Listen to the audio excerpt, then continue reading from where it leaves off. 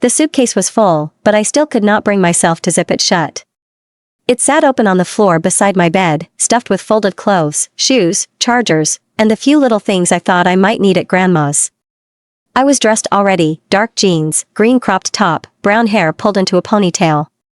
All I had left to do was close the suitcase. Instead, I sat there holding a photograph. The edges had softened from age. In the picture, I was 10 years old, standing in a park with one arm hooked around a skinny little boy's neck as if I had captured him. I wore red shorts and a blue shirt. He wore baggy blue shorts and a white tank top, his shoulders tucked inward like he was trying to make himself smaller than he already was. Behind us, kids ran across the grass. Trees filled the background. Jackson, my older brother, had taken the picture after some school ceremony we had decided deserved a celebration at the park. The boy in the photo was Adrian Bennett. He was a year older than me. Back then, I was still taller. Adrian had been my best friend from the summer his family moved into the house next to ours. He was 8, I was 7, and his baby sister, Kira, was still small enough to wobble when she walked. Our neighborhood was full of expensive houses and people who used words like summering without embarrassment, but the Bennetts made everyone else look almost ordinary. Adrian's mother was a high-powered lawyer. His father was a surgeon.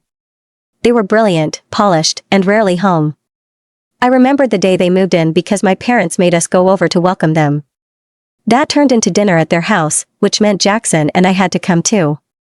Adrian barely spoke. He stood near his mother with his head lowered, answering questions in a shaky stutter whenever an adult addressed him. I had met shy kids before, but Adrian was different. He looked afraid of taking up space. While our parents sat in the living room watching some show no child could possibly care about, Jax tried to teach 2-year-old Kira the alphabet. She stared at him like he had started speaking another language. Adrian had murmured that he was going upstairs to his room, and after 10 minutes of boredom, I decided to follow him. I was not good with babies. I was worse with boring television. Upstairs, I nearly got lost in the hallway before finding a door left slightly open. I knocked. Something hit the floor inside. Then came Adrian's voice, small and startled. Who's there? It's Claire, I said. A moment later, his footsteps approached. He opened the door a little wider and stood there staring at the floor. Do you need something? His voice shook so badly I almost felt bad for bothering him. Almost. I was not shy. I liked people. I liked deciding we were friends before they had agreed to it. And Adrian, with his neatly gelled black hair and warm brown eyes he refused to lift, looked like someone who badly needed a friend. Nope, I said. I just want to hang out. His head jerked up for half a second.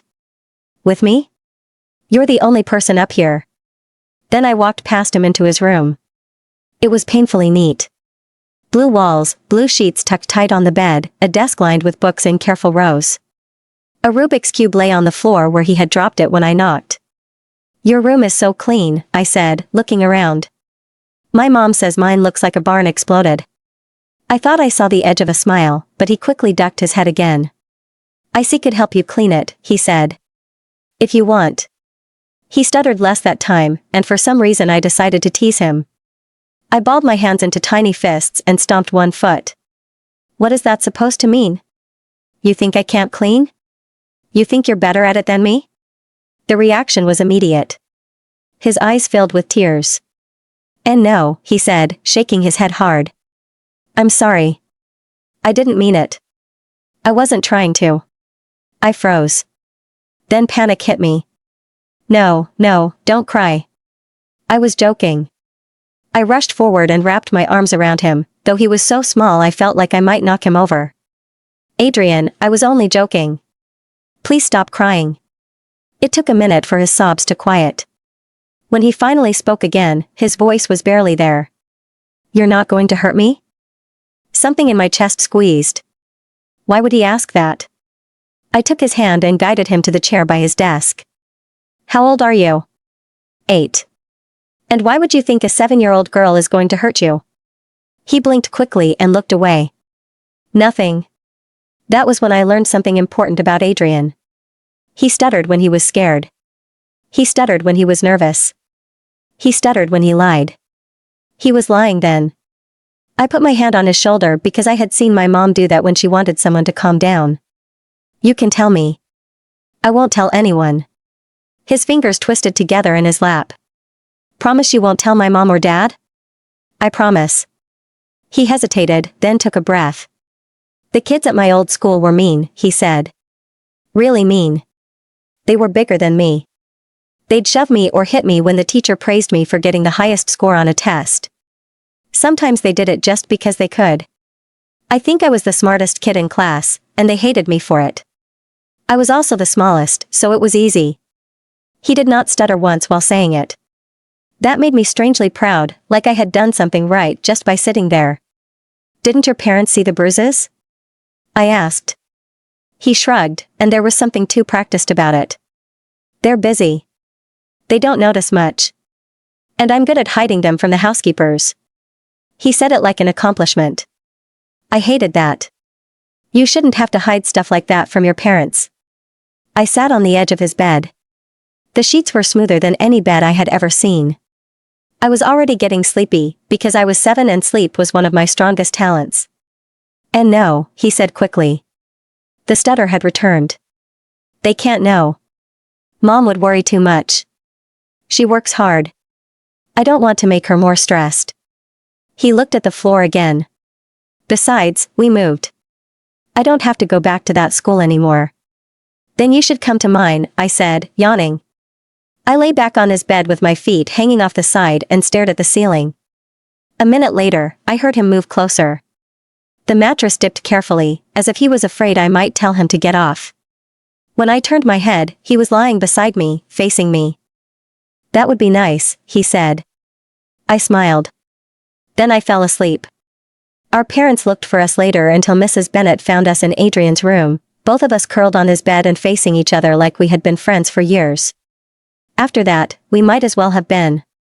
Adrian and I became inseparable. He started at my school because he wanted to be wherever I was. We went through elementary school together and then middle school, always side by side. If I went somewhere, Adrian followed. If someone invited me to something, they had to understand Adrian would probably come too. I learned everything about him. His parents had delayed sending him to school because he was so small, hoping he would catch up with other kids. When he did not grow much after a year, they let him start anyway because he was too smart and too eager to keep home. He hated heights. He loved chocolate more than any person should. He refused to eat strawberries. He organized his desk when he was upset. He read the endings of books first because suspense made him anxious, then pretended he did not. I knew him better than his mother did. For a long time I was his only real friend. He was uncomfortable around other people, especially groups. I had other friends, boys and girls, kids from class and the neighborhood, but Adrian was my favorite. That was never even a question. He did not like being apart from me.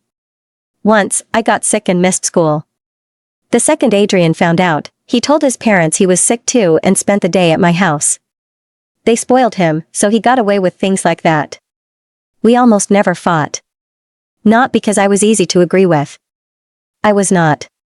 We did not fight because Adrian would back down first every time. He would apologize even when I was wrong. He would agree with whatever I said if he thought arguing might make me mad. I used to tell him he did not have to do that. I was not going anywhere. He never seemed completely convinced. When we started middle school, he made me pinky swear that I would never leave him. No matter what, he said. No matter who else came along. No matter how old we got. I promised because I was a kid, and promises felt simple then. Also because I loved seeing him happy. Adrian had the best smile when he forgot to be afraid. I did not know that 3 years later I would break that promise without meaning to. It started with Grandma. My father's mother had been getting sick more often. Nothing dramatic at first. Little things. Falls. Dizzy spells. Forgetting whether she had turned the stove off. My parents visited when they could, but my mom was an accountant, my dad was a doctor, and both of them had schedules that seemed to swallow whole weeks at a time. Grandma would not move in with us. She refused every time the subject came up. Her house was her house. Her town was her town. Grandpa's memory was in the porch, the kitchen, the old rosebushes by the fence. She said leaving would feel too much like burying him twice. She also refused assisted living. According to her, those places were for old people, and she was not old. She was in her early 70s. My parents tried to reason with her. Grandma reasoned louder. In the end, someone had to stay with her. Jackson could not leave because he was quarterback and apparently football came with sacred obligations. My parents could only take so much time away from work. That left me. They told me I had a choice, but it did not feel like one. I loved Grandma. She was cranky and stubborn and sometimes impossible, but she told the best stories and cooked the kind of comfort food that made a bad day stop mattering. She spoiled us every chance she got. Part of me was even excited. Then I told Adrian. He was not excited. We were sitting in his room, the same blue room where we had first fallen asleep facing each other years before. He sat beside me on the bed, hands clenched together, looking at me like I had already gone. It's not forever, I said. I'll visit during breaks. You can come too. He shook his head. Adrian. You promised. His voice rose. You promised you wouldn't leave me. I'm not leaving you like that. Then what is it? He demanded. How am I supposed to start high school by myself? The guilt hit hard. I'm sure there are other people who want to be your friend. Like who? He snapped. Tanya, who only talks to me if you're standing there. Bob, who still makes jokes about me looking like I belong in elementary school. I had no answer. Because he was right. I was his only friend. Jax will be there, I tried. He's a senior. I won't be gone forever. When Grandma gets better, I'll transfer back. We can talk on the phone all the time. We can write. We can. And what? Adrian cut in. His eyes were wet, but his voice had gone sharp. Make more promises you won't keep? That one hurt. I didn't mean to break it. I don't care. I reached for his hand. You don't mean that. He pulled away before I could touch him. I do. He climbed off the bed and walked to the window, turning his back to me. His small shoulders were tight. Just go. I don't want you here. I stood there for a moment, waiting for him to take it back. He did not. I'm leaving the day after tomorrow, I said quietly. If you want to sleep over tonight or tomorrow, you can. No answer. Okay, I said, though nothing about it felt okay. I'll tell you before I go. Still nothing. I remember thinking he was being childish. He was 14. I was 13. We were both children, though I did not understand that then. Adrian never came over. When I went to his house, the housekeepers told me he did not want to see anyone. He did not come outside the morning I left. He did not wave from his window. He did not call after I reached Grandma's. I called him anyway. Once. Twice. Then more times than I wanted to count. He never answered. Eventually, I stopped trying. That was when I understood that some friendships do not break all at once. They go quiet first. Then the silence gets too wide to cross. All because I had made a promise to never leave him. And then I left. Time to go, Claire. I was startled out of my thoughts by my dad's voice. I looked up and found him standing at the doorway, with worried eyes. Are you okay, honey? Yeah. I hurriedly said and got up from the bed to keep the photo I had been holding in my suitcase, which was still on the floor. I'll be downstairs then. He then backed out of the doorway. Today, I was finally going back home. After 4 years of stubbornness, Grandma had finally given in for us to hire a caregiver. I could remember when Dad brought up the idea 3 years ago. She had been against it, saying he or she could murder her in her sleep. She can be a little bit paranoid. She also didn't think it right to have a stranger in late Grandpa's home like that. I guess she loves him so much and still missed him. So she does all she can to honor his memory. In my 3 years of living here with her, I realized that whenever we talked about Grandpa, she would have this sad look on her face, and her eyes would tear up. Since then, I tried as much as possible to not bring him up. Zipping my suitcase, I wheeled it out of my room before closing the door shut. It would be the new caregiver's room because there were only 2 bedrooms in the small house. My grandma loved how small her house was. She believed it to be comfier than a big mansion. So when she and Grandpa wanted to pick a home, even though they had enough money, they still went for this 2-bedroom flat with a kitchen, dining room, and a sitting room. I walked down the stairs and found my grandma sitting on the sofa and having a chat with my dad. She then gives him a peck on the cheek before his attention turns to the caregiver. She was standing behind Grandma with her pink suitcase beside her. Her name was Florence, and she was a nurse. But now, she would be taking care of Grandma full-time. She was a tall blonde with pale blue eyes and an oval-shaped face. She had on her nurse uniform, which stopped a few inches above her knee. Dad said a few things to her before noticing my presence and smiled at me. "I'll be in the car. Need my help with that?" He indicated to my suitcase. I quickly nodded as it wasn't too light to carry and handed it over to him before he left through the front door. "My honey bear is finally leaving me all alone in this lonely house," Grandma said as I walked over to her. Her sharp blue eyes fixed on me with a crooked smile painting her lips and directed at me. Her gray hair was cut short, and she had on her favorite cream-colored sweater and long black flay skirt on. "Come on, Grandma, Florence is here." I squatted in front of her and held her wrinkled hands. "It's not the same as you." I remembered when she even agreed to have a caregiver, she was still picky. She only gave in because Florence was recommended by a friend. "Take good care of yourself, my love. And make sure to call and visit often." "I will, Grandma." I then stood up and kissed her cheek before turning to Florence and gave her the keys to my former bedroom, since it would be hers now. I headed straight for the door when I heard Grandma say, "And tell that brother of yours to come to visit sometime." "I will, Grandma." And with that, I closed the door and walked down the steps, then to my dad's car. He was already in the driver's seat. I settled into the passenger's seat, and he started the car, ready to go. "You ready?" he asked, looking at me. "Yeah, let us go." And with that, we went on our way. I released my hair from its ponytail as I liked the breeze to blow through my hair. Then I took out my phone and realized I had tons of messages from Jax and my friend, Anna. Anna also lived in my grandma's town and went to the same high school I did. But now I'm in my senior year, and I'm going to spend that at home. With Adrian. Anna wanted to know if I was still around, but I texted her I was already on my way home. She wasn't too happy about that, as she expected me to have at least tell her goodbye. Jax was wishing me and Dad a safe trip. He was in his 3rd year of college, but I guess he was on a break since he was at home. After I replied to him, Mom called. "Hey, Mom." "Hey, sweetie. Are you guys on your way yet?" she asked, and I could hear the sound of the television in the background, indicating she was at home. It was Saturday, so no work for her. "Yeah. We're on our way and should be there in the next 5 hours or so." She then proceeded to ask about Grandma before hanging up. "So, are you excited about your senior year?" Dad asked after Mom hung up. "Kinda," I answered before plugging my earpiece.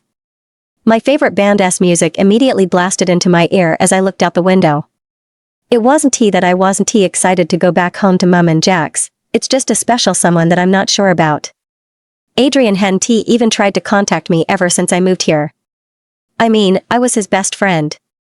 We told each other everything. He knew everything about me as I did him. We basically couldn't do without each other, and ever since I came here, he never called nor texted me.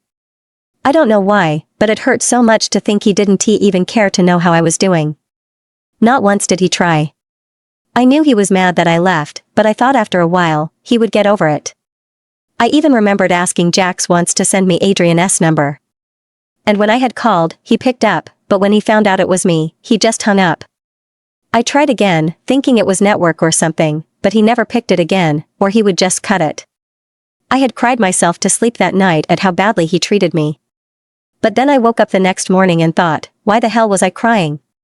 He was just a friend, that's all. So why do I give a fuck so much? But Adrian wasn't just a friend, and maybe that was the problem. I was always thinking about him and wishing he would call one day and apologize. But that never happened. And I was too proud and angry to go to his house whenever I visited home. It wasn't long after I left that his parents decided to move. I heard from Jax that they moved to a more luxurious neighborhood. Money was never a problem for the Bennett. Even though his father was a surgeon, he had other businesses and companies around the world. Jax recently updated me that he had even quit his surgeon work to focus on his other flourishing businesses. You could say they were practically billionaires now. Jax says they sometimes go over to their place for dinner, and they come to ours too, since Adrian's parents were still friends with mine. But whenever I'm at home and we were invited, I made sure to make up an excuse as I couldn't face him. My parents fall for it every time. Jax also disclosed that he comes over to receive pointers from him as he was also on the football team. And last year, he was recently appointed as the quarterback. He must have changed a lot since the little Adrian I knew then wouldn't he last long in a football game. I have tried my best to abstain from social media so that I won't see him, because if I do, then I'll want to call him and plead with him to forgive me for leaving. But I have nothing to beg him for. He is the one behaving so childish. Watching the trees pass by, I started to think about changing school. Mom thought it okay to go back to my former school and finish my senior year there, and that was also where Jax went through. But the thought of entering into that school and seeing him makes my stomach clench uncomfortably. I don't know if it's out of fear or anticipation. I miss him, I do. But so much has happened. Does he even remember me? As a quarterback, he would be very popular at school and have so many friends. Why would he even care about me again? The thought of that though isn't pleasant to me one bit. After a long drive, my dad and I arrived home safely, and we were both welcomed with warm hugs from both Mom and Jax. Oh, my honey pie is back home. Mom hugs me and I think I saw her eyes water a little. Hey, little sis, Jax engulfs me in a bear hug, lifts me, and twirls me around, while I throw my head back and giggled. They helped with taking my luggage in, and then Mom started to ask multiple questions about my health and school until Dad drags her out of my room. Thankfully, they helped me clean it up so I had little work to do. Jax was still, however, on my bed, swinging his legs. So, how is college going? I asked before bouncing on the bed beside him. Pretty good. Cranky lecturers, hot girls, being popular, just normal. He said, while I just raised an eyebrow at him. Jax's girlfriends never last more than 2 months. Yeah, he was a player and I just wished he would stop.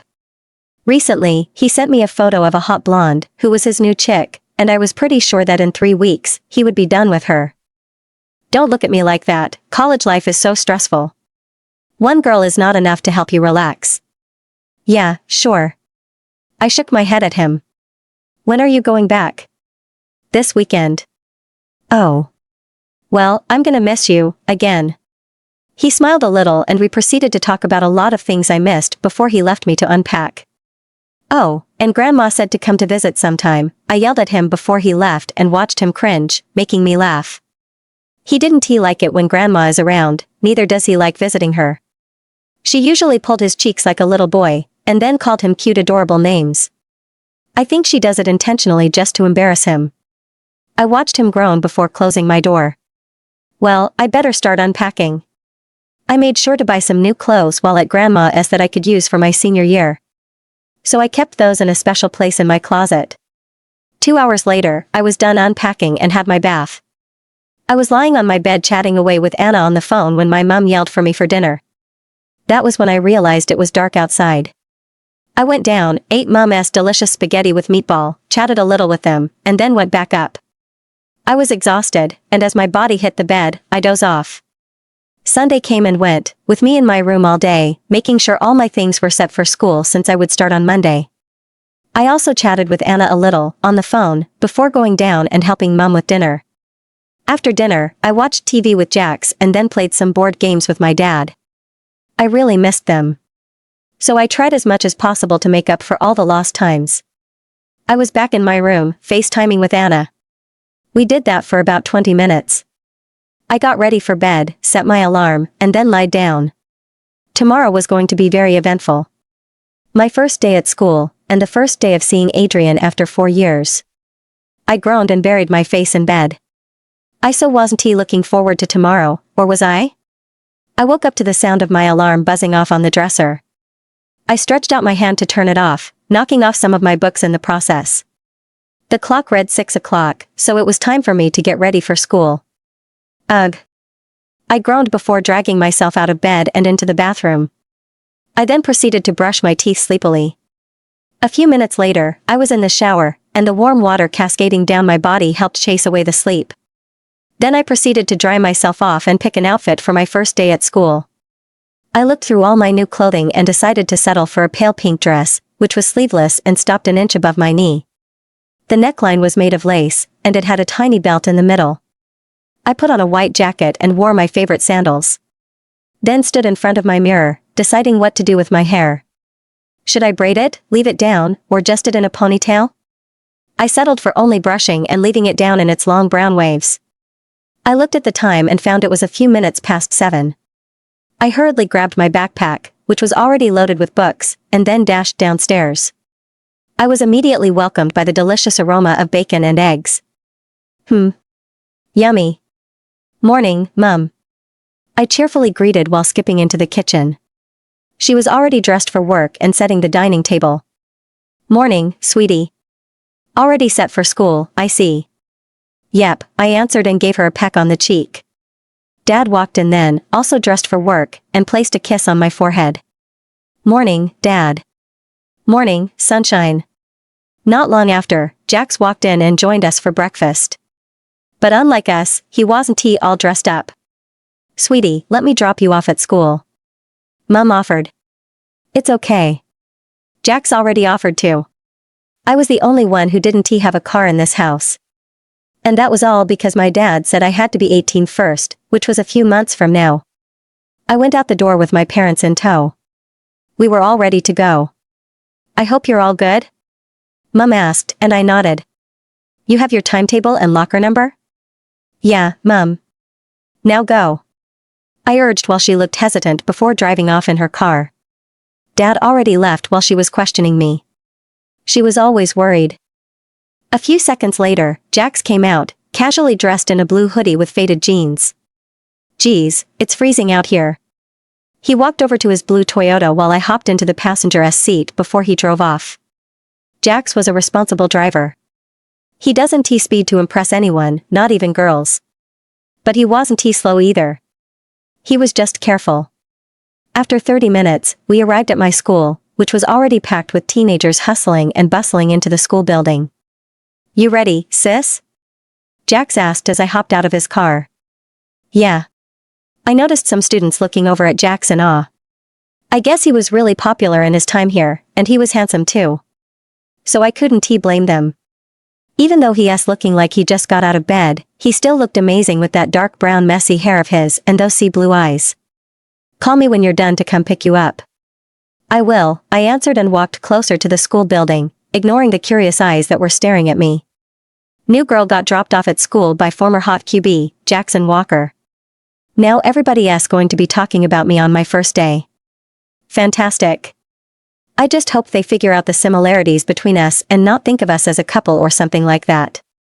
I walked through the double doors of the school building, and I'm immediately welcomed with the sights of students littering around the hallway, either talking in groups, angrily smashing their lockers close, or storming into classes. I don't think everyone is happy about resuming school.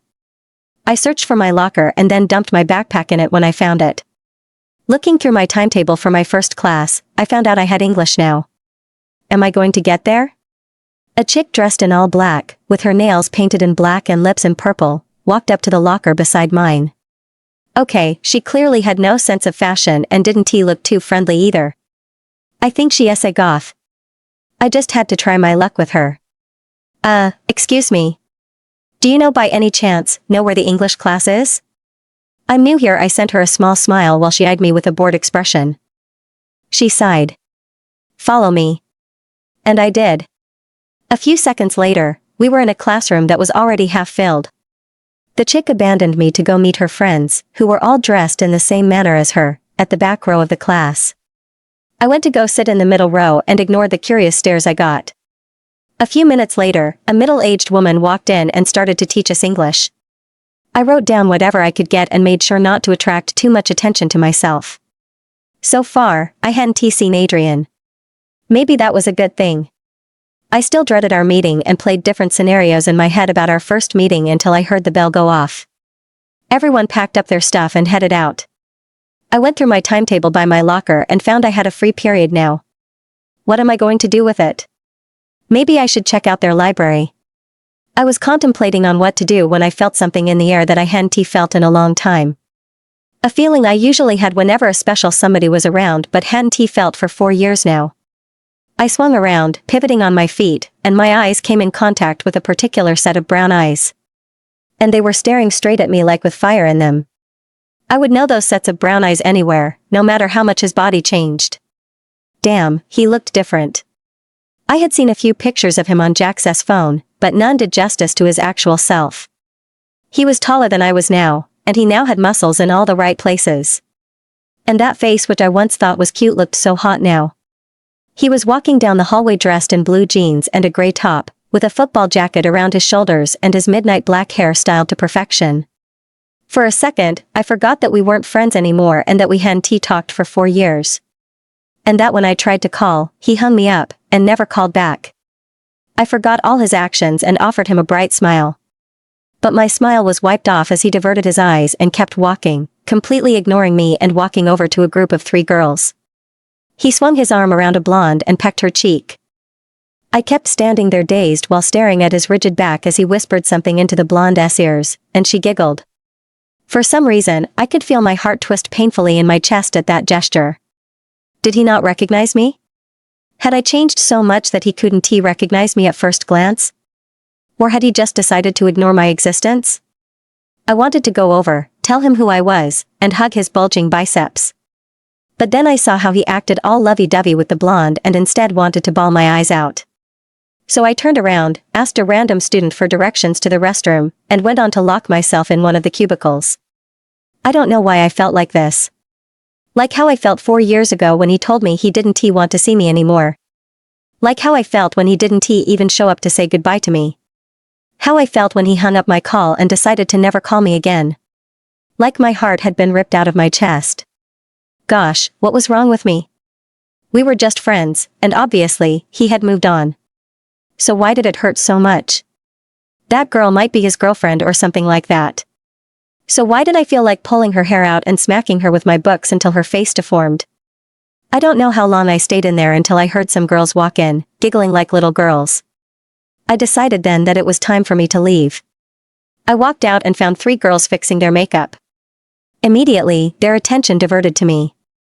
I noticed then that they were the 3 girls Adrian had gone to meet then. I was about to reach for the door when the blonde stopped me. "Where are you going, new girl?" she asked with a stupid smirk on her face. She looked like a bitch at that moment to me. Her blonde hair long and wavy, her blue eyes sharp and bright, and her stupid face caked in makeup. I ignored her and was about to step around her, but she followed my movements, with her 2 friends behind her, and a stupid smirk on her face. "Can I help you?" I cocked an eyebrow at her. "I noticed you're new here, so you don't know much yet. But that guy you were gawking at in the hallway is Adrian Bennett. And yes, my boyfriend. And if I ever see you close to him, I'll rip out your tongue," she threatened in a sickeningly sweet voice. I knew then that she was a real bitch. I was about to give her a piece of my mind when the door to the bathroom swung open, revealing a girl with short blonde hair. She was dressed in a cornflower-colored top and dark pants on ankle boots. Damn, she looked hot in that. She had a nice figure to rock her outfit too, and for a second, I thought she came out of a fashion magazine. "Oh, come on, Jenny. Don't go embarrassing yourself in front of the new kid. Your face caked in so much makeup is already embarrassing enough," the fashion magazine girl said to the bitch in front of me, who I now think her name is Jenny. I tried my possible best to swallow down my laughter, but obviously failed because Jenny glared at me, and she did not look too happy about the statement, as her face turned red. "Shut up, Alex," Jenny snapped. "Or what? Gonna run over to your boyfriend to give you some candy?" Alex mockingly asked. Jenny obviously had nothing to say, as she just gritted her teeth before staring back at me with eyes blazing in anger. "Stay away from Adrian." She stomped her foot like a child. Okay, what is this bitch's problem with me? I'm sure other girls were also looking, or rather, gawking at him every single day. Does she go around doing this? I watched her angrily stalk out the bathroom with her friends like minions. I then turned my attention to my savior. "Thanks." I smiled at her. No need to mention it. Jenny's just a bitch who needed to be taught a lesson, and I've been waiting to do that since forever. So I got my chance now. We both walked out of the restroom and realized the hall was less crowded. Only a few people weren't in class. But if you really want to thank me, you could take me out to that restaurant opposite the school, and treat me to a nice meal. The school cafeteria has the worst food on Monday. Deal. I agreed. I'm Alex. She introduced herself. Claire, but you can call me Claire. Wait, aren't you the new girl who got dropped off by Jackson freaking Walker? She squealed the last part, and I couldn't help but smile. Yeah, but he's my brother though. I quickly explained. No way. That's awesome. Since you're new here, why don't I show you around? I gladly accepted her offer. We later found out that our timetable was almost the same, but not totally. Alex then introduced me to a friend of hers in the third period, as we also had the third period with her. Her name was Jane, and she was a sort of a nerd. But according to Alex, they were best friends because Jane was the only girl Alex could tolerate, and now me. By lunchtime, Alex, Jane, and I sat at the same table in the cafeteria. We listened to Jane blabber on about the teachers and how to get on their good sides. As I said, she was a nerd. I was trying as much as possible to look interested in what she was saying when I looked up and saw Adrian walk into the cafeteria with some guys, which were probably his teammates and friends, as most had football jackets on. They all sauntered over to the table Jenny and her friends were, and I watched Adrian place a peck on that bitch's lips. I suddenly felt that familiar ache in my chest again. Don't tell me you have a crush on him too. I looked back at Alex, confused at what she meant. I'm talking about Bennett. I see the way you're looking at him. Alex added as my cheeks flushed at her statement. Was that what this was, a crush? Do I really have a crush for my ex-best friend? No, it's not like that. I stuttered out. I just know him, from before. I added. Alex stared at me unsure whether to believe me or not, then she just shrugged and continued eating her fries. I looked back over at Adrian's table, and watched him chat and laugh away with his friends, as Jenny clung to his biceps, staking her claim. I used to be his only friend. But now, I doubt he recognizes me, or worst still, does he even remember me? I could feel tears pooling in my eyes just by imagining that. I was still looking at him when he slightly turned and his brown eyes clashed with mine, taking me by surprise. I wanted to look away, but I couldn't. It was like he was holding my eyes captive, and trying to look deep into my soul. He had an expressionless mask on, making it hard to read him. And for a second, I watched that mask crumble, and I see an expression on his face. Was that longing? But it was only for a second, and the mask was back up. I watched Jenny use her hand to cup his jaw to face her so that she could kiss him, and I quickly look away. I looked back only to see Jenny smirk and throw a warning glare at me. I rolled my eyes and continued eating my lunch. From the exchange I had with Adrian, one thing was certain. He recognized me all right, he just doesn't want anything to do with me anymore. And with that revelation, my heart broke further. I had maths for the last period, and Alex said to meet her and Jane by her locker before going home. I didn't have this class with any of them. I kept glancing at the wall clock every 5 seconds wishing for the class to be over quick. Why? Well, because it so happens that I have this class with Adrian, and I swear I could feel his burning stare on my back. But whenever I turned around, I always found him staring down at his book, either writing or reading whatever he has written down. Maybe I was imagining things. I desperately waited for the bell to go off so that I could dash out of here as quickly as possible. But it seemed the time was slower than it used to be, and the class kept going on forever. I stared at the clock once more, and there were about 2 minutes left for this period. I let out a sigh of relief, but that was cut short when I felt like I was being stared at again. I knew I might be imagining things, but I decided to check one last time. Immediately I rotated my head backward, my blue eyes clashed with a pair of cold brown eyes, making me gasp. They were staring so intensely at me and swirling with so many emotions. The spell was short-lived, however, when I heard the bell go off. Everyone began to pack their books and walk out of the classroom, while our teacher reminded us to do our homework. Who gives homework on the first day of school? This guy obviously. Shoving my book hurriedly into my backpack, someone walked over to where my seat, towering over my short frame. It was a tall blonde boy, and I noticed he had dimples when he smiled. Cute. Hi. He offered me a smile, and I returned it. I'm Daniel. He introduced himself. Claire, I said, and stood up. So, you new here? He asked while I leaned comfortably on my desk. He was cute and all, but I wasn't interested. And I so desperately wanted to leave now, so I tapped my feet impatiently. Yeah. I kept my answer short, to show my disinterest. But he clearly didn't get the memo as he asked. Cool. Listen, you wouldn't mind me taking you out to dinner sometime and maybe show you around? Wow. Already have someone ask me out on my first day. I was about to decline as nicely as possible when I heard someone growl threateningly behind me instead. Yeah, she would mind, McCoy. So why don't you go show your girlfriend around instead?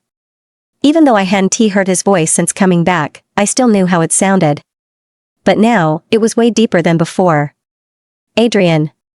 I froze at the sound of his deep masculine voice and watched a scowl etch on Daniel's face before he muttered a curse and walk off.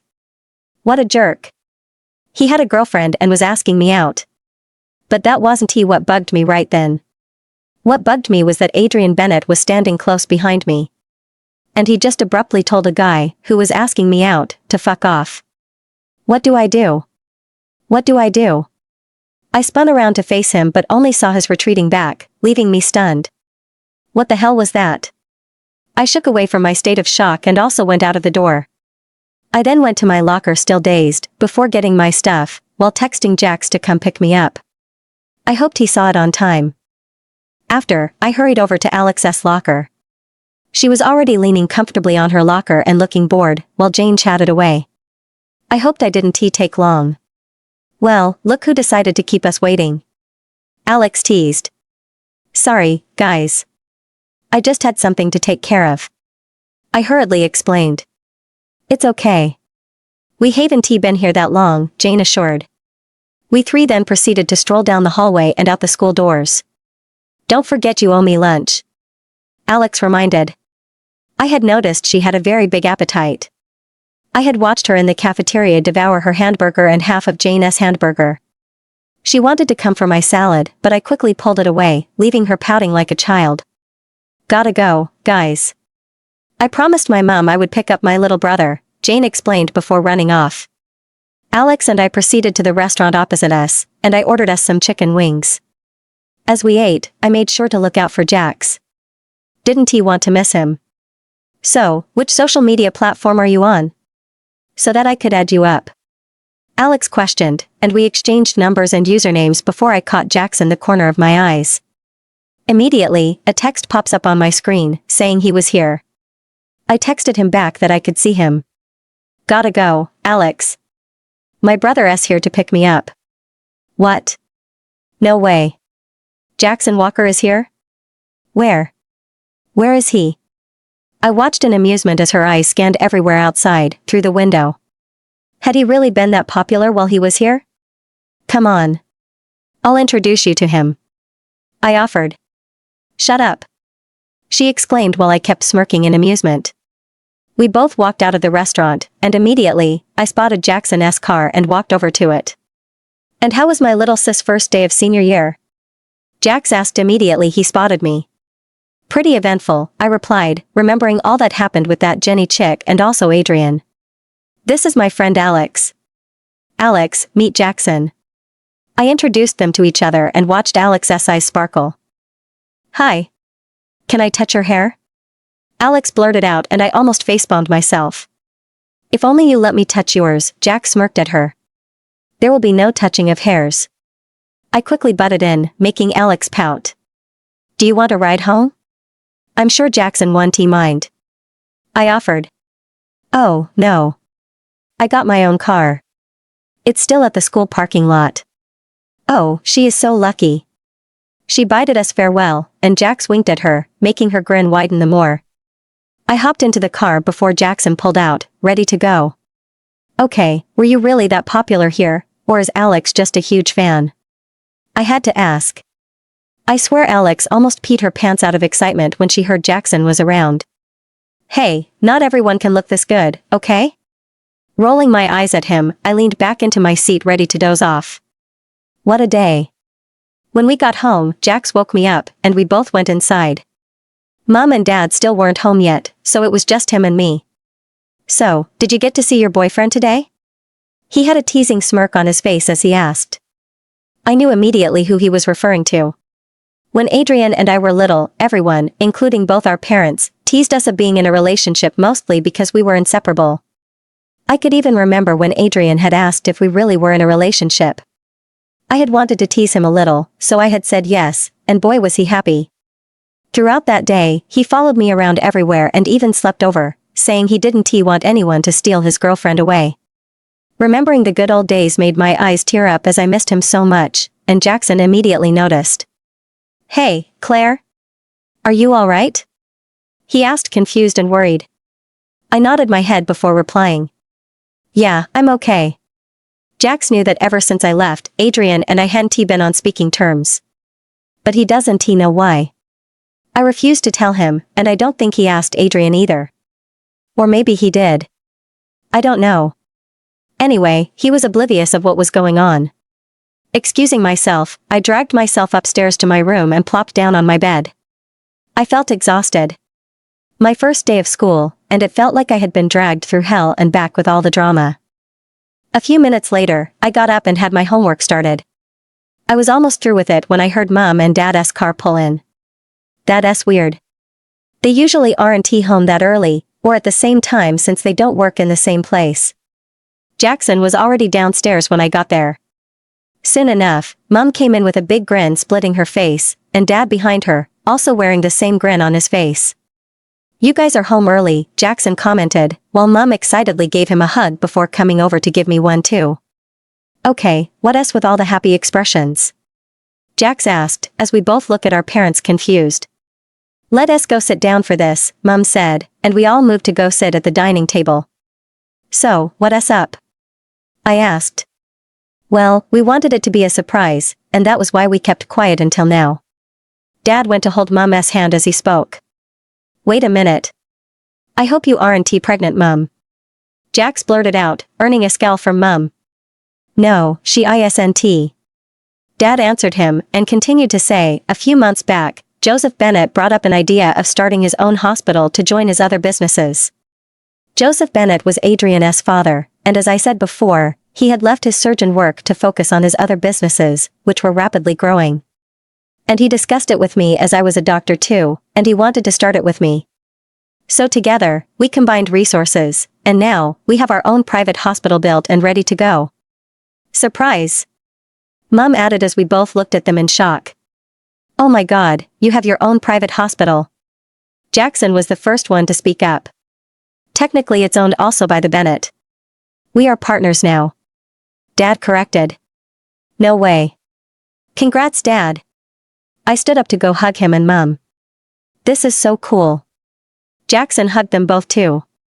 How were you guys able to achieve that in a few months? I was still surprised by the news and wanted to know. With the Bennett, anything is possible, Dad answered. We'll be going over to have dinner with them to celebrate. I hope no one is sick this time? Mom gave me a look. Oh, shoot. I guess she realized I have always been giving excuses not to go over to their place. In my 4 years at Grandma's, whenever I came to visit home, I had tried to avoid dinner with the Bennett. Or going over to their place for any reason. Always giving one excuse or the other. Either I had a stomach upset, or I felt sick, which were all lies to avoid bumping into Adrian. I thought of giving an excuse not to go again, but then I paused. What am I so afraid of? He wasn't going to chase me away or do anything of the sort. So then why couldn't I go? I guess deep down, I'm afraid he wouldn't acknowledge me like he did today. And that had been more painful than getting insulted by him. But today was a special day for my dad, and I didn't want to ruin it. So I looked up at my parents with determined eyes, and said, not to worry. I'm okay. I'll go. I stared at my reflection in the mirror, unsure if I should cancel and make up an excuse to stay home or not. Currently, I had on a black flayed dress that stopped directly above my knee, paired with white sandals and light makeup on. My hair left down in its long waves. Come on, Claire. You can do this. You can do this. I kept chanting in my head till I got downstairs, where my parents and Jax were already waiting. Okay, is everyone ready? Dad asked, and we all nodded. We all walked out and went to Dad's car, with Mum at the passenger seat, then Jax and I at the back. It was a 30 minutes drive there, and we made it before 7. Jackson wasn't kidding when he said they moved to a more luxurious place. What I was staring at was a freaking mansion. I kept staring in awe as Dad drove in through the gate. We got down and immediately were welcomed by Adrian's mother, Lauren Bennett.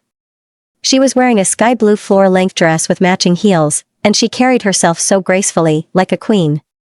She went over and hugged my mum and dad, and then Jackson, before directing her attention towards me. "Oh, is this Claire?" she gasped, placing both her hands on my shoulder to inspect me. In the flesh, I answered, and gave her my best smile. "How long has it been?" "4 years?" she asked before pulling me in for a hug. "3, actually." I corrected her. "I thought you'd forgotten about us. You didn't even once visit us." She scolded, while I looked down at my feet, ashamed. I should have tried to come here, at least once. They were nice to me and treated me like I was one of their own. "Come on, you all should come in. It's cold out here." She led us all into their really lavish living room and advised us all to sit on the plush sofas. "Joseph is a little busy with some business calls, but he will be down soon enough. In the meantime, why don't you all relax while I go set up the table?" "Want me to help?" I offered. "No need, dear. I've got it all covered." She declined politely. Immediately she left, a little girl who looked to be around the age of 12 or so, came galloping down the steps screaming excitedly. "Jackson! Jackson!" I was almost scared she was going to fall before Jax hurried to catch her and lifted her. She squealed and hugged him tightly. Wait, was that Kira? She was all grown up now. When I last saw her, she was like 7. Meaning she might be 11 now. "And how is my little bunny doing?" Jackson gently put her down and ruffled her hair, making her giggle. "I'm good."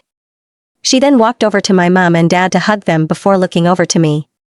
Her eyes widened in surprise as she took me in. "Sammy? That's what she always calls me." "Is that you?" She walked over to where I was seated, and I offered her a small smile. "Well, you've certainly grown," I replied. Suddenly, she leapt on me and wrapped her tiny arms around my neck, taking me by surprise. "I missed you." She leaned back, and I could see a huge grin on her face as her brown eyes sparkle under the light. "Missed you too, dear. Sorry to keep you all waiting. I was just attending to some calls." I looked up to see Joseph Bennett coming down the stairs, and behind him was Adrian. His cold brown eyes flashed to me as he gracefully walked 2 steps behind his father. "Joseph." My dad greeted him as they hugged while patting each other at the back. Then his eyes caught me, and there was a hint of surprise in them. "Claire?" he asked, and I nodded while placing Kira down. "Guess you decided to pay us a visit this time." He smirked while I blushed. I tried as much as possible to avoid eye contact with Adrian, as we all moved to the formal dining table. The table was already set with different kinds of dishes, which were all mouth-watering, and I licked my lips as we all sat down. "Wow, you've really outdone yourself, Lauren," Mum complimented. "Oh, I've taken a break from work. So I decided to attend some cooking classes, and it's really paid off." Joseph sat at the head with Lauren on his right and my dad on his left. Then my mum beside my dad, and I was next. Next to Lauren was Jackson, followed by Adrian, making him opposite me, then little Kira. I avoided looking up, even though I could feel Adrian's burning gaze on me as we all ate. Our parents were the ones who mostly did the talking, while Jackson and Adrian chatted on about football. Little Kira, on the other hand, kept throwing different questions at me. "Do you love cartoons?" she asked, with a mouthful. "Yes, I do." "Will you be visiting more often now that you're back?" Maybe. I could still feel Adrian's eyes, but I only looked at my food then at Kira. "You should. You look more exciting than his dumb girlfriend." She pointed at Adrian, earning a scowl from him. I had to resist the urge to laugh. She was probably talking about Jenny. "Who's up for dessert?" Lauren walked in, holding up a coconut cake. As soon as she placed it down, everyone took a slice except me. I hated coconuts. "Claire dear, you have some?" Lauren asked, and I wanted to explain, but was startled instead when Adrian spoke. "She hates coconuts." I froze, and for the first time that night, I looked up at him and was immediately met with his burning gaze. He had a scowl on his face, and I didn't think he had wanted to say that out loud intentionally. Even after 4 years, he still remembered my likes and dislikes. The room was silent for a while before Lauren broke it. "Okay, then." Lauren smiled before Adrian stood up and muttered an excuse, before storming out the dining room. "What's his problem?" Kira muttered too before reaching for his remaining slice of cake. After dinner, it was time to go home, and the Bennett bid us farewell. Everyone except for Adrian, though. He never came back downstairs after storming out of the dining. Lauren kept reminding me sternly to visit some other time. We were pulling out the gate when my eyes trailed up at a room upstairs that had its light on. Through the window, I could see the silhouette of a guy watching us drive out. But I knew without a doubt that it was Adrian. Throughout the remainder of the week, I hung out with Alex and Jane at school and made sure to avoid Adrian as much as possible. Whenever I had a class with him, I noticed he liked to sit in the back row. So I always sat at the front row and hoped for it to quickly come to an end so I could escape his intense gaze at my back. During lunch, I convinced Alex and Jane to let us sit at a table further from his. And whenever I spot him walking down the hallway, I would dash into the nearest classroom and wait till he passed. Why do I do this? Because I was a coward and couldn't face him and mend the past. Because I was also stupid and I didn't know why my heart flutters in my chest whenever I see him. And it also squeezes in pain whenever I see Jenny clinging to him like he would disappear if she doesn't. And for some reason of sort, whenever Jenny saw me, she would throw warning glares at me. I honestly wasn't sure what her problem with me. Anyway, it was Friday, and I couldn't wait for the day to be over and for my weekend to start with me in bed all day. I heard Alex mention a party, but I hated parties. It all ends up with you waking up with a hangover, throwing up everywhere, and little memory of what happened the night before. So, no. I would rather be in my bed all day. I swear I almost screamed in joy when I heard the last bell go off. I packed up my stuff and was ready to meet Alex at the school parking lot. I had told Jackson to stop dropping me off or picking me up since Alex offered to help me out with that, and I could also use the bus. Walking down the hallway, I saw Adrian heading my direction, and just like every other time, my heart skipped a beat. I panicked and dashed into the closest classroom, which right now, was empty. I counted to 10 and hoped he was gone already, before creaking the door open a little bit.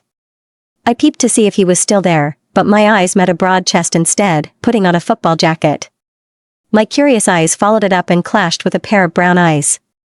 I hurried to shut the door back, but he was quicker and stopped it with his foot before backing me into the empty classroom, and closing the door shut behind him.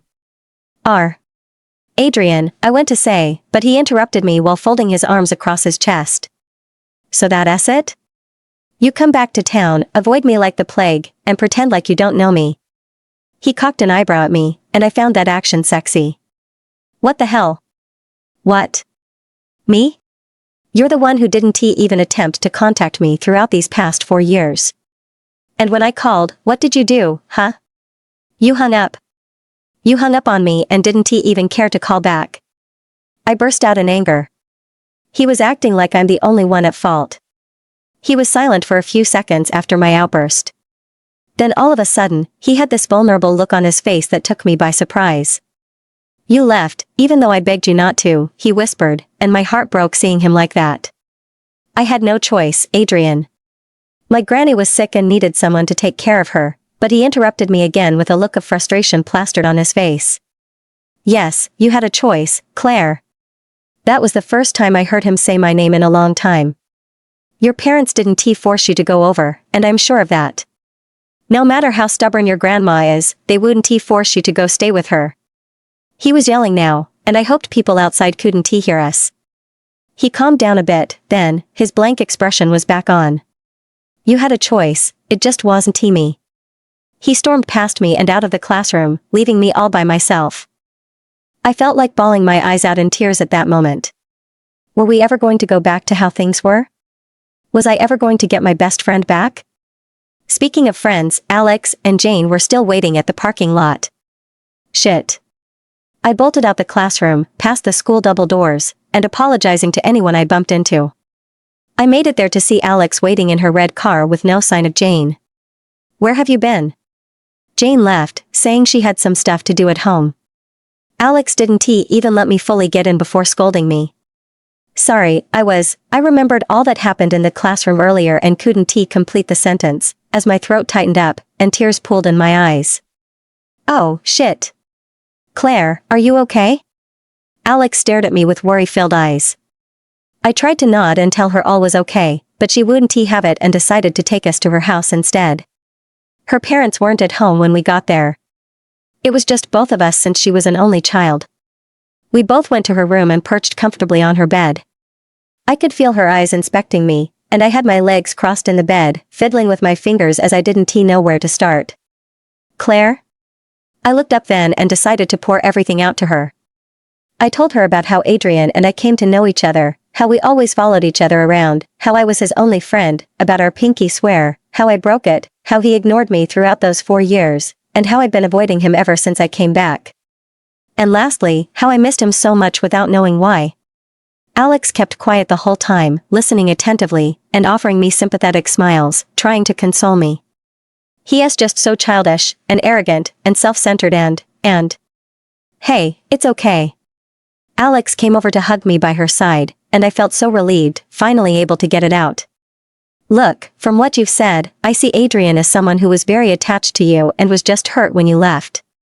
I mean, from what you said, he didn't have many friends, and I guess that was because he thought he needed no one else since he got you. She said. You think so? I asked while wiping my tears. I'm sure of it.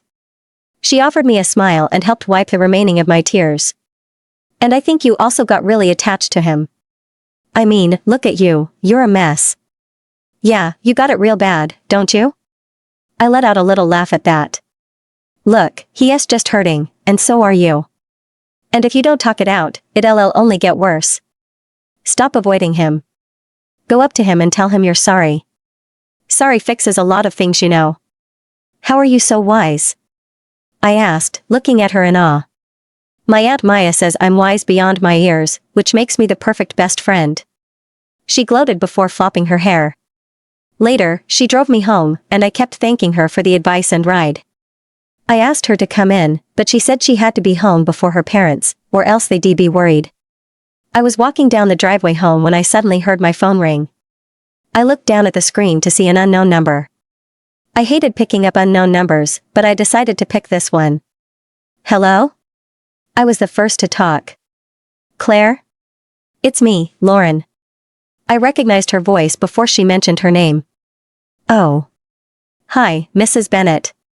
I quickly replied. Just call me Lauren, dear. I called to see if you're free this weekend. Are you? Yes, I am. I reluctantly answered. I didn't want anything to spoil my already sleep-planned weekend. That's great. Joseph has some business associates coming over tomorrow for dinner, so I have a lot to cook. And since you're around, I wanted you to come over and help. Normally I would do it myself since I'm off work for now, but I would like to do some catching up with you. I hope that's okay? Well, there goes my sleep-planned weekend. No problem, Mrs. Bennett. I'll be there. I couldn't say no. I already told you to call me Lauren. I'll ask Adrian to pick you up. Bye. Before I could protest, she hung up. I didn't want to be in the same breathing space as him. Ugh. Could this weekend get any worse? It was Saturday morning already, and Jackson was all set to go back to college. I was going to miss him, though. Mom and Dad had already hugged him goodbye inside, but I escorted him out to his car. I'm going to miss you, I whispered, watching him throw his bag into the passenger's seat. Going to miss you too, little sis. He gave me a tight hug and then got in his car. I watched him drive off and waved at him. Guess it would be just me now. I went back upstairs to my room and got started on my homework. I had a ton of them. Lauren said Adrian was going to pick me up by 4, so I wanted to be done before then, and maybe get a quick nap. Midway through with it, I got a call from Alex. What's up? Hey, you coming for Charlie's party tonight? What do you say I pick you up by 8? She offered, but I wasn't interested. Nope. Not going. I declined. But why? Jane isn't going. You aren't going, then who's going to come with me? She whined like a 10-year-old. I can't, Alex. I have things to do today, I answered hesitantly. I didn't want to tell her I was going over to Adrian's. What things? She sounded suspicious. Just things. I could still make it after leaving Adrian's place, but I just didn't want to go. Ugh, you're boring. Just know if anything happened to me, it's both you and Jane's fault for abandoning me. I rolled my eyes even though she couldn't see me. She was such a drama queen. Bye, Alex. Wait, I cut the call before she could say anything else. By 3:20, I had a long shower. By 3:40, I was already dressed in a pair of jeans and a black wrap top. By 3:55, I was biting my fingernails out of nervousness, and by 4:05, I had already changed my top 5 times, trying to find the perfect one. Now I was wearing a black top with 3 red hearts on it. I was nervous as a girl on her first date. Okay, just relax, Claire. He is only picking you up so that you could go over and help his mom out, that's all. Remember what Alex said, just talk it out with him, and everything is going to be okay. But then why did my heart feel like it was about to launch out from my throat at the thought of him coming here to pick me up? It was already 8 minutes after 4, what was taking him so long? I sat there for another 5 minutes before I heard a knock on my door, almost giving me a heart attack.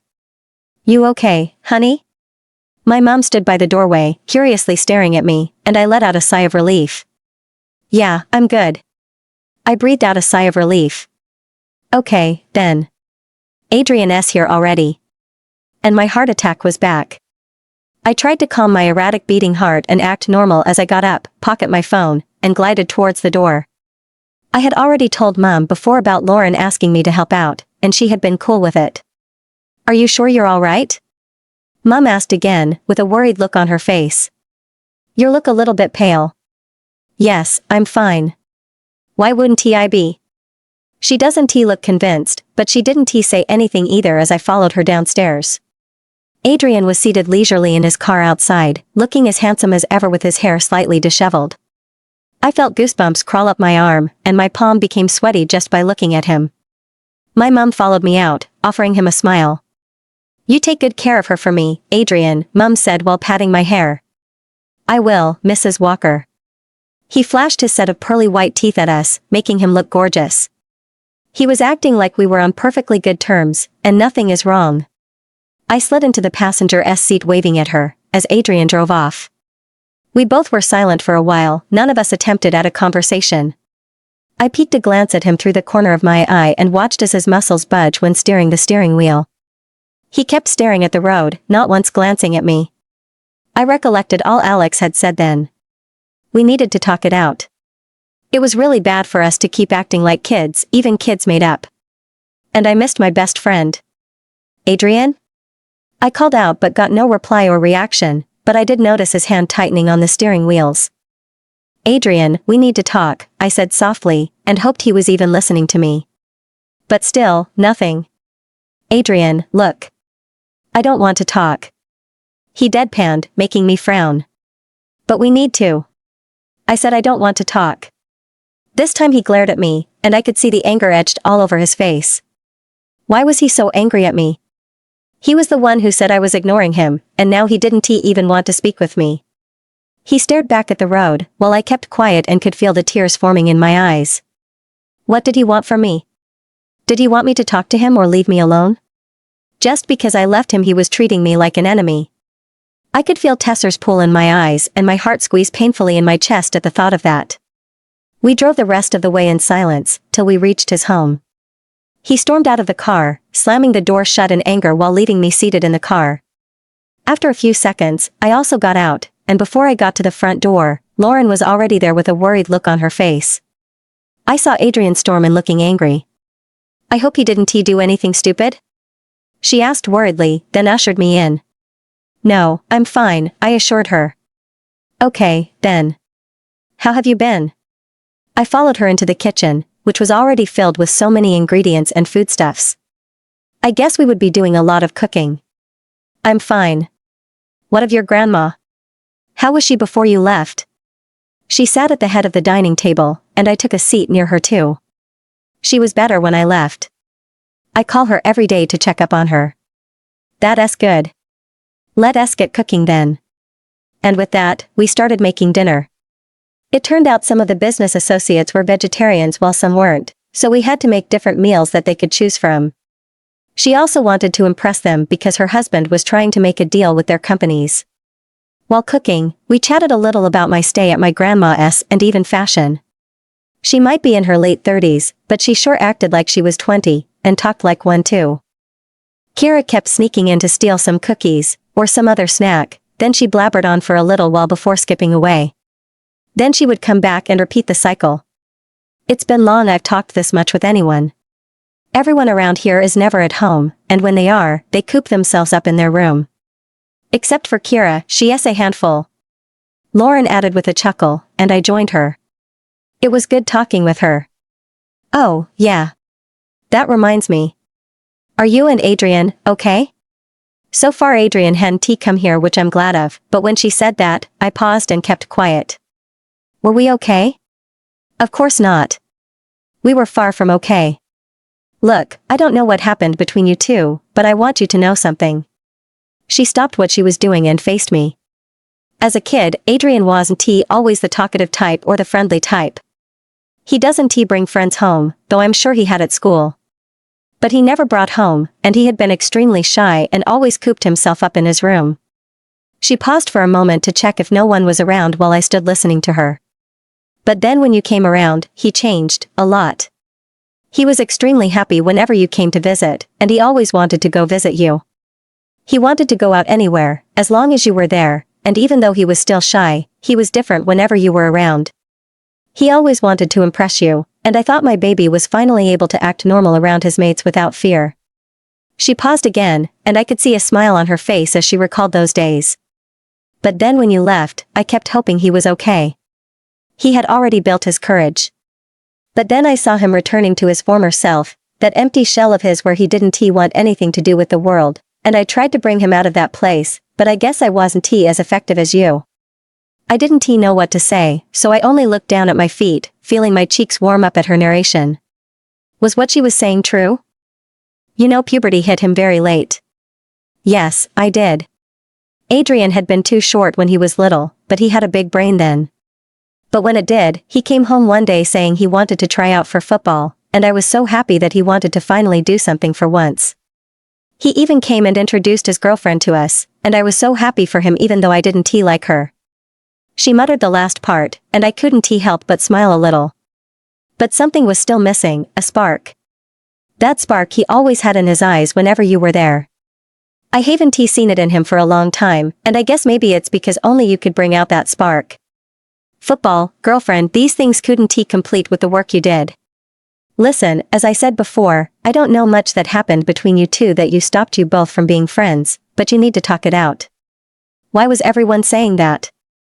How can you talk things out with someone who doesn't want to talk? I know he still cares for you, he is just angry. If you want to talk to him, his room is the third one on the right. She motioned to the stairs before she went back to cooking, while I stood there, staring at the stairs with a forlorn look. Is all she said really true? Had I really had an affect on him? I know he affected me, a lot. Should I go up and try my luck to see if he wanted to listen? But what if he yelled at me again? Then what? I think I should finish cooking first and deal with that later, even though I know Lauren wouldn't mind me leaving her to go meet him. Before 7, we were done cooking, but the business associates weren't here yet with Joseph Bennett. Lauren said he called and mentioned they would be running a bit late. I thought since we were done, I should go up and talk with Adrian, but before I could try to, he sauntered down the stairs dressed casually, but it was obvious he was heading out. Mum? I'm going over to Jenny's, we'll be back before 11. He announced, and I don't know why, but tears pool in my eyes at the thought of him going over to that bitch's place, and I could feel a dull ache in my heart. Okay, dear. Just be careful. He was already out before she could even complete her sentence, and he didn't even once glance at me. I felt like crying at how he ignored me while that bitch was enjoying all of his attention. I didn't know why, but I hated Jenny so much now. Should I call a cab for you? Lauren offered, with a sympathetic look on her face. I guess she noticed my reaction. Not to worry, Lauren. I'll be okay. I declined before heading out, while I heard her say goodbye, but I couldn't answer because my throat was clogged with tears. God, what was wrong with me? Why was I so emotional over a little stuff? Was it my period? It wasn't too near, but it could still be it. I needed to get my mind of all of this. I needed something to distract me from thinking of Adrian, so I called Alex. Hey, what's up? She was the first to speak. About that party, you still going? I asked. Oh, yeah, I am. You coming too? That's so awesome, I'm going to come pick you up. She squealed and didn't even wait for me to speak. I'm not at home. Could you hurry in picking me up? I'll text you the address. Not to worry. I was already on my way to the party, so I'll just turn around and come pick you up. She said before hanging up. I texted her the address and decided to wait back in with Lauren. I only hoped I knew what I was doing. Yeah, Mum. I'll be okay, don't think too much about me, bye. I just got off a call from my mum. I told her I was going to spend the night at Alex's, as I didn't want her knowing I was going to a party. I don't think she would be too happy about it. Alex's parents were out of town for the weekend, so it was only her at home. She just stopped her car in front of an apartment, which I'm sure is the party place, as I could see lights blinking from inside and red cups on the porch. Let us do this. Alex yelled as she led me into the house filled with drunk dancing teenagers. We were surrounded by teenagers of our age who were either dancing or drinking, some were already even passed out on the floor. Guess we came late. Almost everyone was holding a red cup, and I think I recognized some of them from school, but most of them, I didn't know. I was very nervous, and stiff. Alex led me to the kitchen, took out a bottle of alcohol from the fridge and inspected it. Oh yeah, that's what I'm talking about. She popped the bottle open and took a swig from it. Don't forget you're the one driving. I reminded her. Relax, will you? I'm not taking much. I just need this to relax, something you should do. Besides, I could always call Jane to come pick us up. I really wasn't comfortable here. As I said, I hated parties. I wasn't too good at places like this. I wasn't wild, I was the gentle, responsible girl most parents wish to have. Have some. Alex offered me the bottle, but I shook my head no. I really don't want to get drunk. It'll help loosen you up. Come on. I just shook my head again, making her shrug and take another swig from the bottle. Suit yourself, now let us go have some fun. She dragged me back out with the bottle in one hand, and we're back out where the party is in full swing. I watched her dance, moving her hips to the music while I stand there nervous. This was a terrible idea, I shouldn't have come. I wanted to tell Alex I would call a cab when my eyes caught something, or rather someone upstairs. Adrian. He was with his buddies on a sofa, and they were all laughing and drinking while he just sat there with that bored expression on his face. He hadn't noticed me though, and he looked like he didn't want to be there. Then I saw Jenny walk over to him and sit on his lap, then she leaned on him and all his attention rested on her. At that moment, I felt my blood boil in anger. I looked back at Alex, who was still dancing, and grabbed the beer bottle from her. Hey, she stopped however when she saw me put the tip in my mouth and drink from it. It burned down my throat, making me clench my eyes shut. Nice. I heard Alex say. Now let us have some fun. I smirked and allowed her to drag me to the middle of the dance floor, which was filled with a lot of drunk teens grinding on one another. I could already feel the alcohol kick in. I guess I'm a lightweight. I moved my hips to the beat and swung my head to all directions. I don't know if I'm dancing right, but I don't care. A guy approached Alex and she started grinding him. I tried to take another swig from the bottle, but it was already empty. I needed more of this if I wanted to really enjoy myself here and forget about Adrian. I went back to the kitchen and looked through the fridge for another beer bottle. I found the same Alex took, and then popped it open. I drank from it and decided to head back to the dance floor. I was feeling really good and confident, and before I know it, someone grabbed my waist from the back and grinds into my ass. I went with it until I swung my head back and saw a familiar face. It was the guy who was asking me out on my first day of school. The blonde. I couldn't remember his name, so I'll just go with Blondie. I didn't want to dance with him. He had a girlfriend and was hitting on me. Ugh. Jerk. I tried to move away, but he just pulls me back with a firm grip and smirks down at me. Where are you going, hottie? Come on, I know you want me. He slurred. He was clearly drunk as I am, maybe more, and I just felt disgusted by him. I tried to get his hands off me again, but he wouldn't budge. Get your hands off of me. He doesn't listen to me, but instead puts his lip on my neck and starts sucking. I swear I almost threw up as I struggled to get him off of me. But in the next second, he was thrown off me and tossed to the ground. I turned around to see him on the floor as Adrian towered over him. I told you to stay away from her, Daniel. He said, threatening as he stands tall over him as he balls his fist. What is your problem, Bennett? Blondie slurred and staggered to his feet. We were just having fun, right, Hottie?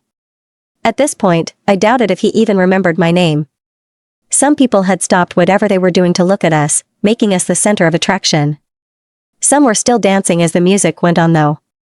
I could see anger written all over Adrian's face, and he took in deep breaths to calm himself. Some guys came around Blondie to steady him, and Adrian said to them, "Take him home, he's drunk." I watched as they dragged him from the dance floor and out of the apartment, and everyone went back to whatever they were doing. I just stood there trying to digest all that was happening when Adrian said to someone beside me, "Take her home too." It was Alex, and she placed her hands on my shoulder. He turned to leave when I felt my blood boil in anger. He can't just boss me around then ignore me. You're not the boss of me. I go home when I want to. I shouted at him over the music. He turned back to glare at me, daring me to defy him with those warm brown eyes of his. "Come on, kid, you look green," Alex said as she stirred me away to the bathroom. But before we left, I saw Jenny walk up to Adrian and puts her hands all over him, making him divert his attention from me. Ugh. I hate that bitch. Alex took me to the toilet and helped me pull my hair back while I puked my guts out into the toilets. This is why I hated parties. The vomiting, the hangover, I hate it all. I already called Jane to come pick us up. She is gonna take a cab here and then drive us back in my car. I wanted to thank her, but I ended up puking some more. It didn't take Jane long to come pick us up, and that is how we ended up in the car with her driving and scolding us at the same time, while Alex and I were at the back seat with me resting my head on her shoulders. This is why I don't go to parties. Now look at the both you, you're a mess, and I'm the one you're always calling to come pick you up. What if I wasn't around, Who is gonna come pick you both up? And not to talk of the hangover you're gonna get tomorrow. You could be up in your room studying, but no. You decide to party. I looked up at Alex for help as I could already feel my head banging with all the lectures Jane was giving us. You'll get used to it. She shrugged while I groaned and tried as much as possible to drown out a blabbering Jane. At least we got home alive. Her lectures didn't kill us. She and Alex helped me up the stairs and to her room.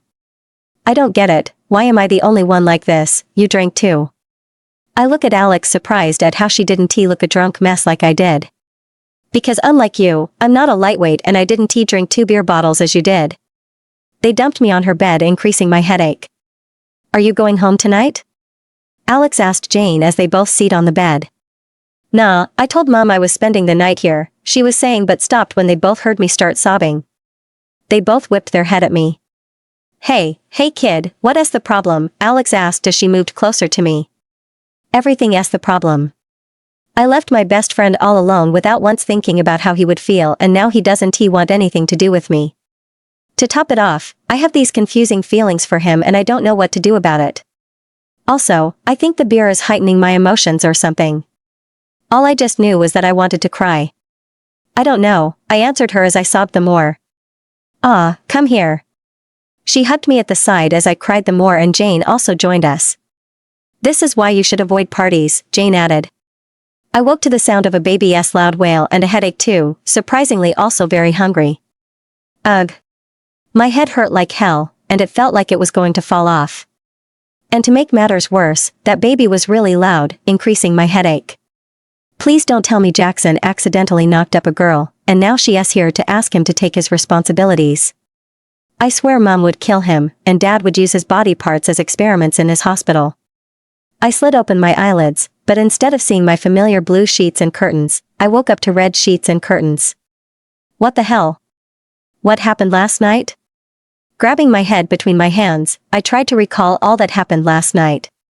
I recollected calling Alex to pick me up after helping Lauren out, and then we went to a party, then I got drunk, danced with total strangers before that Blondie jerk tried to molest me. Okay, I remembered all that. But then what? The rest was just a blurry picture in my head, and thinking about it the more, was not helping with my headache. And that baby was still wailing really loud.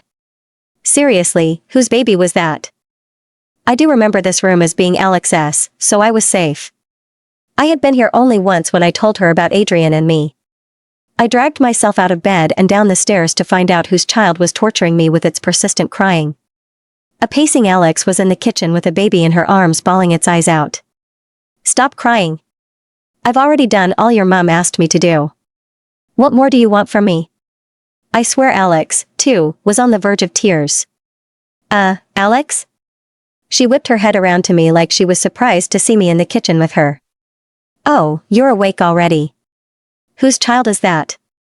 I asked, observing the baby reduce her cries to take in who the intruder was. This is my cousin, Stephanie. She's Aunt Maya's baby. Dropped her off this morning so she could go shopping with her new boyfriend. She explained while the baby stared at me, with her big green eyes wide open in wonder, still trying to figure out who I was. Alex always told me of her Aunt Maya's adventures with different guys, even though she was 33. Oh, I didn't know she was married. She isn't. Oh. Stephanie started to wail again, diverting our attention to her, and increasing my headache, again. What do you want from me?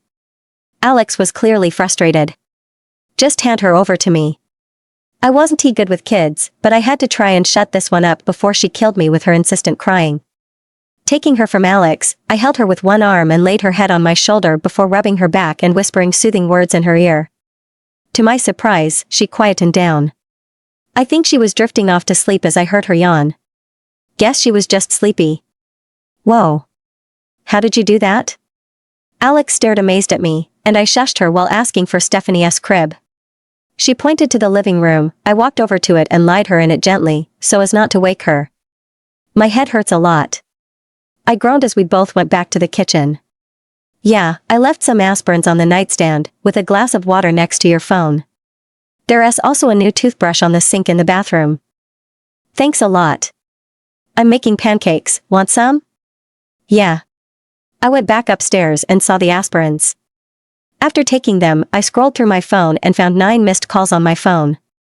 6 from Mum, 2 from Dad, and 1 from Anna. I still kept in touch with Anna, we chatted mostly on the phone. I checked the time to see it was some minutes to 12. How did I wake up so late? And why didn't Alex wake me up early? Maybe it's because it was Sunday and we weren't going anywhere, but still. I firstly dialed Mum, and after 5 minutes, I managed to calm her down and assured her I was safe while also pleading with her to convince Dad for me. Then I called Anna, and we chatted a little before I decided to go brush my teeth. Checking myself in the bathroom mirror, I realized what a mess I was with my hair all over the place, and my eyes were red like I had cried all night. What the hell happened? I still couldn't recall much about last night, so I just shrugged and started brushing my teeth. When done, I went back downstairs to see Alex already done with the pancakes and piling her plate up with 5 medium pancakes before spreading syrup all over them. You're eating all that? I asked, wondering how she was going to finish it all. I only eat 2. Yeah, you're right, this might not do. She sighed, making me shake my head at her. I wondered where all the food goes to as she wasn't fat, but she wasn't thin either. She just had curves in all the right places. Why didn't you wake me up early? I placed 2 medium-sized pancakes on my plate and proceeded to sit at the dining table as well. I did, you said to leave you alone. I didn't remember being woken up or saying that, so I must have been sleep-talking. So, wanna tell me why Bennett was about to beat up McCoy to a pulp yesterday? It was like something snapped in my head, and immediately, flashes of what happened last night flooded my mind as a sharp pain shot through my skull, making me cringe. Oh my god. Adrian throwing Blondie off me screaming at him not to boss me around, and then seeing that Jenny bitch cling to him, everything just came flooding my mind. I can't believe all of that happened. I mean, why did Adrian help me if he hated me? And what had he meant when he said he told Blondie to stay away from me? Claire, is everything alright? I had suddenly lost my appetite, and wanted to just be alone. I pushed my plate away and looked at Alex while trying to conceal my emotions. I'm full, thanks for the breakfast. I forced a smile at her. But you haven't eaten much. I had only eaten 1 medium pancake. I'm just not that hungry. I have to get going. My mum's a little bit worried. She stared suspiciously at me before shrugging and taking my last pancake. Just have a shower before you go, you stink. I think I have something of mine that you could fit in. I'll be up shortly, just gotta finish this first. She gestured to her pancakes, which she was almost done with. Thanks. I went back up and took a quick shower.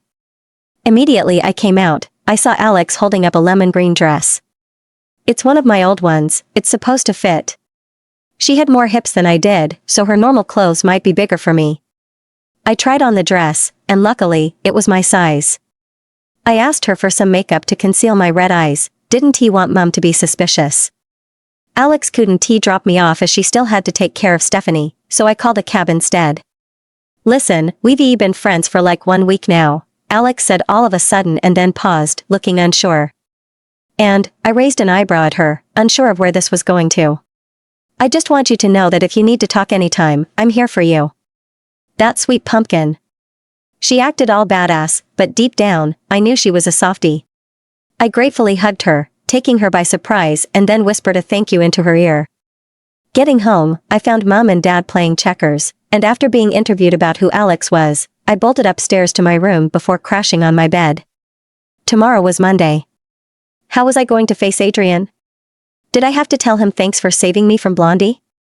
Even though Blondie wouldn't have done anything to me since there were people around me, he still had somehow been harassing me, and Adrian kinda saved me, so I had to thank him, right? Ugh, I was so not looking forward to tomorrow. On Monday, Alex was generous enough to pick me up for school, which I was grateful for as I didn't like Mum or Dad dropping me off. It made me look like I was still 12. Why was my birthday so far? I needed that car. I couldn't keep depending on Alex and taking the bus, I hated the bus. But my birthday was in December, and it was just September. 3 more months to go.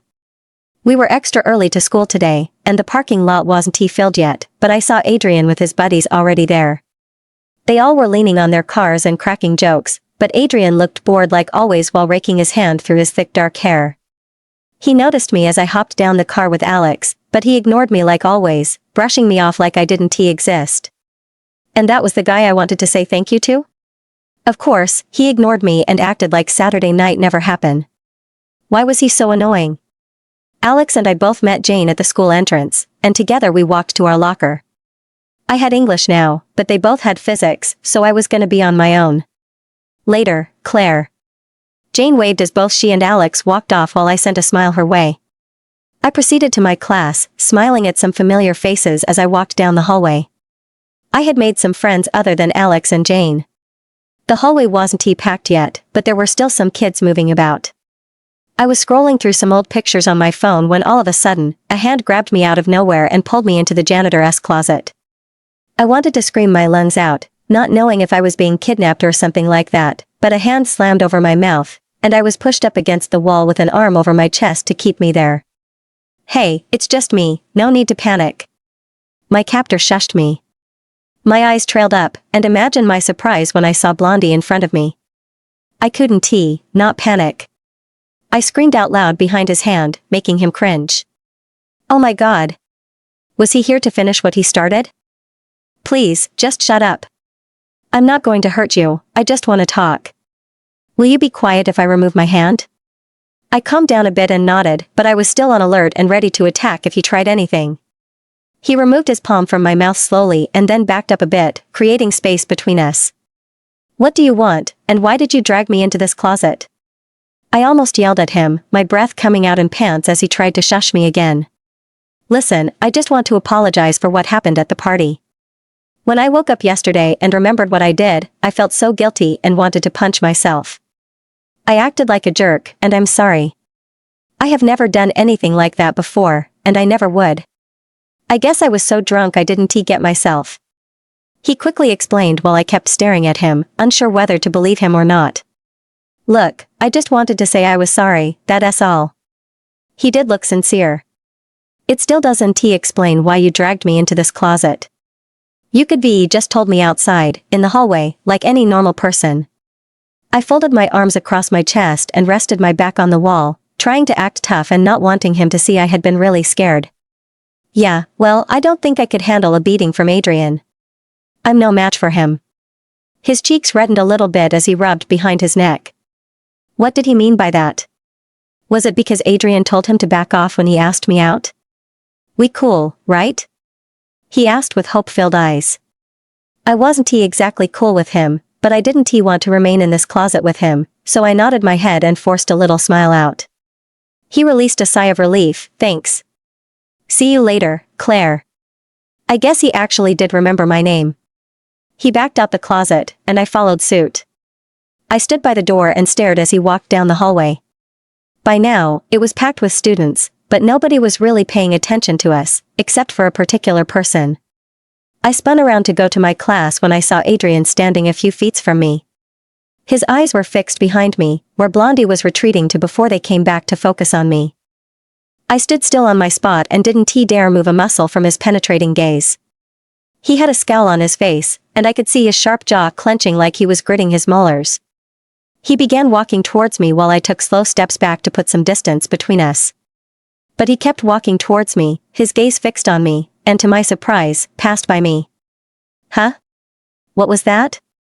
I thought he had been walking towards me. Stupid me. Why would he care about me? I was just way over my head. I looked back at his retreating back one last time before continuing my stroll to my class.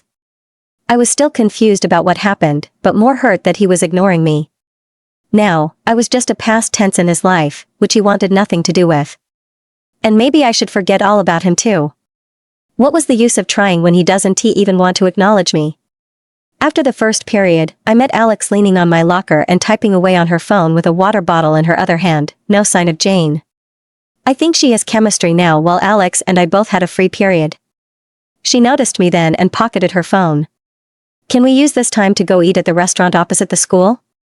I'm hungry. I rolled my eyes at her. She was always hungry. You ate both at your house and mine this morning.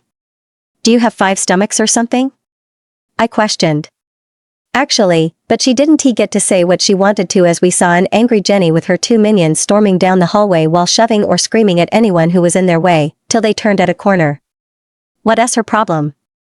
I asked as everyone started to whisper too. I heard Adrian dumped her ass at the party after we left. Alex snickered, and for some reason, my heart flipped in joy in my chest. Maybe it's because I hated her and would like to see her suffer. Why? Did they have a fight? Don't know, don't care. She shrugged before sipping from her water bottle. The week passed by real quick and before I knew it, it was Friday. Alex had successfully persuaded me to go with her to another party, but she couldn't convince Jane. I didn't want to go as I could still remember what happened the last time, but then she bribed me with free rides to and back from school for the whole week. I couldn't say no to that. I hated taking the bus. It's always crowded in there, and it smelled of sweaty people. Anyway, I lied again to my parents that I was spending the night at Alex's. Her parents were always not around during the weekends, so it was going to be just us, again. Mom worried too much, and if I told her I was going to a party, she might make me promise to be home before 9, and that was when the real party started. By 8, Alex picked me up, and we both said bye to my parents before driving off. Should I pack up the extra cookies for you, Alex? Mom had asked even though Alex had already eaten a full bowl of cookies. Yes, please. She had a huge grin on her face like a kid who had been Santa was coming to visit. Some minutes after 8, we were set and ready to go. The drive to the party took only 20 minutes, and when we arrived, I was surprised at how large the house was. Alex said it was some rich guy in our school celebrating his girlfriend's birthday. She doesn't go to our school though, but everyone above 16 years was invited. The party was already in full swing when we got in. There were kids everywhere dancing, talking, drinking, and some were even making out. There was raised platform where the DJ was, and there were even hired servers going around, serving drinks, or taking empty plastic red cups away that weren't used anymore, making everywhere neat and organized. Fancy, I thought. A server came up to Alex and me with a silver tray on one hand, and on it were 4 red cups filled with alcohol and a beer bottle. Alex grabbed 2, and I thought she was about to hand one over to me, but she quickly took it out of my reach. Oh no, these are for me, you take yours. I shook my head at her and went for another cup on the tray. After chugging down our drinks, we made way to the dance floor. A random guy walked up behind me, and we started to grind together while Alex winked at me before dancing off to God knows where. The beer, although little, was already helping boost my confidence. On a normal day, I don't think I would grind on a total stranger. I had still been grinding with the stranger when my eyes diverted upstairs and immediately collided with a pair of blazing brown eyes. Adrian was up there with his friends, and he was staring down at me grinding with the random dude, with a scowl on that perfectly sculptured face of his. Suddenly, I didn't feel like dancing with the dude at my back anymore, so I excused myself, took a bottle from a server holding a silver tray, and went to the kitchen. No one was there, but the back door was left ajar, and it led to a beautiful garden with a water fountain in the middle. There were some kids there, but they weren't much, and most of them were couples snuggling together. I wished then that I had someone to snuggle. I went to sit on a bench near the fountain and admired the view. Street lamps illuminated the garden, and maybe because it was night, but it looked like something out of a fairy tale. Or maybe the beer was just really strong. I drank from my bottle while I tried to clear my mind, and enjoy the peace and quiet since the music from the party wasn't too loud here. I took another swing from the bottle when I felt someone sit beside me, but I didn't care to look at who it was. I just wanted to be alone and keep drinking. If you keep on drinking like that, you might end up really drunk. I froze with the beer bottle still at my lips as I recognized that voice. I turned then to see Adrian sitting beside me, dressed in a blue top under a black leather jacket with dark pants on. He was staring intently at me with his cold eyes, and I just wanted to look at them forever. Why the hell was he here, beside me, and talking to me? I used to think that maybe the reason why Adrian was so addicted to chocolates was that his eyes were brown. I didn't know why, but ever since then I've loved the color brown and chocolates too. I thought maybe it's because whenever I looked into his eyes, I felt giddy and tingly all over. Looking into those beautiful set of brown eyes again, I remembered why I really did like them. It was because those eyes belonged to Adrian Bennett, and also to make Adrian happy, you needed chocolates, and whenever he was, I was too. But ever since I left, he hadn't been happy with me. He was distant with me, and it was almost as if we didn't even know each other anymore. But he was here, beside me now. And he talked to me. How was that possible? I stared at the beer in my hand, thinking, damn, this drink must be really strong. I shook my head and faced my friend again. Maybe the illusion would go away if I ignored it. I was about to take another swing from the bottle when I heard him say again. Too much of that really isn't good. What do you care? You hate me anyway. I snapped, deciding that I would play a little with the imaginary Adrian. I mean, the real one was ignoring me, so I would have to make do with what I got.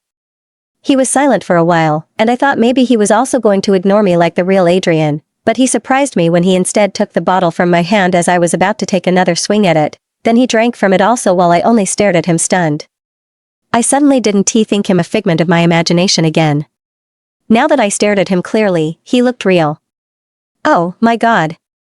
Adrian Bennett was beside me and drinking from my beer bottle. What is happening? I needed that, he explained as he laid down the now empty bottle. Why are you here? I whispered, still stunned that he is here, beside me. And he drank from my bottle. He stared at me while I watched his Adam apple bob as he swallowed. I need another drink. He stood and went back inside, leaving me to sit there all by myself. Was I dreaming? What was happening? I kept asking myself. I watched him return with another beer bottle in hand, then sipped from it with his head pulled back. I continued to stare at him, mesmerized by how handsome he looked with his hair all ruffled up. I couldn't stop the sigh from coming out as I admired him. He held the bottle up to me without saying anything, and I knew he was asking me if I wanted some.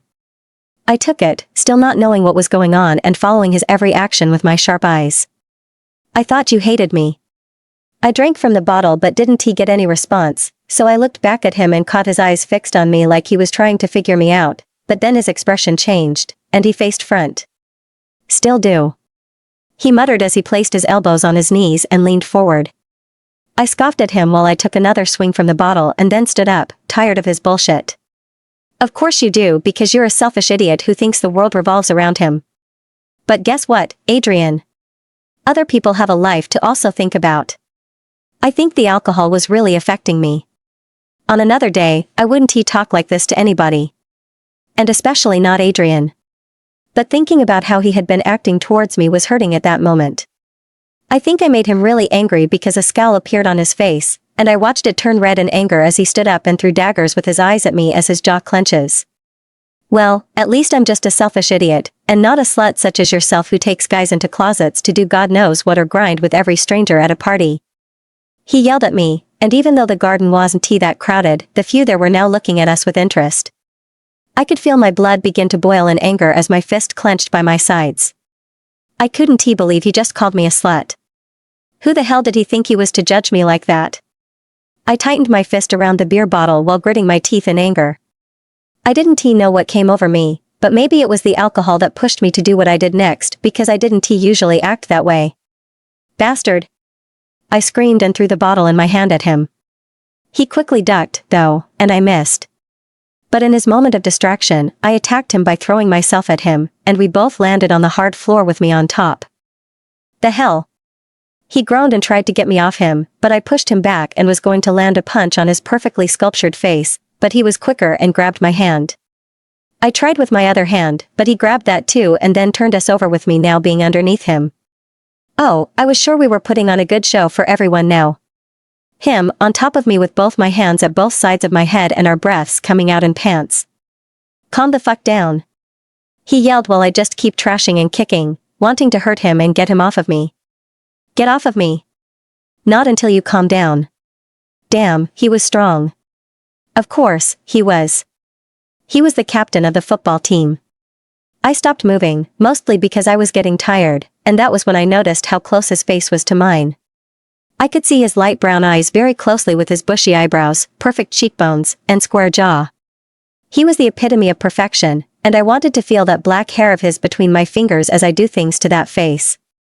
His hold on me relaxed, and his full lips were so close to mine that I could feel his breath upon my cheeks. If I raised my head a few inches to his, we would be kissing. The thought of that made me lick my lips in anticipation, and his eyes flicked down at that motion as I watched his jaw clench. I wanted to forget the world around us and mold my lips to his, but then I heard a word in my head, slut. He called me a slut. I felt my anger rise again, and in his moment of distraction, went to hit him on the nose with my forehead, but he quickly shifted, and I met his cheeks instead. Get off. I gritted my teeth, and luckily for me, he did get off while he held his cheeks and groaned in pain. God, Claire, he started, but I didn't let him finish as I sat back down on the cold slab by the fountain. Just go, I whispered loud enough for him to hear. Claire, I'm sorry, I shouldn't have called you a slut. Hearing him say that word to me had hurt so much, causing a dull ache in my heart as I squeezed my eyes shut, trying my hardest to not let the tears fall. Just go, I yelled at him, this time looking at him through blurry eyes, but it even hurt to just stare at him. I can't believe we were once best friends. I watched him give a nod and then turned to go back inside. And as he left, I saw Alex standing near the doorway with her hands in her jeans pocket and a look of worry on her face. She waited for Adrian to pass by before she walked up to me. Whatcha looking at, punks? She glared at the couples around that were all staring at me and had watched the whole scene. They all quickly went back to their cuddling and acted as if nothing happened. Come here, Han, Mama S here. She sat beside me to hug me while I buried my face into her neck and tried not to let the tears fall. God, why do I always feel like crying whenever I'm drunk? Wanna go to my place and talk about it? She leaned back to ask. Yes, please. That jerk. After calling and pleading with Jane to pick us up, again, we had to listen once more to her scoldings and lectures throughout the 20 minutes drive. We finally got to Alex's, and I was presently sitting on the bed after narrating to them about what happened between Adrian and I. Jane sat next to me while Alex paced around the room, calling Adrian any name she could think of. I swear I'm going to kill him. The next time I see him, I'll shove my... It's okay, Alex. I quickly interrupted her, not wanting to hear what she planned on doing to him. She stopped and then walked over to me. He had no right to say that to you. I know, but I don't even know why I care so much. I really didn't. I mean, he was once my best friend, but still, it hurt way more than just a friend insulting me. It's what happens when you're in love with some. Jane blurted out, making me scrunch my eyebrows at her. What? I'm not in love with him. Why would you think that? I asked, surprised she would think that. Oh, you aren't? She looked a little bit surprised too. Why would she think that? Maybe it was because I hadn't told her Adrian and I was once best friends. Yeah, that's why. No, I'm not, I don't even have a crush on him. Right, Alex? I looked to Alex, confused as to why she was quiet all of a sudden. Why yeah, right. You aren't?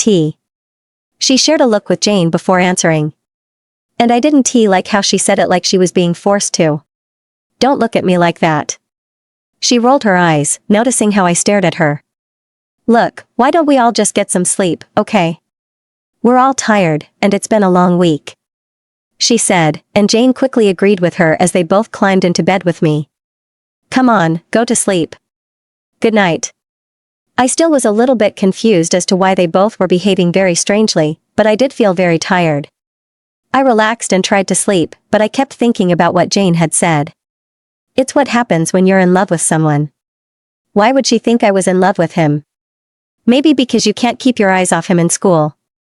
A voice teased in my head. I shook my head and forced myself to sleep. But even in my sleep, a pair of light brown eyes kept disturbing my dreams.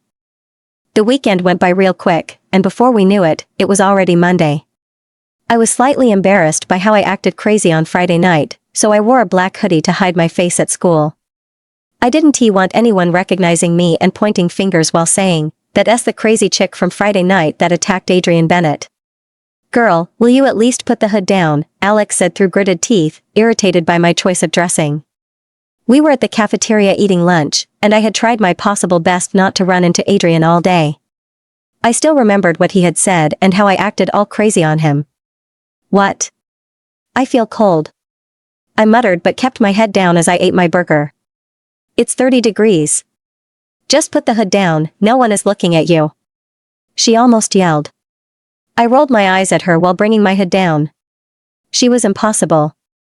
Okay, fine, I sighed in defeat, and truly, no one paid me any attention, but we're all busy chatting away with one another. Guess I was paranoid for nothing. I was about to take another bite from my burger when I felt the hairs on my neck stand up as I could feel eyes on me. Looking around, it took me some time before my eyes collided with brown ones that were annoying me presently.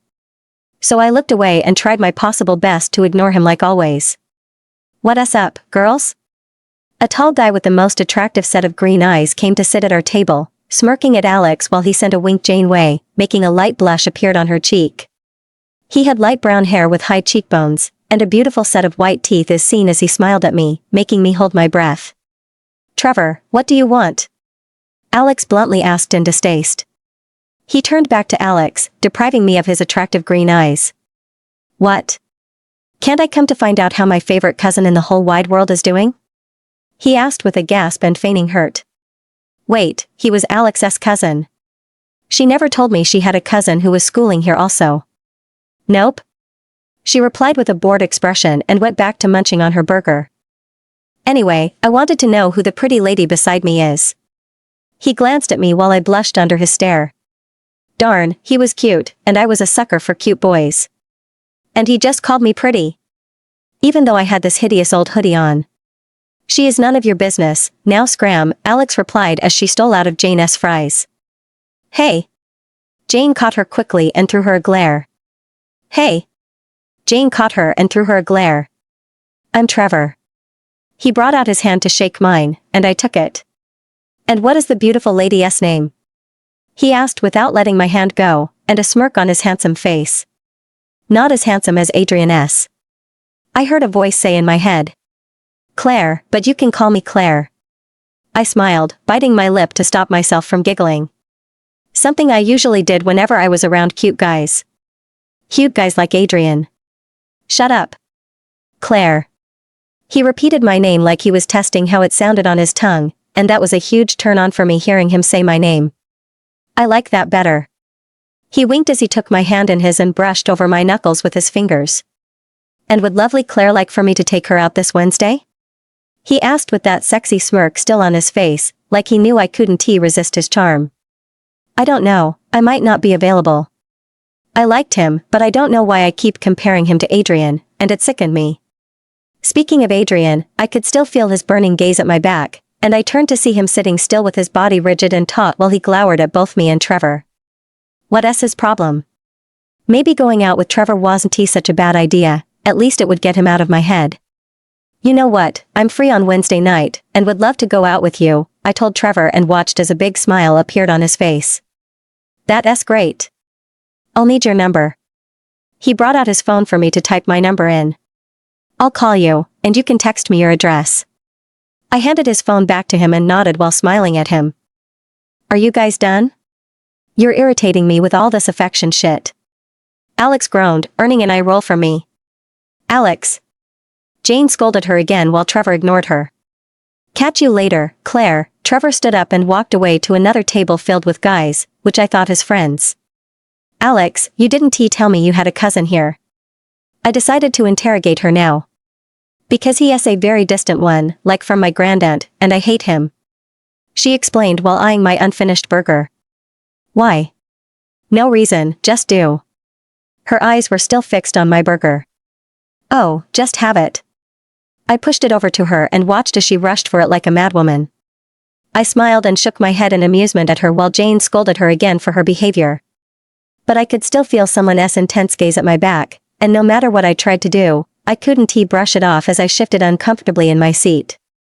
After the last period, I went to look for Alex only to find out she had detention for sleeping in class, meaning I was on my own as Jane had a math club meeting. She was such a nerd. I was waiting for the bus at the walkway when a familiar-looking black car stopped right in front of me. The window slid down, and I got the shock of my life when I saw Adrian in the driver's seat and glaring straight at me. Get in. I never was the type to quickly get angry. I mostly was in control of my emotions and tried to get along with people as nicely as possible. Jackson used to tease me then of how he had never seen me get angry, no matter what anyone did to me. The truth was I do get angry, but I had never taken action in anger so that I wouldn't regret it later. It was something my grandma had taught me. Friday night was the first time I had actually acted while angry, and to someone I actually liked. It made me feel uncomfortable. How could someone evoke so many emotions in me? One moment I liked him and want to always see his handsome face, the next, I want to harm with anything I've got, then there are times I wanted to cry because of him. Standing by the sidewalk and staring into Adrian's captivating eyes, I could feel that surge of anger coming through as I remembered what he said to me, and he didn't even look one bit remorseful now. He was sitting in the driver's seat of his car, one hand on the steering wheel with a scowl on his face and his eyes challenging me to defy him. I knew that if I got into that car, I might do something stupid like I did before. No, I stared right into his eyes and tried to maintain my stand as I was done with him. I didn't want anything to do with a guy as selfish, arrogant, self-centered, and a jerk like him. He thought he could just ignore me, then talk bullshit to me, and I would act as if nothing happened? Well, he was very wrong. Just get in the damn car, Claire. He said my full name. He never said my full name when we were kids unless he was really pissed off. Like the time I promised we would have a sleepover when I was 12 and forgot. Yeah, he was pissed. He wouldn't talk to me for 2 days and would only call me by my full name when he needed to. Why was he here, anyway?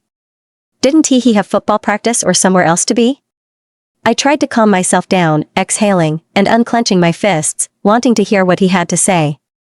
I went for the passenger's door and got in, not glancing at him but out the window with my arms folded across my chest as he drove off. The car was filled with silence as none of us made a move to say anything. I kept my gaze out the window until I noticed that we weren't headed in the direction of my house. Where are we going?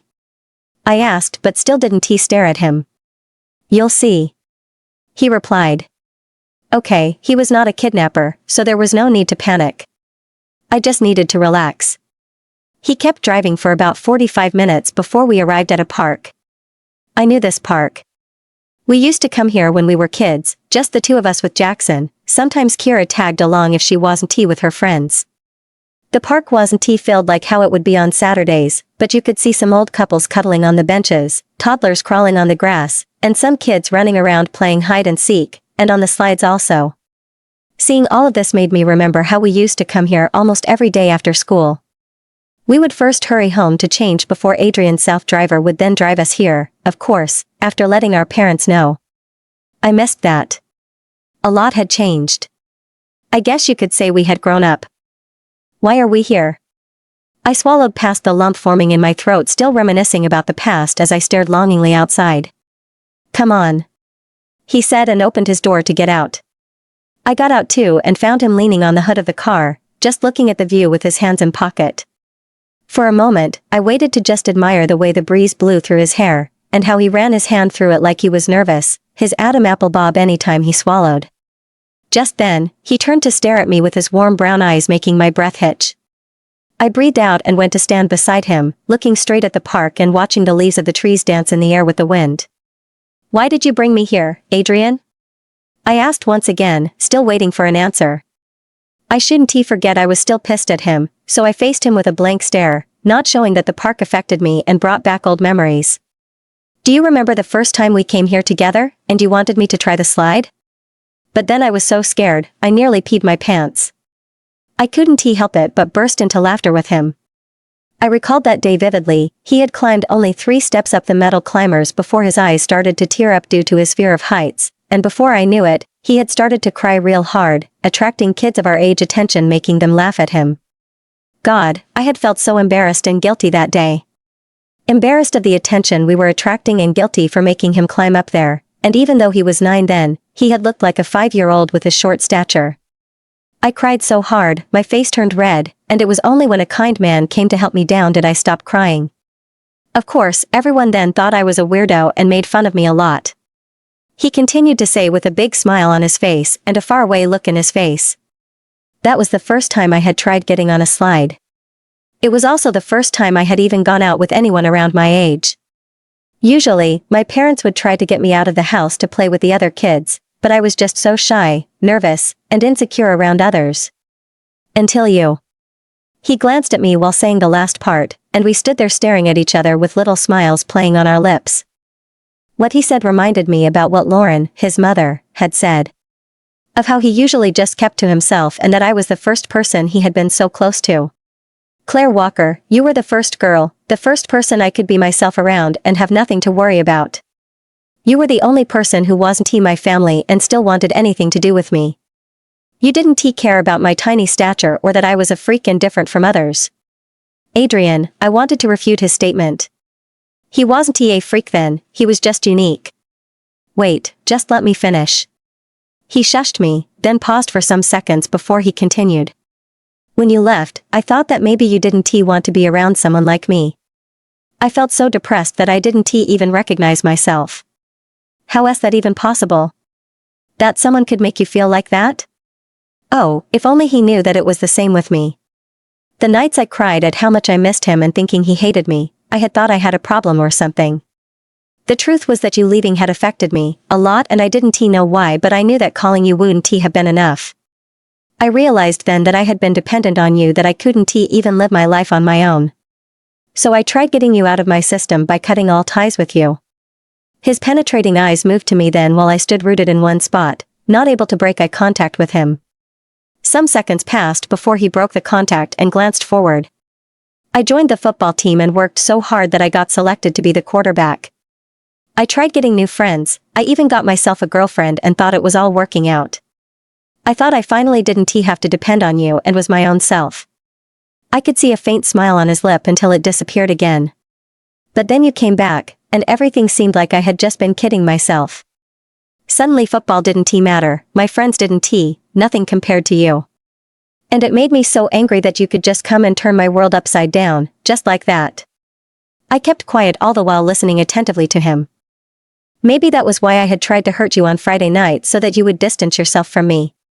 But the thought of you not wanting anything to do with me it frightens me. Why is that? Am I really that much of a freak?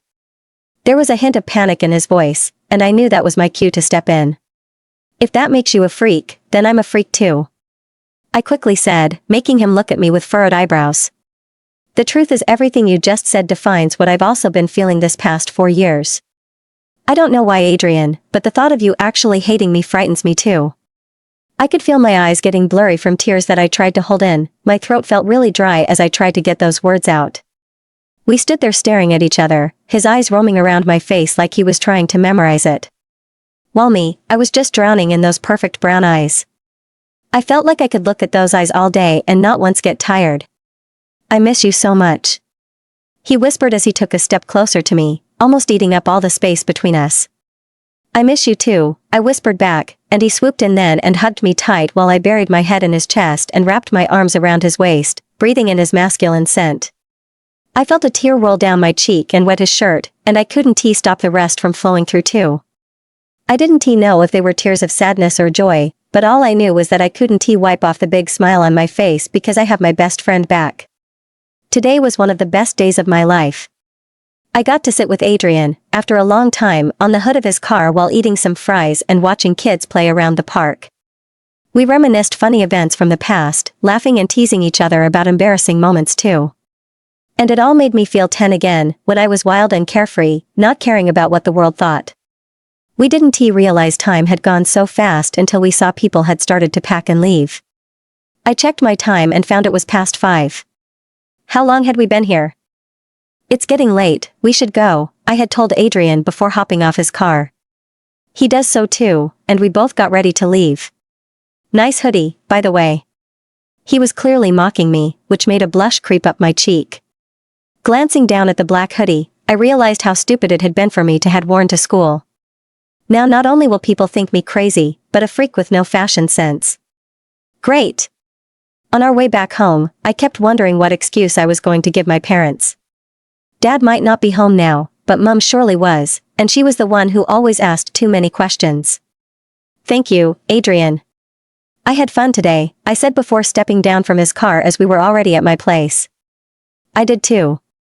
He smiled back, making him look more handsome than he was. Wanna come in? You could stay for dinner. I didn't want to part with him just yet, I really did like his company. Maybe next time, my mum might already be worried. He declined politely. See you at school tomorrow? Yeah, you will. I watched him drive off, making me feel a slight ache in my chest. Sighing, I turned to go in but then heard my phone vibrate in my back pocket. I took it out to see a text had popped in from an unknown number. Who could it be? Hey beautiful, it's Trevor. Can I call you now? Oh, I almost forgot all about him. Suddenly, I didn't feel so excited to go out with him anymore. I didn't even know why I accepted in the first place. He was cute and all, but I wasn't so interested anymore. Maybe later, I'm busy helping my mum out. I texted back then proceeded to the front door. Immediately I opened it, I saw Mum standing there with an apron on and a teasing smile on her lips. Was that Adrian I saw out there, dropping you off? She wiggled her eyebrows, making me roll my eyes at her. Yes, it was. You're not mad I'm home late? As long as Adrian was the reason, then no problem. She winked at me. You need a boy in your life anyway, you've never introduced anyone to me as your boyfriend. I was starting to get worried. She walked back into the kitchen, and I could see her already making dinner. What? No, Mum, you know Adrian was and is my very close friend, right? I asked surprised she would think of both Adrian, and I like that. She knew how close we were when little. Yeah, right. Your father and I were once close friends too. She had a smirk on her face as she winked at me while I blushed beet red. Mum. I frowned, not liking what she was implying. Well, actually the thought of Adrian and I wasn't so bad. Just go bath and get ready for dinner. Oh, and that reminds me, Alex is up in your room. She came here half an hour ago looking for you, and she did not look so good. Is everything okay with her? She asked while being distracted with what she was cooking, as she went around the kitchen looking for different things. She was fine at school. What could have happened? I furrowed my eyebrows, left the kitchen, and went up the stairs. I swung open my room's door and was welcomed by the sight of Alex spread out on my bed, eating frozen yogurt from a big can. Her hair was messy and all over the place, her eyes red and maybe a little bit puffy, but she wasn't presently crying. When she stared at me, though, I could clearly see the tears pool in her eyes. But it looked like she was holding them back. Are you all right? I asked, closing the bedroom door behind me before leaning on it, not sure if going close to her right now was a good idea. Yeah, I'm fine, just tired. She replied before taking a scoop out of the yogurt with a big plastic spoon and licking it off. No, you don't look fine. You look like hell. I decided to go sit with her on the bed as she looked like she was going to break down any minute. Okay, I'm not fine, but I don't want to talk about it. Why don't you talk to me instead? She turned to me then with interest but kept eating her yogurt. Why are you home so late? Because I remember me being the one who had detention, and I'd been back more than an hour ago. Can I eat out of that? I eyed the yogurt trying to change the subject and partly because I was a little bit hungry for it. Go get your own, Missy. She moved it further away from me, making me pout at her. And stop trying to change the subject. I really need you to help me forget my problems, so just tell me something, please. I don't know if that was healthy, but she did say she wasn't ready to talk about it, and I didn't want to push her. Okay, dinner is almost ready, so why don't I get freshened up first, then we can go downstairs and eat some of Mama's delicious food. I'll just do all the dits when we're back, I suggested as I started to undress. Okay. Alex went back to eating her yogurt and looking depressed. I hated seeing her like this. I just hoped she would tell me what was wrong. I think you need to freshen up also. I gestured to her disheveled state. Are you spending the night here? I didn't have clothes that would be her size as she had more boobs and hips than I did, so I wasn't sure how she was going to get to school tomorrow without clothes. Yeah, I'll leave very early to go dress for school tomorrow. Okay. A while later, I was done showering, then we both went downstairs for dinner, and I watched Alex transform from a depressed teenager to an emotionless one trying to hide how she felt from others. I found Dad downstairs too. He just came from work so he couldn't join us to eat just yet, and that made it just Mum, Alex, and me for dinner. Mum and I tried to make small talk, but Alex just stayed out of it and didn't even try to contribute. She didn't even eat much, which was weird. The Alex I knew could eat a whole kitchen and still ask for dessert. I guess it was worse than I thought. Really? That's great. I told you, you guys just had to talk it out, Alex exclaimed as a big smirk can be seen on her face. We were both on my bed, and I had just told her why I was home late, which was because Adrian and I had worked things out and were back together. Why does that sound like we're a couple who just got back together after a fight?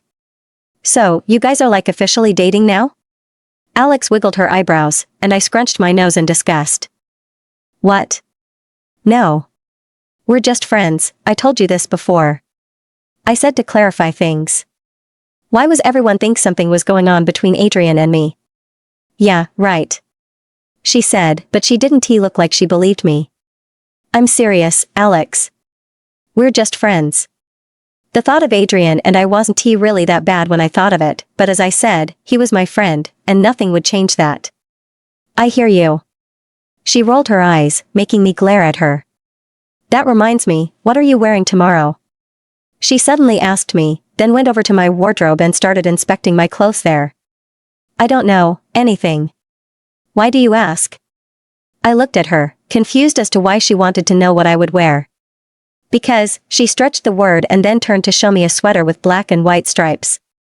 After the trash you wore today, I'm scared of what you might wear tomorrow, and I want to be seen with someone who has no sense of fashion. Now tell me, what do you think about this? She rose the sweater up, and I only shrugged. I thought it okay. She went back in the closet and started to dig for God knows what, but she emerged later with a very short, white flay skirt that wouldn't cover much. There was a reason why I hid it so far in the back. Grandma was the one who had begged me to buy it when we went shopping together. I thought it was too short while she thought it looked cute. I missed her, which reminded me, I hadn't spoken to her today. I would have to call her first thing tomorrow morning. Yes, this will look perfect on you with that sweater. Alex squealed as she kept admiring the skirt. It's too short. I objected, bringing her out of her fashion world. What? No, it's not. It's going to look perfect on you. I just need to find the perfect footwear for you, and you'll look like a model tomorrow, and every guy will have their eyes feasted on you. She totally ignored me and kept rambling on while going through my closet. I groaned and flopped on my bed, not going to be able to argue with her. I ignored her and remembered how today went with Adrian and me, making a huge grin appear on my face. I bit my lip, remembering his handsome and perfect face, and that athletic body of his that felt so hard when I hugged him. Are you even listening to me? Alex almost yelled and broke me out of my daydream. Wait, why was I thinking of Adrian in that way? What did you say? I asked and looked up to see Alex holding up a pair of white sneakers at me. I said this would go well with the outfit. Just put on some light makeup, and you'll be good and ready to go. She closed the closet, then placed what she picked out for me on the dresser. Yeah, sure thing, Mum, I mockingly said, making her glare at me. Then all of a sudden, a huge smirk appeared on her face. She seemed happy, but I could see she was only distracting herself from her real problems. Don't forget to call me to help you out with your dress and makeup on Wednesday for your date. She teased and laughed while I groaned again, remembering I agreed to go out with Trevor on Wednesday. I had totally almost forgotten about him. It was already late, so maybe I would talk with him tomorrow instead. I woke up to a muffled sound in the middle of the night, but when I opened my eyes, I didn't see anything. My bedroom was pitch black, so I waited for my eyes to adjust a little, and when it did, I didn't find anything out of the ordinary. I heard the sound again, but this time, I knew what it was. I turned to my side to see Alex's stiff figure, but she shook a little. Alex? I whispered and got closer to her sobbing form. She was wide awake and trying to wipe her tears, but I had already seen it. Did I wake you up? I'm sorry. I'm so sorry. She kept repeating, and it broke my heart to see her this way. Alex, calm down. Just relax. She did relax a little bit while I hugged her from behind, hoping she would talk. We were like that for a while, me hugging her from behind and wondering what happened to her. I'd never seen her so vulnerable. She was always looking so in control and confident. So what the hell happened? They're getting a divorce. She suddenly said and broke again into tears while I laid there shocked. She had told me before that her parents usually fought a lot, and that was why she brought up the idea of them going out on weekends.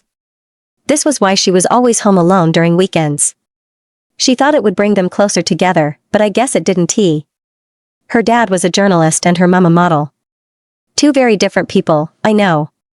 Alex said most of the fight was about her dad accusing her mom of cheating on him, but according to her mom, she wasn't. I felt so bad for Alex since she was the one who would suffer the most out of the divorce. I held her throughout till I felt her stop sobbing and sleeping before I slept too. I woke up the next day to water being sprinkled on my face by Alex. Well, you look happy this morning. I glared at her while she smirked. I got to start going if I don't want to be late for school. You should start getting ready too. See you at school. She said, then left through the bedroom door. I checked the time and it was already 6. I hoped she would make it in time. I hopped out of bed, brushed my teeth, and took a short but relaxing bath. I was already going to check my wardrobe for what to wear when I noticed the black and white striped sweater and white skirt Alex picked for me last night. Usually, I don't dress in something as short as that. I hated showing too much skin as it made me feel exposed. But then I remembered Adrian's handsome face, and I don't know why, but I wanted to see what he would think of me in those clothes. Why do I want him to see me in them? Maybe I was thinking of Trevor. Yeah, that's right, Trevor. So I'm gonna wear those clothes and wear a little bit of makeup to impress Trevor, and not Adrian. Right? I felt extremely nervous entering through the double doors of the school dressed as I was. I had stared at my reflection in the mirror this morning and hadn't even recognized myself. I hadn't used to put so much effort into dressing up to school. I'd just go for casual clothing, which I usually feel comfortable in. But today, I had tried something different. I exhaled out, trying to gain some much-needed confidence. The sweater was okay, but the skirt was just too short. It wasn't that it showed too much, only made me look different. I had also taken Alex's advice and put on some makeup, which I usually don't bother to use. I used to only make use of colorless lip gloss, no more. But today, I had put on a little bit of foundation, mascara, which made my eyes pop, and some cherry lipstick. I drew my eyebrows too. I was good with makeup and all, Mum taught me, but I just didn't like doing it for myself. I started down the hallway, ignoring the flirty looks of some boys and jealous glares from some girls. I tried searching for Alex, but I could not find her anywhere. Maybe she wasn't at school yet. It was a bit late when she left my house this morning. I did find Jane, however, at her locker, but she didn't quickly notice me. Hi, Jane. I stood beside her and watched her rummage through her locker. Hi, she briefly glanced at me before stretching the word and stared at me, dumbstruck. Too much? I asked as she proceeded to eye me with her jaw ajar. Sorry, I'm just not used to seeing you dressed like this. She shook her head and continued to do or look for whatever she was in her locker. You look really different, any reason why? She winked at me, making my cheeks tinge pink. No, just decided to look different today, I answered her. She finally found what she was looking for and closed her locker shut. Well, it's good, you should do this more often.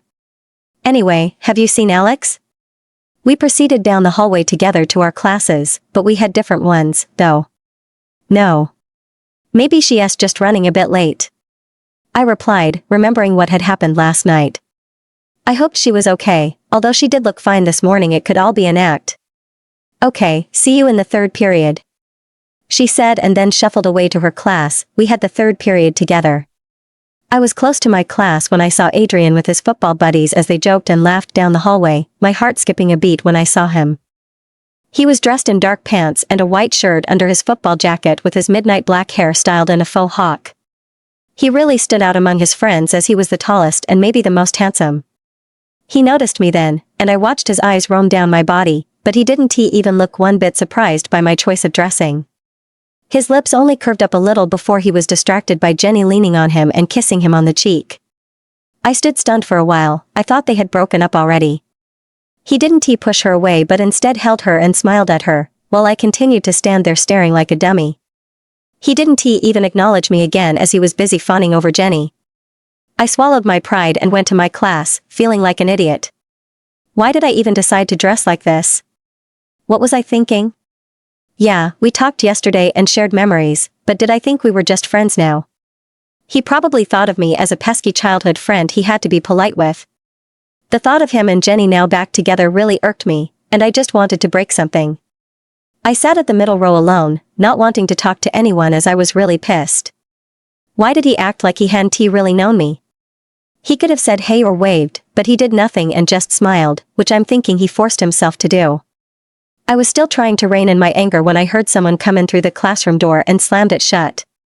I glanced up and found Adrian, but immediately looked back down, not wanting to have eye contact with him or even talk to him. He was really pissing me off. I heard him pass by me without even saying anything. Fine, he was going to just act like I didn't exist. What a jerk. You look pretty, by the way. I heard a smooth deep voice rasp behind me into my ears, and I could feel the owner's breath tickling my neck. I twisted my neck to see Adrian sitting behind me, leaning forward a little with a smirk on his face, and I just forgot that I was angry with him and smiled back. He said I look pretty. Jane was right, maybe I should dress like this more often. Thanks, I whispered back, as he leaned back into his seat with a smirk still plastered on his face. I looked back front trying to hide the big smile on my face and flaming red cheeks. Just then, our teacher, Mrs. Hart, walked in, ready to teach. I could feel someone's burning stare at my side, and when I glanced at that area, I saw one of Jenny's friends glaring at me before staring back at the teacher. I think her name was Sharon. What's her problem? I was just thanking my friend for complimenting me. She and Jenny could go to hell. By the second period, I saw Alex already seated in the class while scrolling through her phone. Her face wasn't showing many emotions, so I wasn't sure if she was better now or just covering it up. Hey, are you just coming to school? I asked, and she noticed me then as I took a seat beside her. Yep, didn't make it for the first period? She smiled, and luckily it didn't look forced or anything like that. Well, look at that, you look real fine today, thanks to me, of course. She smirked and flipped her hair dramatically, making me roll my eyes at her. You okay though? I asked while cocking an eyebrow at her. Yeah, I am. My parents and I talked, and I managed to convince them to first meet a marriage counselor before taking any further decisions. I hope it works. She sighed tiredly. I wished there was something I could do to help her, but before I could say anything, we got interrupted by Jenny and one of her bitches. They both walked up to us. Well, I think because their eyes were fixed on me, and then they both stood towering over me and glaring down at me with their hands on hip. Jenny, in particular, cocked her head. Can I help you? I asked, sharing a look with Alex before cocking an eyebrow at them, wondering what this was all about. I noticed though that the bitch with Jenny was the one who had been glaring at me when Adrian had complimented. Sharon, I think. Nice sweater, but black and white isn't really your color. Jenny eyed me, and I glanced down at my sweater and skirt, wondering why she said that. What do you want, Jen? Alex rolled her eyes at her, but Jenny totally ignored her and faced me instead. She leaned closer to me before saying, I hope you didn't doll yourself up like this just to seduce my boyfriend, because if you think for 1 second that you have a chance with him, then you're out of your tiny mind. Okay, you should leave before I make you end up visiting the school nurse. Alex stood up and interrupted her, making her back up a little. By now, we had already attracted attention to ourselves from other students in the classroom. She kept quiet and eyed Alex, but didn't say anything to her, and I wondered why she doesn't ever talk back at her. Did Alex have something over her? Don't ever talk to him again. She hissed at me, then turned to her friend, let us go Sasha, oh, so that's her name. They both walked, or rather stomped, out of the classroom while Alex waited for them to leave before taking her seat back. Why is she always terrorizing me? I wondered out loud, trying to figure out her problem with me. Can't blame her, I would terrorize any girl that my boyfriend can't keep his eyes off, Alex muttered, making me stare at her confused. What do you mean? She couldn't reply as our chemistry teacher walked in, and everyone took a seat, pretending to pay attention to a word he was saying. Hey, beautiful. I was at my locker when I heard a familiar voice say beside me. I rose my head to see Trevor leaning on the locker beside mine with a smirk on his face and hands in pockets. He looked handsome, dressed in dark jeans and a gray top peeking out from under a brown leather jacket, his brown hair looking messy like he had been combing his hands through it, and those bright green eyes drowning me in them. Now I remember why I decided to go on a date with him. Who could resist those charms? Hi. I quickly said after realizing I had been staring too long. His smile widened, probably because he caught me staring. Whoa, you look amazing. He complimented me and stared at me with his wide eyes roaming my body and making me blush. Thanks, I muttered as I closed my locker shut. You didn't send me your address, and also didn't let me call you. Is everything alright? His smile disappeared as he furrowed his eyebrows, probably thinking I wasn't interested anymore. Oh, yeah, I forgot. I'm so sorry, I was so busy helping my mum out, and when we were done it was already late, so I didn't want to disturb you. I quickly lied, not wanting him to know the truth, which was I just didn't want to talk to him yesterday as I had been busy with Adrian. Oh, I see. So we still on Wednesday? He asked as we walked side by side down the hallway. We were already running late for class. Yeah, definitely, I replied, and his smile returned. Great, I'll see you later, Claire. He walked off to his class. Well, I'd better start thinking about what I was going to wear on Wednesday. What's up with you and Trevor? I was about to walk into the classroom when I heard a familiar someone ask behind me. I glanced back with a cocked eyebrow at Adrian, wondering why he was asking this. None of your business. I didn't ask him what was up between him and Jenny now, did I? He scowled before walking past me to the back of the class, leaving me standing alone like he hadn't just talked to me. Why was he angry at me? There's nothing wrong with what I said now, is there? Ugh, he's just so confusing. Oh, I am good. Alex gloated as she admired her work on my face through the mirror. We were in my room and she was presently helping me get ready for my date with Trevor. She had helped me out with putting on some light makeup, which was why she felt like a professional makeup artist. Do me next. Jane squealed while bouncing on my bed like a little girl. Not now, Jane. I'm still working. Alex said, still admiring my face while Jane pouted. Now, let us get you in that dress. She went over to my wardrobe and brought out a blue dress that she had found earlier in my closet. It had thin straps for sleeves and was flared from the waist down, stopping an inch above my knee. I took it from her and put it on, wore my favorite black heels, and spun to both of them. So, how do I look? I asked and twirled a little for them. Pretty as a princess. Jane clapped her hand. Hot as a queen. Alex winked at me as I smiled at both of them. Just then, my mum swung open the door and walked in. Oh, look at my baby. Let me take a picture. She brought out her phone while I posed for her. Your date's already here. You never said he was cute. She smirked, making me roll my eyes at her. Please let him know I'll be down in a minute, I told her, and she finally left. Don't do anything I wouldn't do. Alex walked over to me and fluffed my hair. Enjoy yourself. But not too much. Jane winked at me, then we went downstairs together. I could see Trevor talking with my dad and my mum beside him before he noticed me.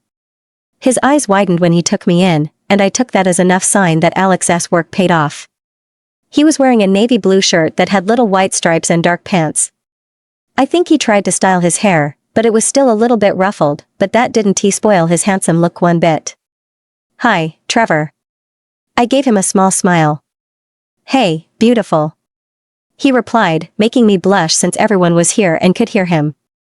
Dad told him to bring me home before 10 and then bided me goodbye before we were allowed to go. We went out, and I saw his car parked out front as we walked over to it together. "You look stunning, by the way," he complimented me as he held the passenger door open for me. "Such a gentleman." "Thank you," I replied and slid into the car before he walked around the car to the driver's side. It was a 15 minutes drive to the restaurant, so we chatted about ourselves on the way. I found out that he came to this town when he started high school, and that he also had 2 little sisters he simply adored. He also loved football, but surprisingly wasn't on the team. I didn't ask why, not wanting to be evasive. I was sure he had his reasons. We got to the restaurant, and he parked his car before walking over to open my door. I stepped out, and we walked hand in hand to the restaurant door, but we also met a couple about to go in. I hadn't realized who they were until I heard someone say, "Would you look at that? The newest couples at school, going on a date. How cute." I turned and found Jenny, with a smirk on her face and dressed in a pink dress, with her hands wrapped around Adrian's arm. I looked at Adrian, surprised to see them here dressed casually in dark jeans, and a gray t-shirt, with dark boots, and his hair all ruffled up like he had been running his fingers through them. My heart did backflips in my chest at how handsome he looked, even though he hadn't put much effort into doing so. He raised an eyebrow at both Trevor and me, while Jenny continued to smirk and cling to him. "Bennett," I heard Trevor say, but he wasn't smiling anymore, as I could see his jaw clench. "Anderson," Adrian replied equally in a cold tone. Okay, what was going on here? They clearly didn't like each other, but why? Before I could ask anything though, Jenny blurted out. "Oh, I just had a perfect idea. Since we're both here on a date, why don't we have it together, like a double date?" She squealed, and I wasn't why she seemed so excited. I stared wide-eyed at Trevor to do something. I did not want to sit at the same table with her. I'd rather eat on the floor. "Jenny, thanks, but we'd like to be alone," Trevor quickly told her while Adrian stood there and said nothing. "Come on, Trevor. No need to feel shy. It's just going to be us, and it's going to be fun." She walked, quite elegantly in her heels, into the restaurant, while I glanced at Trevor, wondering what was happening. He only shrugged, and we 3 had no choice but to follow her in. "We would like a table for 4, please," Jenny said to a waiter before we were all escorted to our table. Trevor sat beside me, while Jenny opposite Trevor, and Adrian, me. Great, now I had to endure his glare all night. What was his problem with me, anyway? He was always glaring at me. This wasn't the kind of a date I wanted, where I had to sit opposite my ex-best friend and his bitchy girlfriend that I hated, by the way. I could feel Trevor was tense beside me, and Adrian also sat rigid opposite me. They were both throwing glares occasionally at each other, and I wondered if maybe something had happened between them in the past. "I'm glad you guys are together," Jenny said all of a sudden, not caring that there was a glaring contest going on between the 2 males at the table. "This way, you won't be able to sink your claws into what isn't yours." She glanced at me as she said that, making it clear that she was talking about me. I balled my fist under the table and was going to give her a piece of my mind when I heard Trevor let out a humorless laugh. "You know, it's funny you said that. Considering your boyfriend is the one who likes to take things that doesn't belong to him." He glared then at Adrian this time, and I watched a smirk appear on Adrian's lips. "Is this about me being captain of the football team, Trevor? Because I totally earned that, unlike you," Adrian said smugly, and I noticed Trevor clenched his fist on the table, looking ready to attack Adrian. I placed my hand upon his, hoping to calm him down, and it worked, because I felt him relax his fist. I glanced up to see Adrian glaring at our hands, and on impulse, I snatched mine away. I don't know why I did that, but it just felt wrong with Adrian glaring so intently at me. Trevor cocked an eyebrow at me but said nothing as the waiter came to take our orders. No one said anything while our meals were served until Jenny opened her big out mouth. "Claire, right?" She stared at me. "I love your makeup. You look so different." "Thank you?" I replied, confused as to why she was complimenting me. I thought she hated me. You should wear makeup more often. It actually makes you look pretty. She eyed me with a fake smile. Excuse me? I threw daggers at her through my eyes, wishing I could stab her with my fork. What did she mean by that? Was she insulting me and saying I looked ugly without makeup? I felt Trevor's hand on my lap, but it was very light. I glanced up at him, to find him staring at me with a small smile like he was trying to tell me to calm down and not say anything to her. So I kept quiet, but I wasn't going to stay at the same table with this bitch anymore. You know what, I'm actually full. Trevor, why don't we go talk a walk in the park instead? I stood up, while Trevor followed suit. Leaving so soon? But you barely touched your dinner. No wonder you're so skinny. She had a smirk on her face as she said that. She seemed happy she had gotten under my skin, but I wasn't letting her off that easy. You know, being fat is bad for a girl. It makes you look older. You should try going on a diet. It'll help. I smirked at her and watched the smile vanish from her lips, replaced by a scowl. I glanced at Adrian, who had silently been sitting there and enjoying the show. He hadn't even acted as if he knew me before. He only glared at Trevor and me all through. Why did he hate me? I thought we had talked it out and that we were okay now. Are we ever going to go back to how things were? I shook my head and walked out of the restaurant with Trevor behind me. I'm so sorry, Claire. This wasn't how I planned the night. It was just going to be two of us, and Trevor started to ramble, giving me a headache. It's okay. It wasn't your fault. That bitch spoiled it, not you. I consoled him with a smile. Still want to go for that walk? He asked and took my hand. But I didn't feel like going anywhere anymore, tonight. The night was already ruined for me. I just wanted to go home and lay in my bed. I actually have a headache and would like to lie down, I told him, and the smile on his face disappeared. Oh, I'm sorry to hear that. Do you need any medications? I could. No, I'm fine. I interrupted him. Just take me home. He nodded, and together, we walked to his car. He dropped me off while still apologizing, even though I had told him times without number that it hadn't been his fault. I walked into the living room, still trying to wrap my head around what had happened tonight. Why was my luck so bad that I ran into Adrian and Jenny, tonight of all night? Why me? I saw my parents in the living room watching their favorite show, and I put a smile on my face, not wanting them to know tonight had been a disaster. That was quick, Dad commented, earning a nudge from Mum's elbow. And how was my baby estate? She asked with a big smile on her face. It was eventful, I replied, and tried to walk past them as fast as possible, to avoid their questions. I hurried up to my room to find it empty. Alex and Jane must have left after I did. I flopped on my bed, feeling depressed, even though I didn't know why. But every time I see or think of Adrian and Jenny together, it sickened me. Why was he dating someone like her of all people? Couldn't he had gone for someone who I don't know, a bitch? I didn't know how long I laid there still dressed in my navy blue gown until I heard a knock on my door.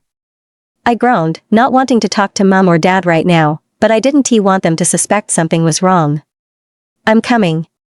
I sang aloud when I heard the person's consistent knocking. But when I opened the door, I didn't see Mum or Dad. In fact, I wasn't expecting to see who I did. Adrian? Tonight had been a disaster.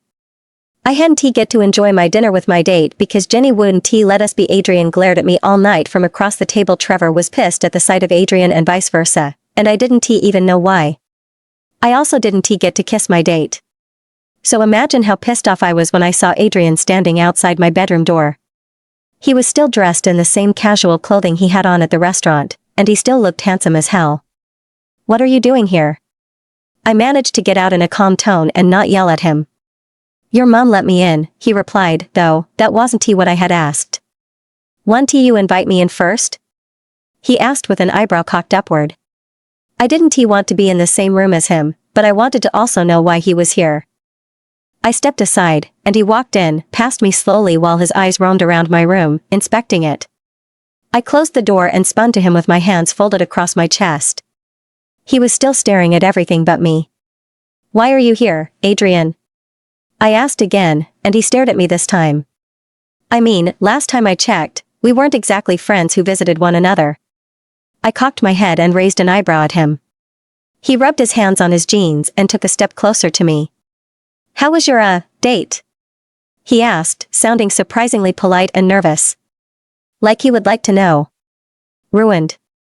Thanks to your girlfriend's dumb idea and big mouth," I responded, still angry about tonight. "She didn't mean to get you upset." He tried to cover up for her, and I shook my head, wondering if he hadn't heard all she said. "She called me skinny and ugly, on my date." "Well, to be fair, you also called her fat," he defended quickly, making me stare at him in disbelief. Was he for real? She insulted me first and provoked me to say that. She even called me a boyfriend snatcher. And he was defending her, really?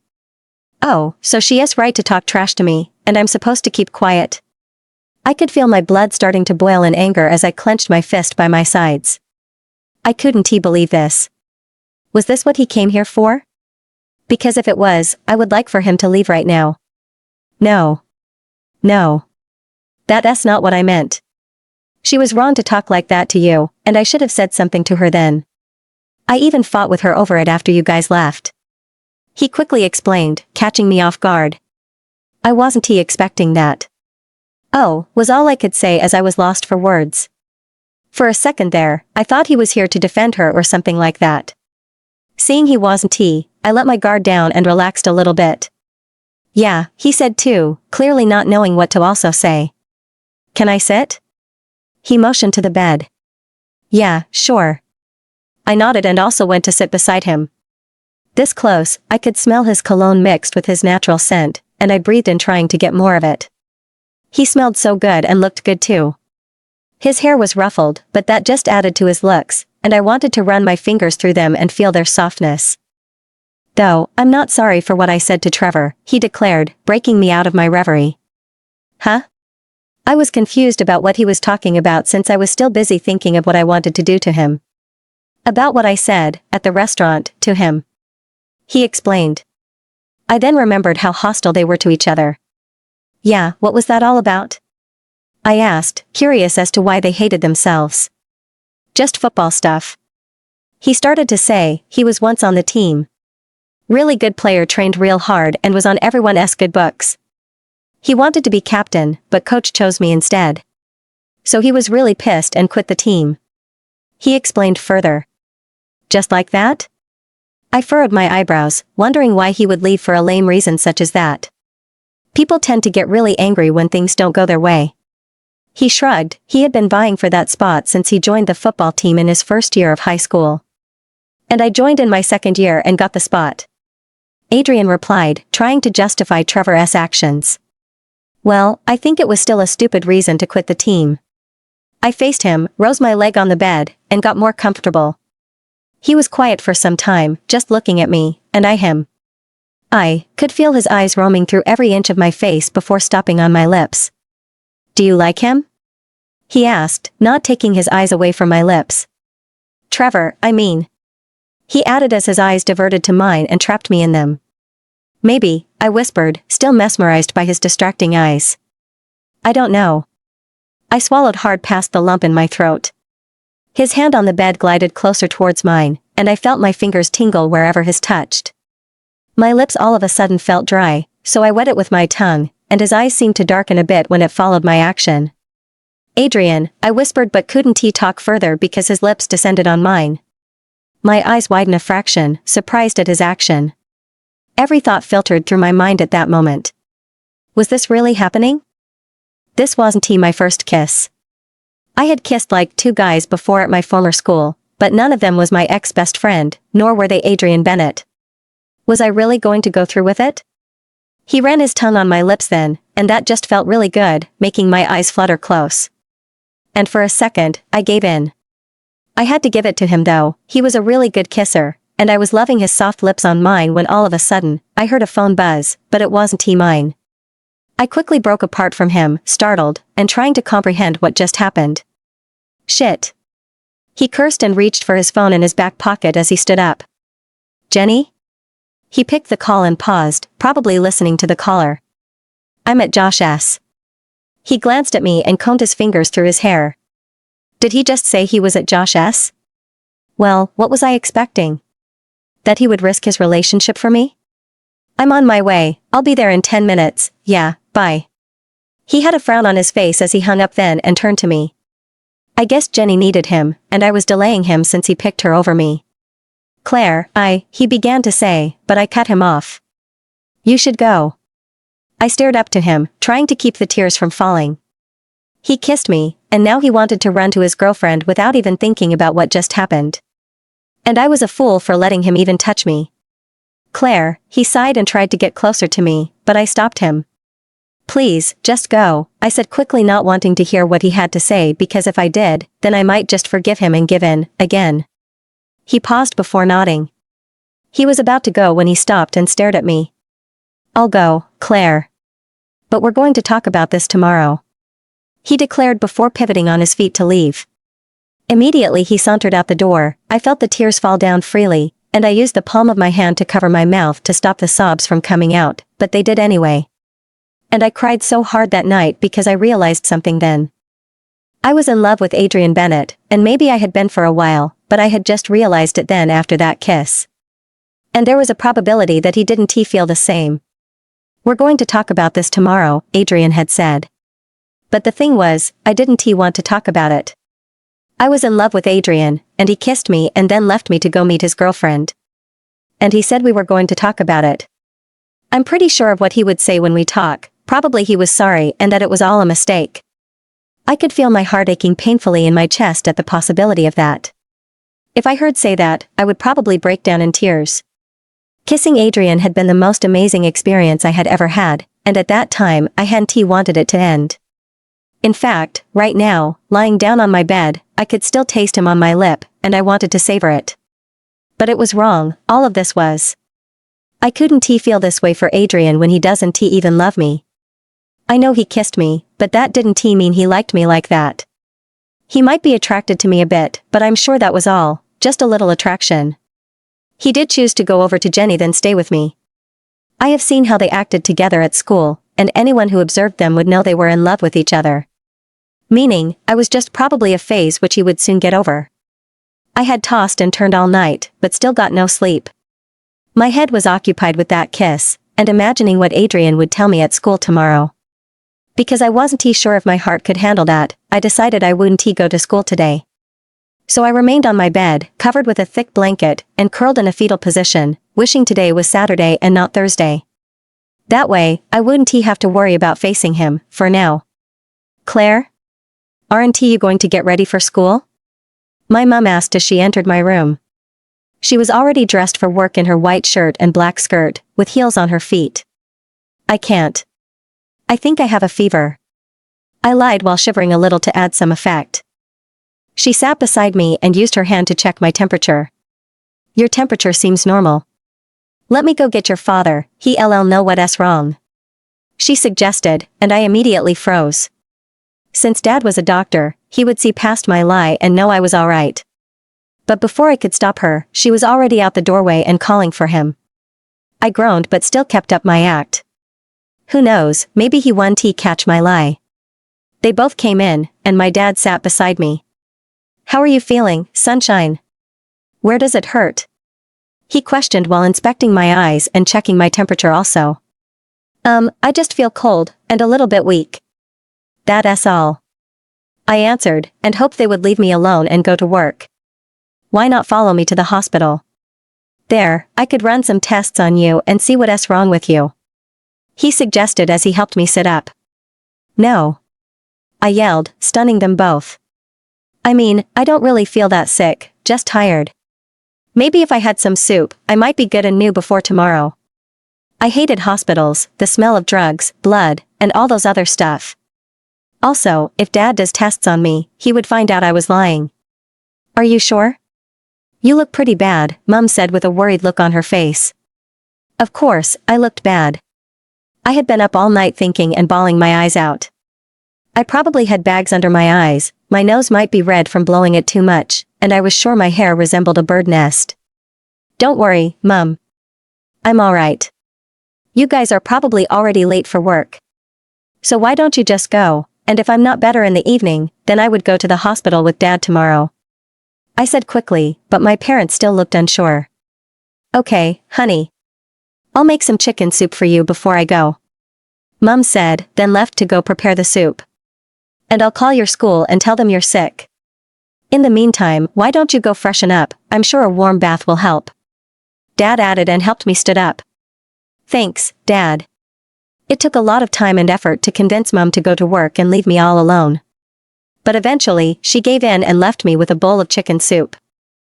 I was then lying on my bed, sipping from a bowl of chicken soup and surrounded by silence until I heard my phone buzz. It was from Alex. What's up? I picked it. Where are you? She almost yelled. At home, and on my bed with a bowl of chicken soup, I replied, sipping from my soup. Why? Aren't you coming to school? She sounded surprised. Nope. Lied I was sick. Shouldn't you be in class? I asked since school should have started by now.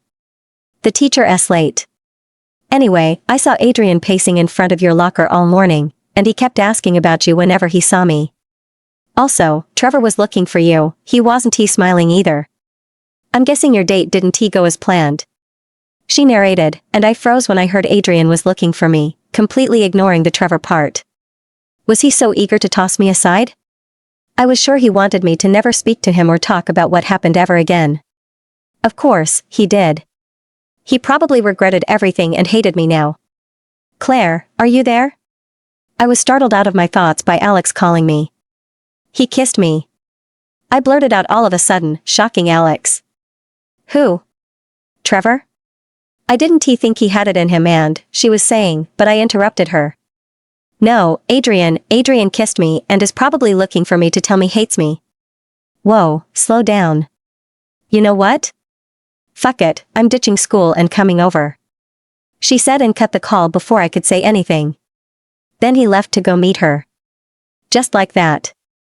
I finished narrating to Alex all that happened, starting from the horrible dinner, to Adrian coming to my room, and then the kiss, while she sat across me, sipping from my soup. She probably thought of me as her favorite show now, considering I'm always telling her my problems with Adrian. Well, did you let him explain before kicking him out? She asked with an eyebrow cocked. No. I don't want to hear the I'm sorry part. I answered. And why is that? I wondered if I should tell her I was in love with Adrian then. Why don't you want to hear the I'm sorry part, as you mentioned? Wasn't it a mistake? You know he has a girlfriend, and you have that thing with Trevor. So wasn't it a mistake? She added a matter of fact. Nothing. Just don't want to. I muttered and shrugged. Girl, you're so in love. Alex sang, making my eyes widen like saucers. What?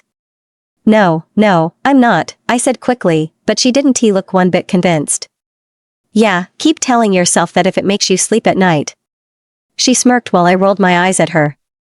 Okay, maybe I like him, just a tiny bit, I admitted, but I was pretty sure it was more than a little bit. Alex's smirk widened into a grin, and I prayed to God, she doesn't tease me about it. Look, do you want my advice? She asked, and I nodded. It felt good talking to her about this. And I still wasn't sure what to do. I mean, I couldn't hide forever. She came to sit beside me before saying don't run or hide, confront the issue with him. If he doesn't like you and picks Jenny over you, then he is really stupid, and you deserve better.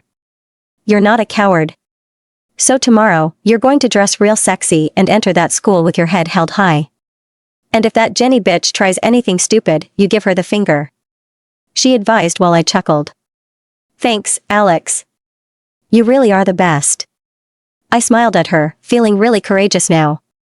I know. She giggled and flipped her hair dramatically, making me laugh. Well, you seem to have miraculously recovered from your fever. I heard a familiar voice said, and looked to the doorway where my mom was standing with one hand on hip, and a scowl in her face. How was she here? I hadn't even heard her car drive in or her footsteps. Oh, shoot. I should be known she wouldn't leave me alone when I was sick, but come back. Good morning, Mrs. Walker, and bye, Mrs. Walker, Alex said and bolted past Mum, out of the room. Traitor. You're in a lot of trouble, young missy, Mum said sternly. Oh boy. I can do this. I can totally do this. Just walk into school, like it's any other day. I was in my mom's car, and she was driving me to school today. She was still mad about the little stunt I pulled yesterday, so she made it her duty to drive me to school, just so I wouldn't ditch again. I had on a blue dress today, just to look pretty like Alex had said. But I didn't use much makeup, just pinky lip gloss. And truthfully, it did make me feel a little bit confident. Claire? You can get down now. My mom said, while looking at me with raised eyebrows. She had already parked her car by the roadside, and was waiting for me to hop out and walk into school. I looked at the entrance of the school, which was filled with kids either sitting down on the stairs, or walking past the double doors of the school building. Maybe Adrian had walked past those doors already. I heard a faint voice say in my head. I can't do this. Reaching into my backpack, I brought out my hideous black hoodie, and hurriedly put it on. This way, no one would recognize me, especially Adrian. I even brought black sunglasses, to complete the look. Okay, is this the new style? Mum asked, looking at my choice of dressing confused. Bye Mum. I sang, and hopped out the vehicle, but not before covering my face with my hood. I walked up the stairs and down the hallway, ignoring the weird looks I got. Alex wasn't kidding when she said she had seen Adrian pacing in front of my locker yesterday, because I could see him do that right now, while pulling at his hair, but he hadn't noticed me yet, and I wasn't planning for him to. I turned the opposite direction, which was luckily where my class was, and went to sit at the extreme end of the class, with my face down. This way, no one would bother me. I would be some spy, almost invisible. Well, I thought I was invisible, until I heard someone sit at the chair director in front of me. Claire? I heard a deep voice say and looked up, wondering who had seen past my disguise. What were you wearing sunglasses in class? Josh? I asked surprised. He was one of Adrian's football teammate and friend. I really don't talk much with him, but we do greet each other once a while. How did you know it was me? I scowled at HM. Because you're the only person in the school who has ever worn something as hideous as that.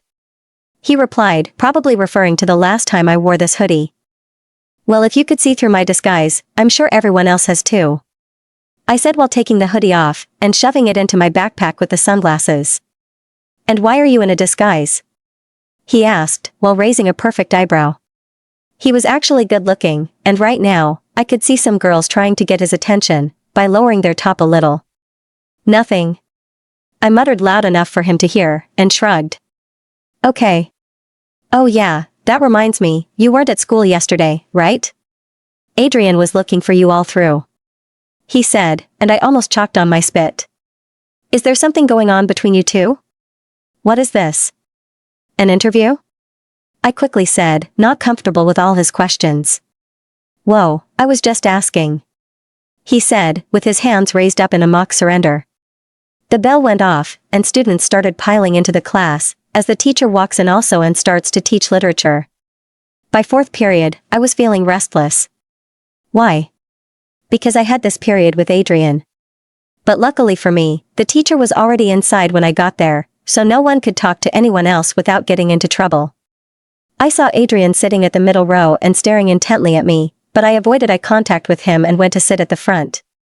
This way, I could bolt out of the classroom after the period was over. Okay, let us begin with someone coming out to solve this equation. Mr. Kent, our maths teacher said, as he wrote down an equation on the board, and just like that, the class begun, with me sitting at the front row and feeling someone's pair of eyes bore into my back. Immediately the class was over, I almost ran out of the class with my books in hand, but opted to walk fast instead, so as not to receive weird looks for running to the cafeteria. And I would have made it too, until I heard Adrian call my name. Claire, Claire. He kept calling and I could hear him trying to catch up with me, but I didn't stop and just kept walking as fast as I could, and ignoring the weird looks we were receiving. Claire. He was closer now, and grabbed my arm. Guess I wasn't fast enough. Hey. He turned me around, with a surprised look on his face. Oh God, not now. Please not now. Are you avoiding me? He asked, still holding my arm and sending tingles up them. What? No. Of course not. I was just so hungry, didn't he want to miss lunch? I replied, not looking directly at him, but I could feel his eyes searching my face, and he probably didn't believe me. "Can we talk now?" he whispered, and I could see some students trying to eavesdrop. "Alone," he added, and I almost groaned at the thought of being alone in a room with him. I might do something I would regret later. I don't know, I really don't want to miss my lunch," I replied, while looking at my shoes in sudden interest. They were my favorite white sandals. Maybe I should stop using them and start wearing heels, like Alex advised. "Hey, look at me," he said, cupping my jaw so I could look at him. I imagined how we looked like right now, standing in the middle of the hallway, so close to each other. So I quickly nodded to get out of the awkward position we were in, and he led me to an empty classroom. He got in after me, before locking the door and turning towards me. I hated small spaces. It's like I can't breathe in them, no matter how hard I tried. The classroom I was in right now wasn't small. In fact, it was really big, but Adrian being in here with me made it look small, and I could feel myself start to hyperventilate under his gaze. Look, if this is about the kiss, it meant nothing to me. We were just caught up in the moment, I get it. It was a mistake and I will never bring it up again. In fact, it didn't even happen. I blurted out in one breath, even though I could feel my heart ache at the words. He was silent for a moment, his face void of any emotion, and I held my breath, wondering what he was thinking. "Is that how you really feel about that night?" he asked, his eyes hardening, and I wondered if I said anything wrong. "Well, yes." I swallowed through the tightening in my throat and tried to look nonchalant. This was what he wanted, right? He didn't love me but Jenny, so I couldn't show my feelings to avoid further complications. He took a step forward, while I took one back because of how threatening he looked right now. "So you're saying that if I kissed you right now, you wouldn't feel anything?" he asked, taking steps closer to me, but I couldn't go further back, because of a stupid desk at my back. "Who put that there?" "It's a classroom dummy." Totally," I replied while biting my lip to stop it from quivering. Why was he acting like this? He looked so different than the Adrian I knew. Was it something I said? His two hands landed on the table at my sides, and his face lowered closer to mine. I could even feel his minty breath fanning my cheek. Okay then, a devilish smirk appeared on his face, and I knew I wasn't going to like what was going to happen next. "Let us test that theory, shall we?" I didn't even have time to comprehend what that meant, before his lips landed on mine, shocking me. At first, my mind was blank, feeling those familiar lips on mine, until I started to move mine with his, which felt really good. His tongue found a way past my lips and delved into the hot caverns of my mouth, eliciting a moan from my lips. I pushed my fingers into his hair, running my hands through them, while his hands molded around my waist and pushed me closer to him, leaving no space between us. How could kissing anyone be this good? I didn't want it to stop, and I forgot that this was wrong. He didn't love me, he had a girlfriend, and he would probably hate me later for this, and that was the last thing I wanted. A moan passed through my lips again as he kissed me deeper, but all of a sudden, he stopped. He backed away looking calm and with a smug look on his face while I was breathing really heavily, and still in shock at what just happened. "Stop lying to yourself, Claire." He shook his head at me. "It won't do you any good." And just like that, he turned around, and headed out of the classroom, leaving me still standing there stunned. What the hell just happened? The whole day, I was feeling disoriented at what happened in that classroom. Why did he kiss me again? Was it just to satisfy his own ego?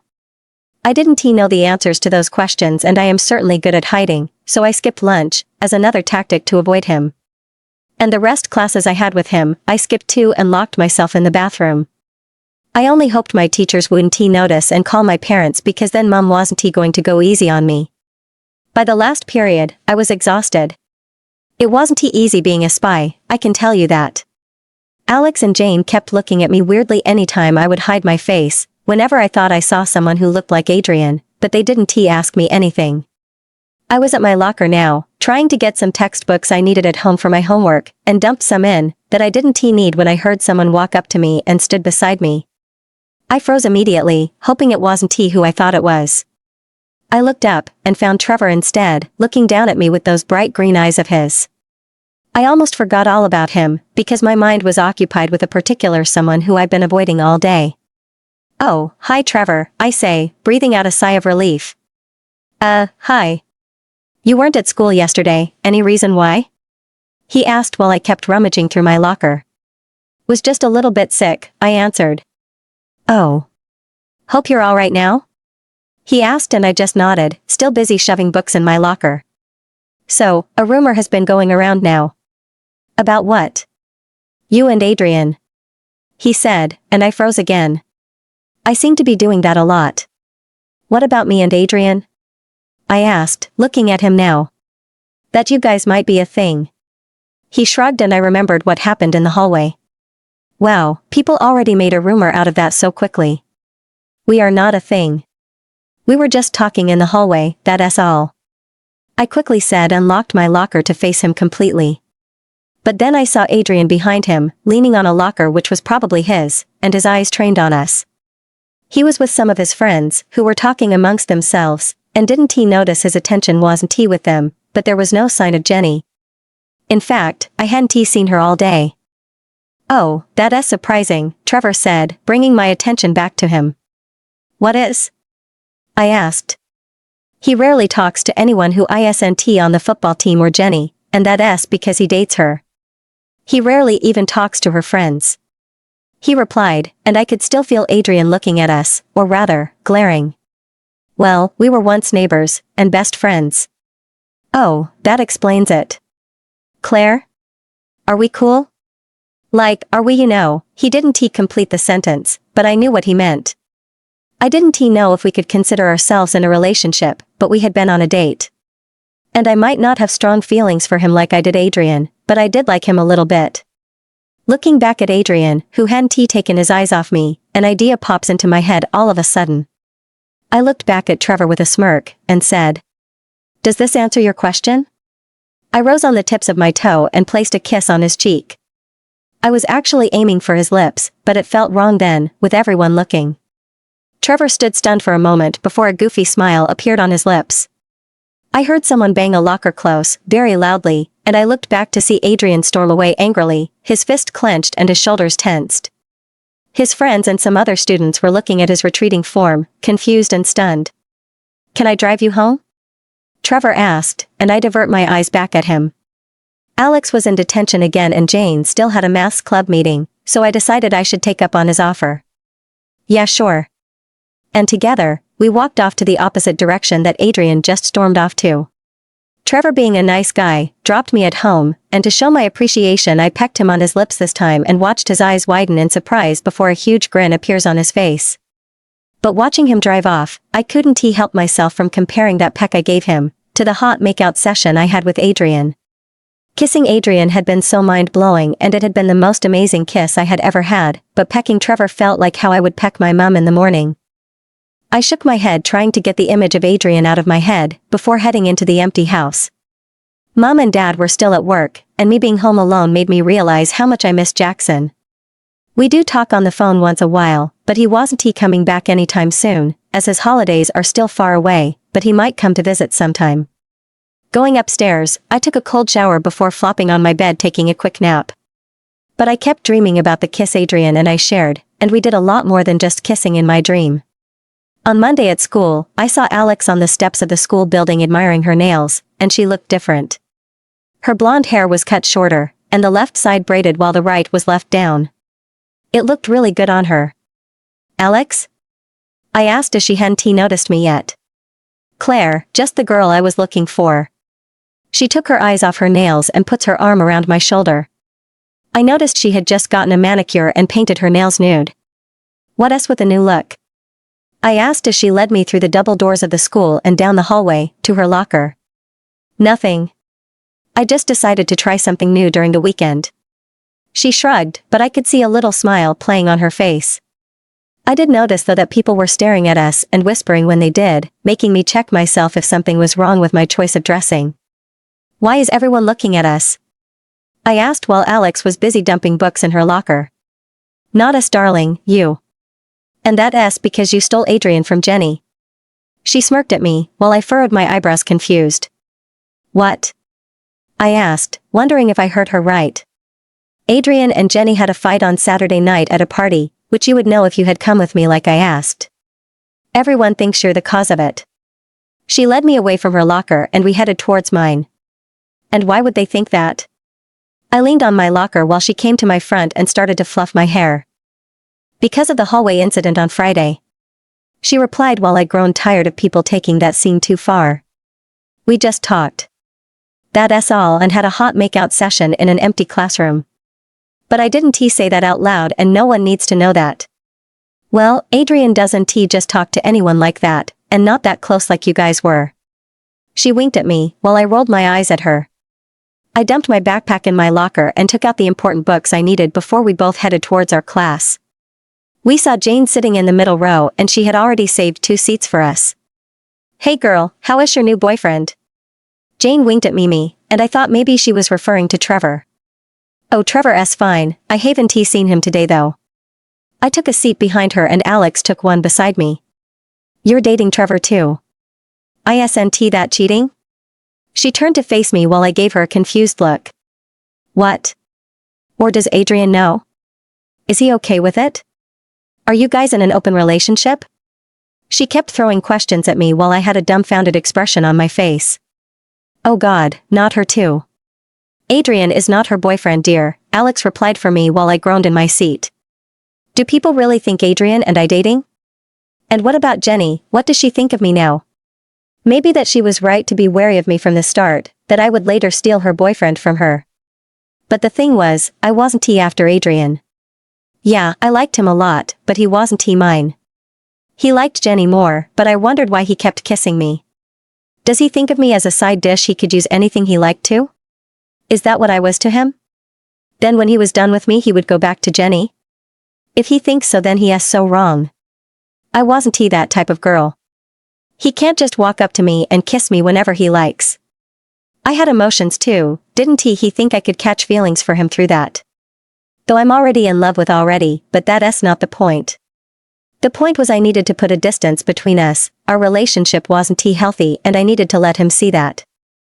I was heading towards my next class when I saw Jenny with her 2 minions, walking towards my way with determined steps. I thought about turning around and running the other direction but I was too late as they caught up with me. Let us talk, shall we? She more like stated than asked, as they dragged me to the empty football field and locked the door behind them.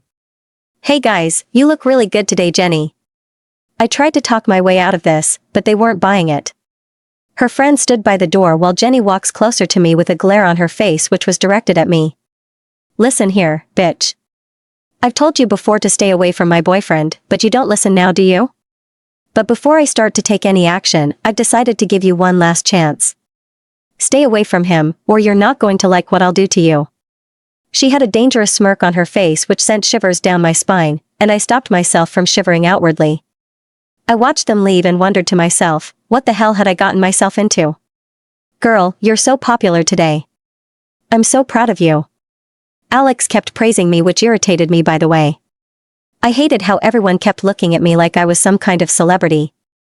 The worst thing was they think me popular because of what happened between Adrian and me, and now they think is dating.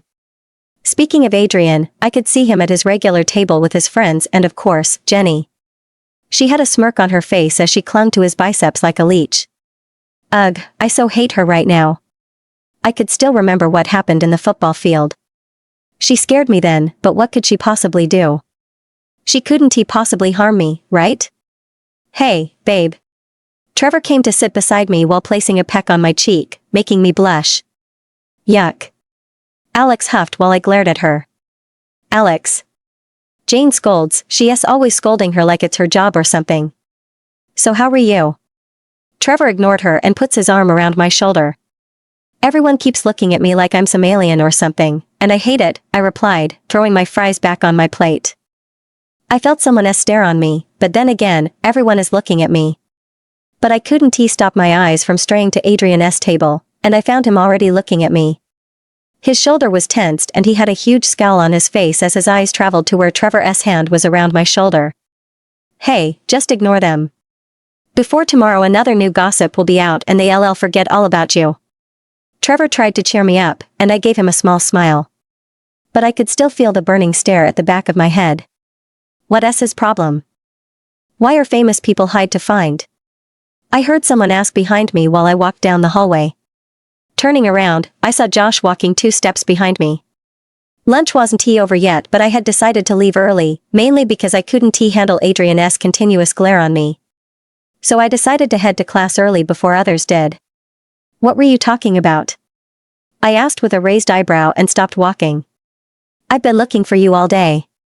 One moment, someone tweets about your whereabouts, and when I get there, another person tweets a different place and I'm left confused. He started to blab when he comes to stand beside me, but I interrupted him, not understanding what he was talking about.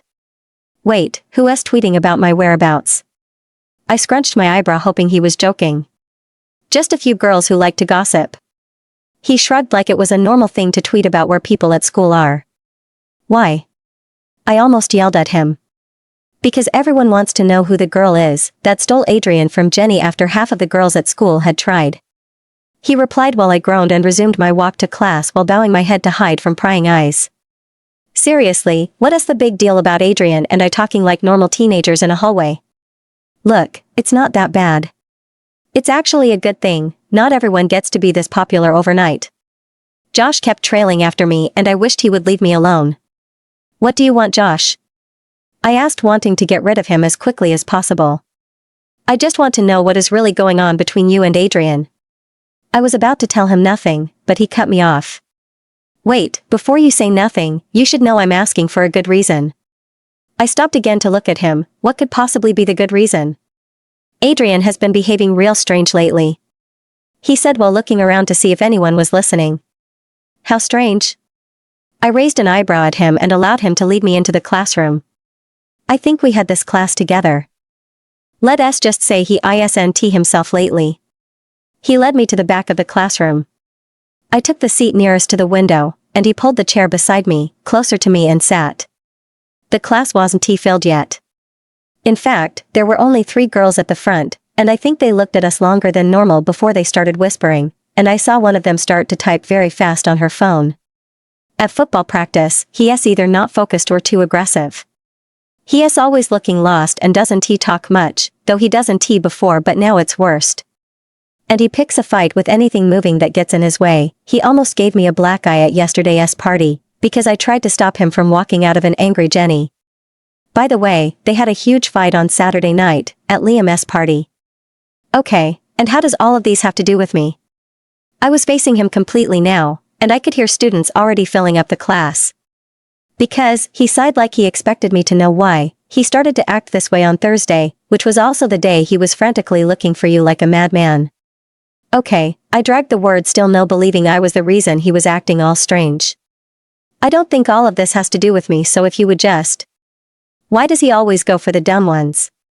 He sighed again, cutting me off, and I glared at him, not sure if he was talking about me. Are you calling me dumb? I almost yelled at him, but he just rolled his eyes and sighed some more. Don't you get it? Adrian rarely loses his cool. You're making him lose his cool. I wanted to interject, but he stopped me. Look, I really don't know what is going on between you two, but you guys better figure something out because his actions are costing us a lot on the team. He isn't focused and we need our quarterback focused. He suddenly looked very serious and I quietly listened. Why would he think I was the reason Adrian was distracted? I haven't done anything to him except of course kiss him, twice. A ping sound goes off on Josh's phone and he took it out before his eyes went wide in surprise. I scrunched my eyebrows worriedly at him while he looked up and glared at the 3 girls we first met in class. They in turn had guilty expressions on their face before turning away. I didn't know what was wrong with Josh, but it seemed it had something to do with the girls. What's wrong? I asked, putting my hand on his shoulder. By this time, the class was almost filled up with students chattering, and I think I saw some of them giving Josh and me some looks. Remember when I said you were so popular, they tweet your whereabouts? His eyes diverted to me, and for a second I was confused until what he meant sank in and I almost facepalmed myself. Don't tell me they tweeted about it again. I groaned while massaging both my temples with my fingers. I think I was starting to get a headache from all that was happening. Not just that. He paused and his eyes roamed around the classroom, staring at everyone, who were now all whispering a lot as they stared at us. They think I'm trying to hit on you because of how close we are seated.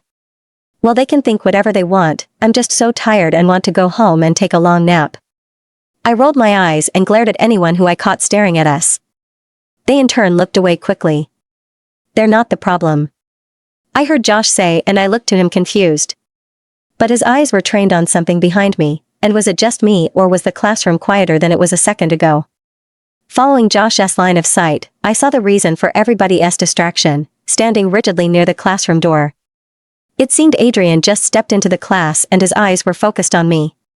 He had a huge scowl on his face as his eyes trailed from Josh to me and his fists were clenched by his side. What was he doing here?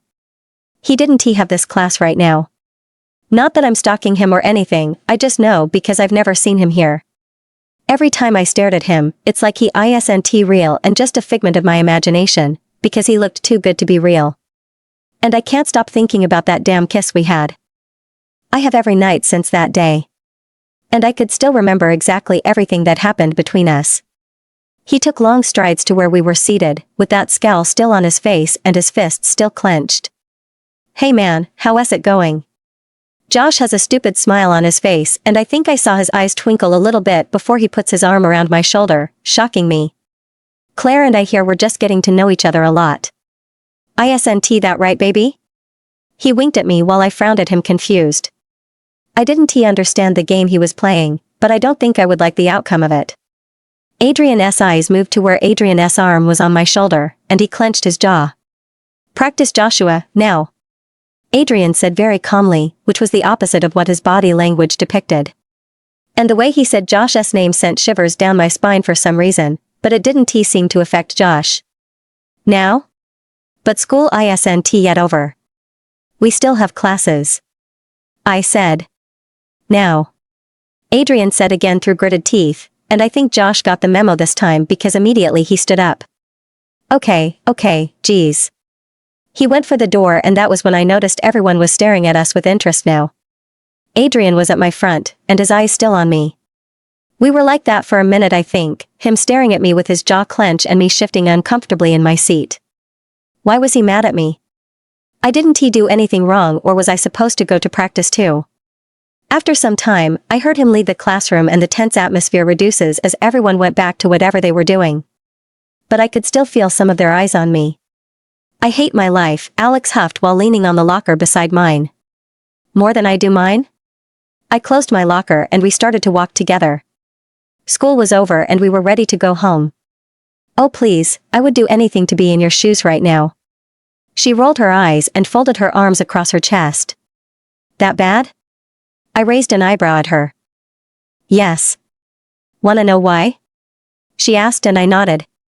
The real reason why I look so fucking fabulous today is that I'm trying to get Bradley Styles' attention. But he didn't even acknowledge me. It's like I don't exist to him. Bradley Styles was a very quiet guy but his really good looks made him stand out. I'm actually surprised she liked him. I thought someone like her would go for the bad boys. You have a crush on Quiet Brad? I asked with a teasing smile on my lips. Yeah, so what? I just think he's cute, that's all. She shrugged nonchalantly. If you like him, just go up to him and tell him. I'm sure if he has half a brain, he'll realize what a wonderful person you are. I encouraged her as we passed through the double doors of the school and headed towards the school parking lot. Thanks, kid. But I'm not doing that. She declared while I furrowed my eyebrows at her. Alex was the most confident, badass, and sassy girl I've ever met. So it's kind of a surprise that she's scared of talking to her crush. And why is that? I looked at her as we kept walking. I would love to tell you why, but it seems you have bigger issues than that right now. She was looking straight ahead with furrowed eyebrows so I followed her line of sight. I stopped walking and stood rooted on my spot, not wanting to go further. This made Alex stop also.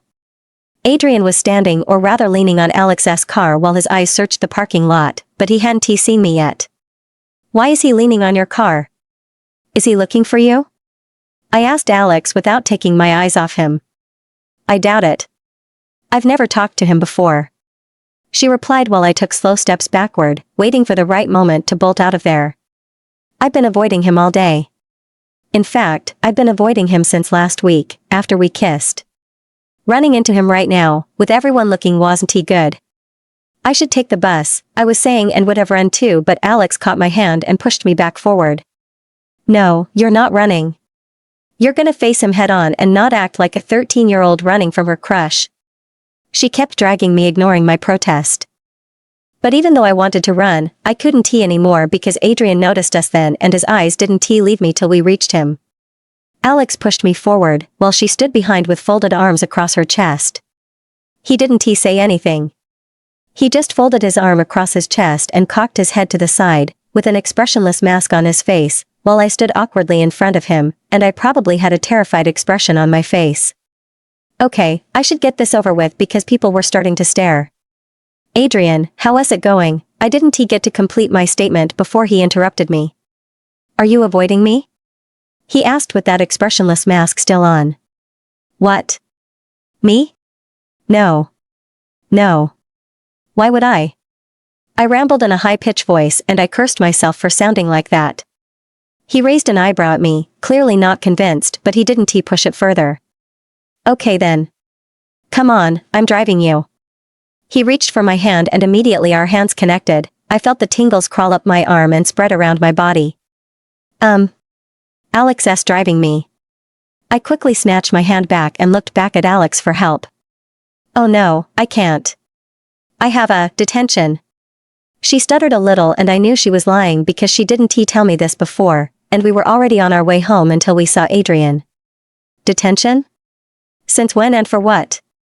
I asked, looking suspiciously at her. That's what I said. She scoffed and shrugged, looking at anywhere but me, and I knew she wasn't going to be of any help. Looking back at Adrian, I think of another excuse so as not to be in the same space as him. I want to take the bus. It's more refreshing, I lied, hoping he buys it. He raised an eyebrow at me, clearly not buying it. Okay, Claire, he sighed, and I thought he was going to leave me alone, but boy, and was I wrong. I either carry you to my car over my shoulder with you kicking and screaming and attracting a lot of attention to us, or you could just walk and follow me quietly. I was shocked at how calmly he said that, like he was talking about the weather.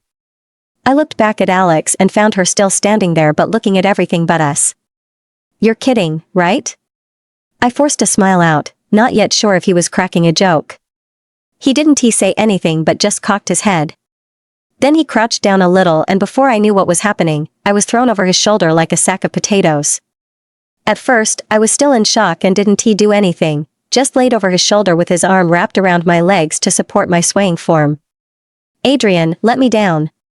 I gasped, getting back to my senses and holding his shirt to steady myself. I will. He said, but didn't drop me and instead started to walk to God knows where, as I couldn't see my front. I looked up and saw Alex, still standing near her car with an amused expression still on her face, before she went to open her car. Traitor. She never had detention. I noticed other kids at the parking lot were also staring at us with amused expressions, and I think I saw some taking out their phone and taking pictures of us. Oh God, this was bad. This was really bad, especially for me. Trevor wouldn't like this if he saw a picture of us like this, and Jenny was going to kill me. Adrian, this isn't funny. Let me down. He ignored me and kept walking, with me still on his shoulder. My backpack slid down and blocked my view, so I couldn't see anything happening. I could only hear some wolf whistles and some guys cheering Adrian on, and I almost died of embarrassment there. I heard Adrian opening a car door before he dumped me into the passenger's side and slammed the door shut. He then walked over to his side and I was tempted to open the door and get out, but the thought of facing everyone out there after what just happened wasn't welcome. You happy now? The whole school thinks we're dating now. I yelled at him as he closed his own door shut and buckled his seatbelt. Buckle up, cupcake, I'm not a slow driver. He ignored me and I felt like kicking him where the sun doesn't shine. Just take me home. I folded my arms across my chest and looked out the window. Some kids were still looking in our direction and gossiping already. Who said anything about taking you home? I heard Adrian say, and I whipped my head around to look at me. You said you were driving me home. I almost yelled at him, frustrated at how he was behaving. No, I said I was driving you. I never said I was taking you home. Now, I'm hungry for some chocolate ice cream. Hope you are too. He started his car and pulled out of his parking space at an alarming speed, which almost gave me a heart attack as I jerked forward. My hair was splayed around my face in tangles and waves, and I threw daggers at him through my eyes. I already told you to use your seatbelt. He reminded, but didn't he wait for me and started to drive at full speed. Quickly, I buckled my seatbelt all the while gritting my teeth and seething in anger. You son of a. After almost making puke my lunch all over the floorboard of his car with his reckless driving, Adrian finally stopped at an ice cream shop and went in, while I remained seated in the passenger's seat, willing myself not to vomit. That handsome devil almost killed us both on our way here.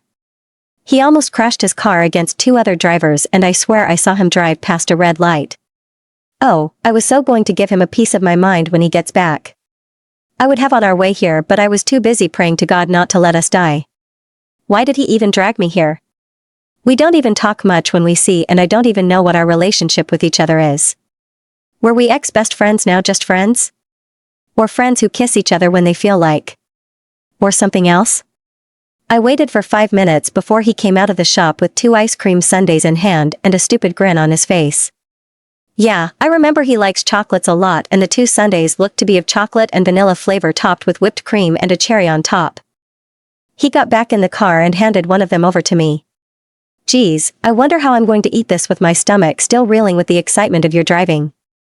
I sarcastically said while taking the sundae from him. Sorry about that. Jenny used to love me driving like that, I thought you would too, he muttered and started to feast in his sundae. Oh, I'm sure she would also love the display you made in the parking lot too. I can't believe he thought I would like anything his bitchy girlfriend would. Why did he even bring her up? I hate her. It's none of her business anymore. He shrugged while he kept scooping away his sundae. I looked at him confused. What did he mean by that? Why isn't it her business anymore? I asked and watched as he rolled his eyes exasperatedly before he answered. I broke up with her, okay. Now could you stop talking and let me enjoy my sundae? I didn't know if I should be mad at how he talked to me or feel sorry for him. But he didn't look like he felt sad about their ended relationship. Why did you drag me here with you, Adrian? I wanted to know. 'Cause I wanted to spend time with you. He shrugged without looking at me. I already told you, I miss you. He added and kept eating his sundae. I couldn't stop myself from smiling at him even though he wasn't looking at me, and then I started to eat my sundae. We kept eating in silence and I couldn't stop myself from throwing sideways glances at him. He just looked so cute with his black hair being ruffled by the wind and his face scrunching up because of how cold the sundae was. I was halfway through with mine when he finished his and started to drive again, but he didn't speed this time. Thank God. So, when did you guys break up?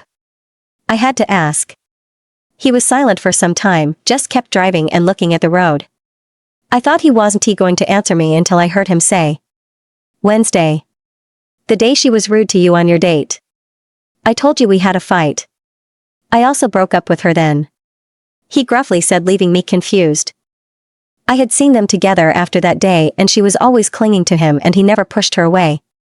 Also the night he kissed me and she called, he left me to go meet her. What sort of a breakup is that? But I always see you guys together at school. I had completely forgotten about my half-eaten sundae right now and wanted to know what was going on. Jenny and I are just friends now, but sometimes she still thinks of us as a couple. He shrugged, still looking at the road. Well, is that healthy? I blinked and wondered if he was cool with her thinking he was still her boyfriend even after they broke up. And what about that night? She called and you were in a hurry to go meet her back. Okay, firstly, I wasn't in a hurry to go meet her. You kicked me out, he quickly said, but I interrupted him. Only because you mentioned you were going to meet her. What was I supposed to do?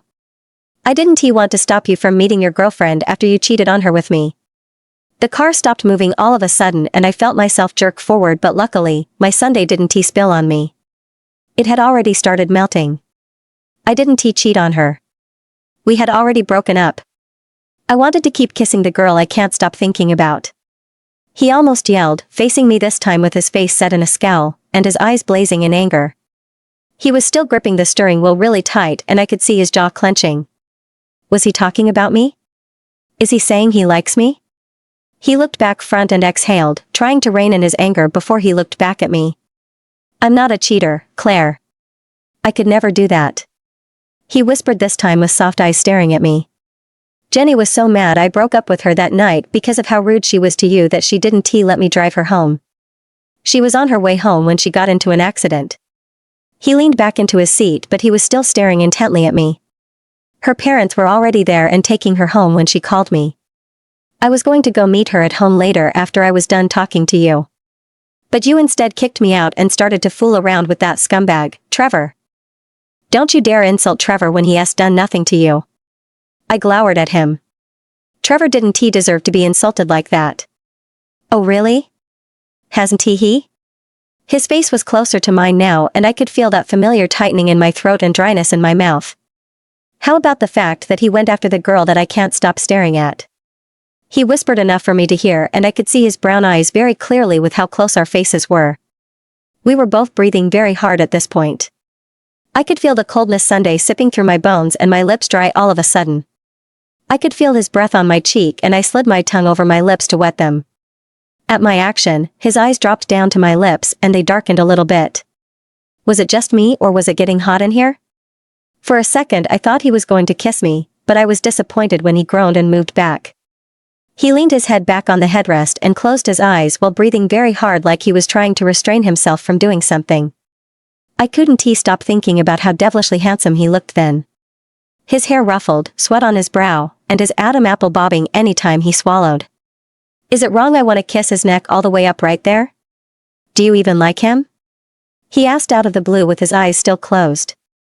I think he is handsome and has a great personality, I stuttered out and he opened his eyes and turned to look at me. That's not what I asked, Cupcake. His deep silly voice rumbled as he at me so intently with no expression on his face making me shift uncomfortably in my seat and fiddle with the sundae that had already melted by now. Well, what do you want me to say? I kept looking down as his gaze was starting to intimidate me. I felt his hand cup my jaw and made me face him and he looked straight into my blue eye. I want you to tell me how you really feel. He growled very lowly and I swallowed through the tightening in my throat. Well, what was I supposed to say to that? That I liked him a lot and wanted to jump him this moment. But I didn't even have to say that because we were interrupted by a car's horn, startling us. The road wasn't busy with cars but there was one right now behind us and we were parked in the middle of the road. Sorry. I yelled apologetically out the window at the driver behind while Adrian muttered a curse and resumed driving. I hadn't realized Adrian had driven me home because my head was filled with one thought. Adrian liked me. I mean that's what he meant back there, right? What do you say to a guy who you like and just realized he likes you back? Well, I don't know. And that's the problem. That's why we have both been silent since the incident back there. And I still don't know what to say or do and he isn't helping by looking silent and very cool about the whole situation. He didn't look one bit nervous or bothered while I kept shifting uncomfortably in my seat while fiddling with my fingers. Stop seeing him. I was startled out of my thoughts by Adrian's deep voice. I looked at him with furrowed eyebrows and found him already staring at me with his face still set in an expressionless mask. Apart from anger, I had not seen any other emotion on his face. What? I wasn't sure what I heard him say. I said to stop seeing Trevor. He said Trevor's name like he was chewing something disgusting. And who are you to tell me who to see and not to see? I shifted to face him better, not letting his scowl to intimidate me. I know I like him and he liked me but he was acting like he owned me and could decide what happens in my life. Even my dad doesn't act like that. Oh come on, you don't even like him. He threw his head back in frustration as he closed his eyes and massaged his temple with his thumb and forefinger. I don't know why but I didn't like the way he said that like he was so very sure of my feelings. I didn't want him to think I was head over heels in love with him, well I was, but that's not the point. And how do you know I don't like Trevor? In fact, maybe I do like him. His eyes flew open and landed on me and boy he did not look happy. Okay Claire, don't let his scary angry eyes intimidate you. Hold your ground girl. I kept telling myself encouraging words but my confidence was already faltering. His nose flared in anger as he narrowed his eyes at me. What did you say? He said in a very calm tone that sent shivers down my spine. Why did I have to open my big mouth? I swallowed and bit my lip to stop it from trembling making his eyes lowered onto them. Nothing, I whispered and shifted uncomfortably in my seat as his eyes went back up. A devilish smirk made his way onto his lips and he brought his face closer to mine. If I wasn't in this position, I would have taken my time to appreciate how sexy he looked right now. No, it seems you're a little bit confused Cupcake. His voice rumbled through his chest and I could feel his breath on my lips. Let me help you with that. He grinned and I felt a sense of déjà vu before he smashed his lips to mine. This was the third time he was kissing me without my permission. And this was also the third time I was melting into his arms like a puddle.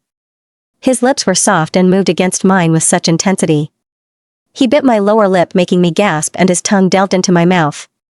He tasted of both vanilla and chocolates, and I moan as my stomach churns in excitement. His lips slide from my mouth to my jaw as he nibbles on it before landing on my neck. I bit my already bruised lip to stop myself from moaning as he fisted his hand in my hair and arches my neck open for him. He bites hard on one spot, eliciting a gasp from my lip before he whispered in my ear.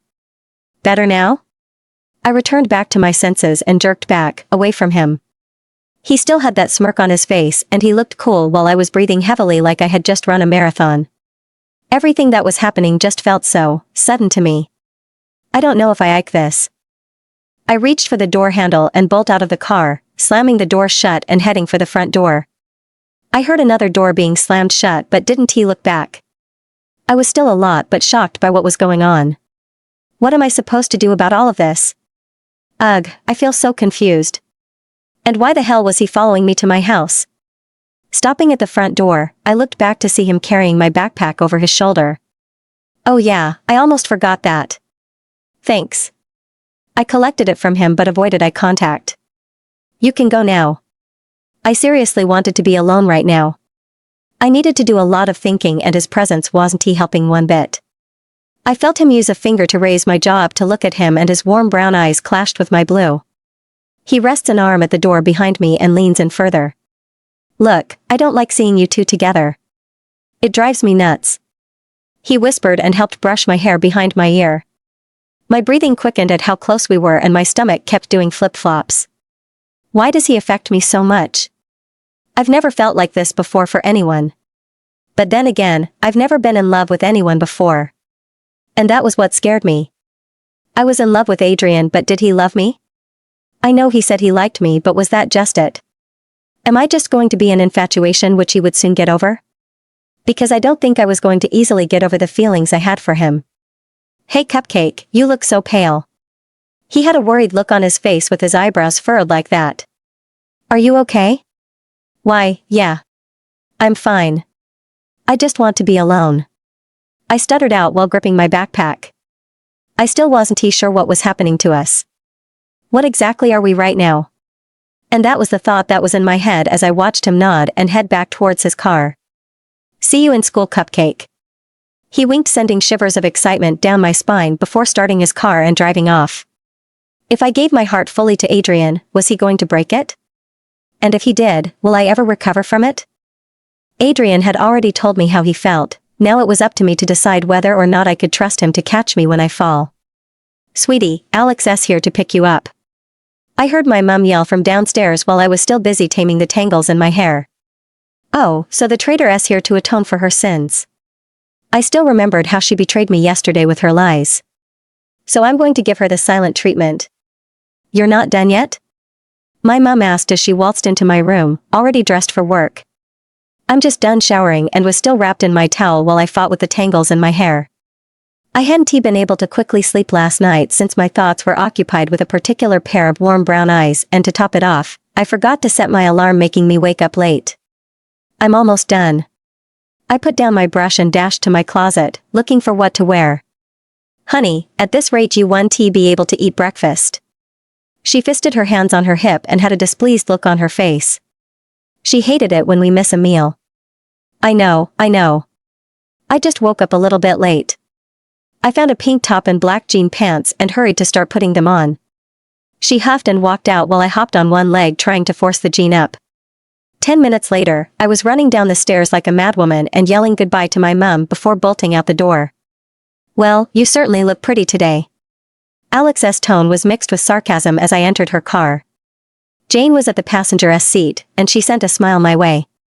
I'm not talking to you. I rested my elbows on both headrests of the front seats and refused to look at Alex. Hi Jane, how are you this lovely morning? I turned to Jane with a smile while she shook her head at both of us and drank from her water bottle. Is this about yesterday? I did it for your own good. Alex started to drive while I rolled my eyes at her but didn't he look or say anything. Oh yeah, I heard what happened yesterday. Are you guys officially a couple? Jane squealed with a big smile splitting across her face. I leaned back in my seat and folded my arms across my chest. My playful attitude was gone, and my worries back on my shoulder. Hey kid, what's wrong? I looked up to see Alex looking at me through the rearview mirror with her eyebrows furrowed, while Jane turned to stare at me with worry painting her face. Did you guys have a fight? Jane cocked her head at me, and I shook my head no. He said he likes me, but, I started to say, but Alex interrupted me. But what? She sighed, turning her head a little bit to the side but still looking at the road. But I don't know if he is serious about it. We were once best friends, Alex. I'm thinking he still thinks of me the same and is just confused about his feelings. The only person who is confused here is you. She stopped at a red light and turned to face me. That boy is crazy over you. I've seen the way he looks at you. Yeah, like how Alex stares at fried chicken, Jane added, as the light turned to green and Alex continued to drive. Hey. She glared at Jane while I giggled at the back. The point is, he likes you, and that's it. Stop overthinking it already and live in the moment. Jane ignored Alex and continued. Maybe they both were right. Maybe, I was being a little bit paranoid. Maybe, I should just go with it. What about Jenny? She asked with furrowed eyebrows. He said they had broken up since last week. They're just friends now. I explained while hoping it was true. It wasn't that I didn't believe Adrian when he said that, but I did see them close to each other since last week. And not to forget, Jenny also threatened me to stay away from Adrian. So why did she do that even though they weren't together? Although, Adrian did say she still thought of them as a couple sometimes. She must be a crazy bitch then. They better have. Alex snapped her fingers, making me smile. It's good to know I have a friend like her who's got my back. The parking lot was already filled with cars and kids hanging around, and I remembered the little show Adrian and me put on yesterday. I felt really embarrassed to get out of the car, and I wouldn't have, but Alex wasn't having it and dragged me out. Stop being a wussy. She huffed before letting me go. I'm not, I muttered, looking at the floor and trying to hide my face from prying eyes. Ugh, guys? Jane stopped walking, grabbing our attention. She was staring at something with big round eyes, and I followed her line of sight to see Adrian. He was leaning comfortably on his car's boot while Jenny was leaning on him with her face very close to his.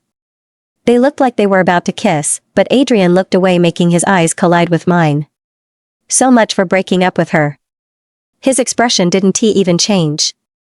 Like he wasn't even surprised to see me or look guilty that I caught him in such a compromising state after he told me he liked me yesterday, but his eyes didn't leave me either.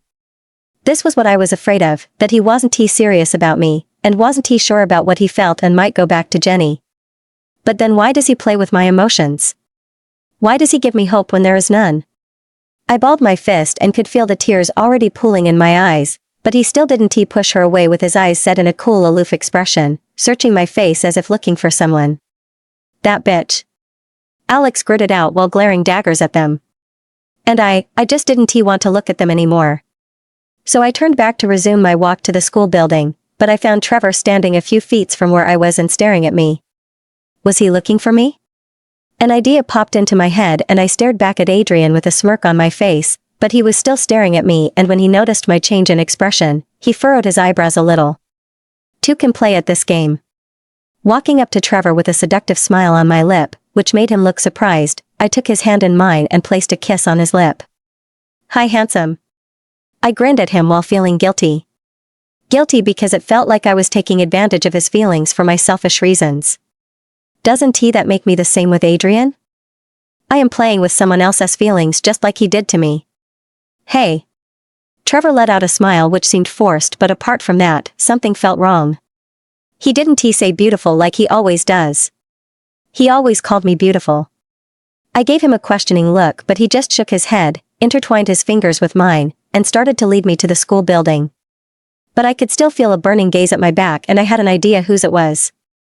I looked back at Alex and Jane, and they both had confused looks on their faces too. Guess I'll see you guys in class, I said to them before staring at where Trevor was leading us to. He finally stopped at his locker but said nothing. He looked really nervous as his eyes stared at everywhere but me. Trevor, is everything alright? I tried to make eye contact with him but he still wasn't looking at me. Look, Trevor, we're almost late for the first period and, I started to say but he interrupted me. Do you like me, Claire? He finally looked at me but now I was the one who didn't want to look at him as I stared at my shoes. Why was he asking me this? Was it because of what happened in the parking lot between Adrian and me yesterday?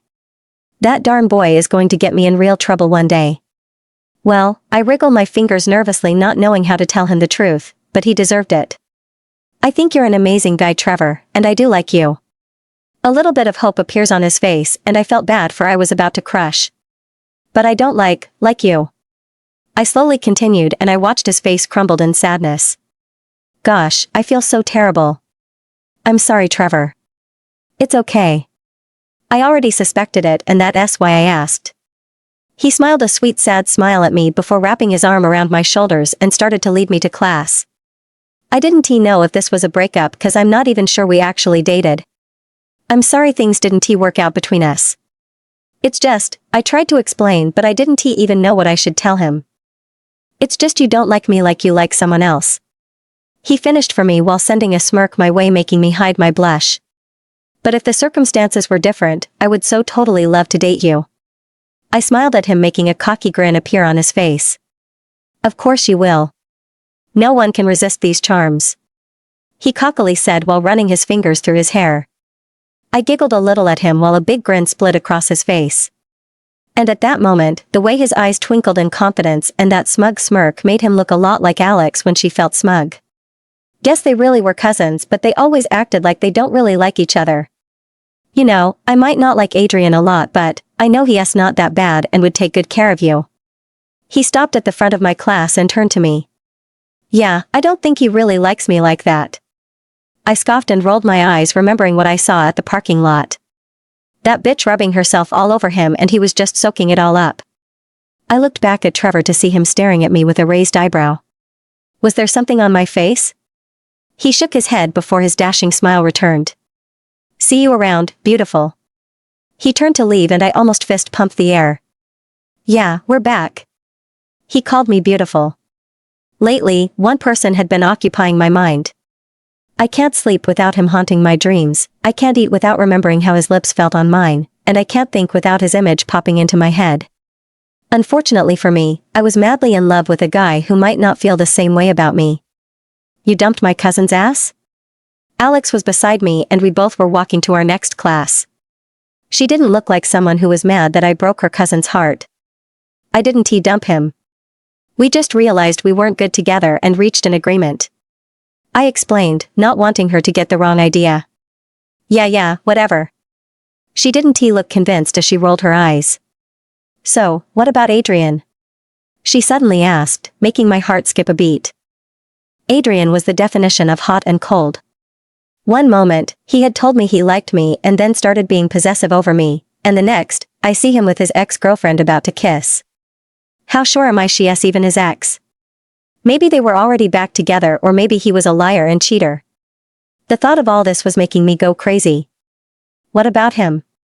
I remained nonchalant even though on the inside, I was a confused and depressed mess. Claire, she sighed and grabbed my hand to stop me from walking. I don't know if Adrian is a jerk who wants to play two girls at a time, or if it was just Jenny throwing herself at him. I wanted to leave then not wanting to listen to any excuse she wanted to make up for Adrian, but she stopped me again. Stop making excuses for him. I know what I saw. I huffed while rolling my eyes. I'm not. Let me finish. She defended before continuing, look, I know you really like him and I've seen you cry over him twice. Once, you were drunk. Damn it, she knew me so well. So instead of ignoring or running from your problems, face them head on this time or you might never know the outcome and regret it. She placed her hands on my shoulder and had a concerned look on her face. What? I do not ignore or run away from my problems. I scoffed while she cocked her head at me with an eyebrow raised like she was asking me, really? Sighing, she shook her head at me before saying, you came back to town, and instead of mending things with your former best friend, you started to avoid him. You kicked him out after he kissed you and started to avoid him, again. He confessed his feelings to you, but you didn't accept him or confess yours back to him. You found him with his ex-girlfriend, in the parking lot almost kissing, and instead of confronting him you went up and kissed another guy before running away, again. She recounted while I, the guilty culprit, tried to look anywhere else but her. Oh, look at the time. I looked at my wrist which had no watch. We're almost late for class.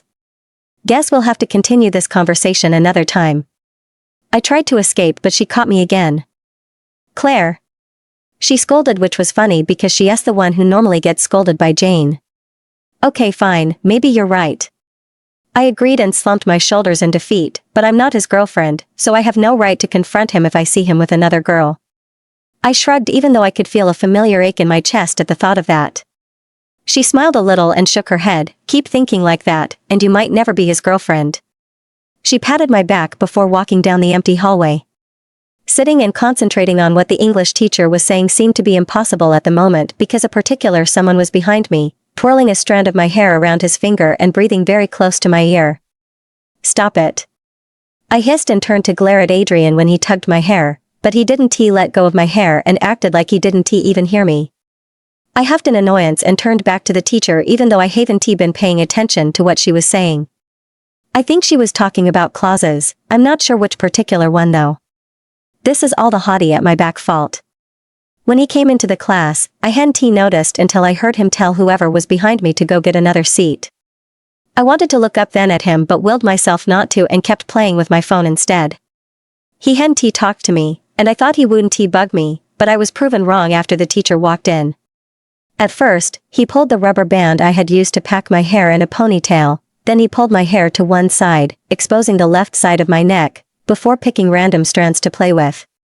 I wanted to cuss him to hell, but when I tried that earlier, the teacher almost gave me detention and I am not up for that. So I just had to sit there and let him do whatever he liked with my hair. I felt him tug my hair again but harder this time, making a jolt of pain shoot through my skull. I almost let out another cuss but refrained myself quickly and shot another death glare at him. My eyes connected with his then, and it felt like he was challenging me with his eyes to stop him, but I know he knows that I can't do much. He still held on to the strand of hair as his eyes never left mine, and it was then I noticed something in them, anger. Well, if he was angry, he should go bother someone else but me. I reached for my hair and pulled it from his finger. Surprisingly, he let it slide through his hand and made no effort to stop me.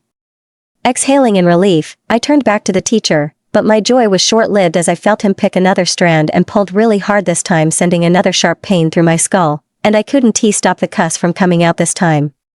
Is everything all right over there? Mrs. Thomas, our English teacher, asked, looking over to me in concern. Yes, Mrs. Thomas, everything's okay, I replied, and she nodded before going back to teaching. I didn't want to tell what Adrian was doing. It would only give the students more things to gossip about, although I'm sure some of them were seeing whatever it was Adrian had been doing. Everything's just great, I muttered, still feeling my hair being pulled. Immediately the bell went off, and students started to pile out the class. I faced Mr. Grumpy and gave him my deadliest glare. Can't you just leave me alone and go back to your ex-girlfriend? I made sure to use air quotes to annoy him the more. He had that cool aloof expression on his face like he always does, but his eyes spoke volumes. You just love to piss me off today now, don't you? His nostrils flared in anger as he stood and towered of me. What was he talking about? After the parking lot, this was the only time we had seen each other today. I hadn't done anything to him, so why was he mad at me?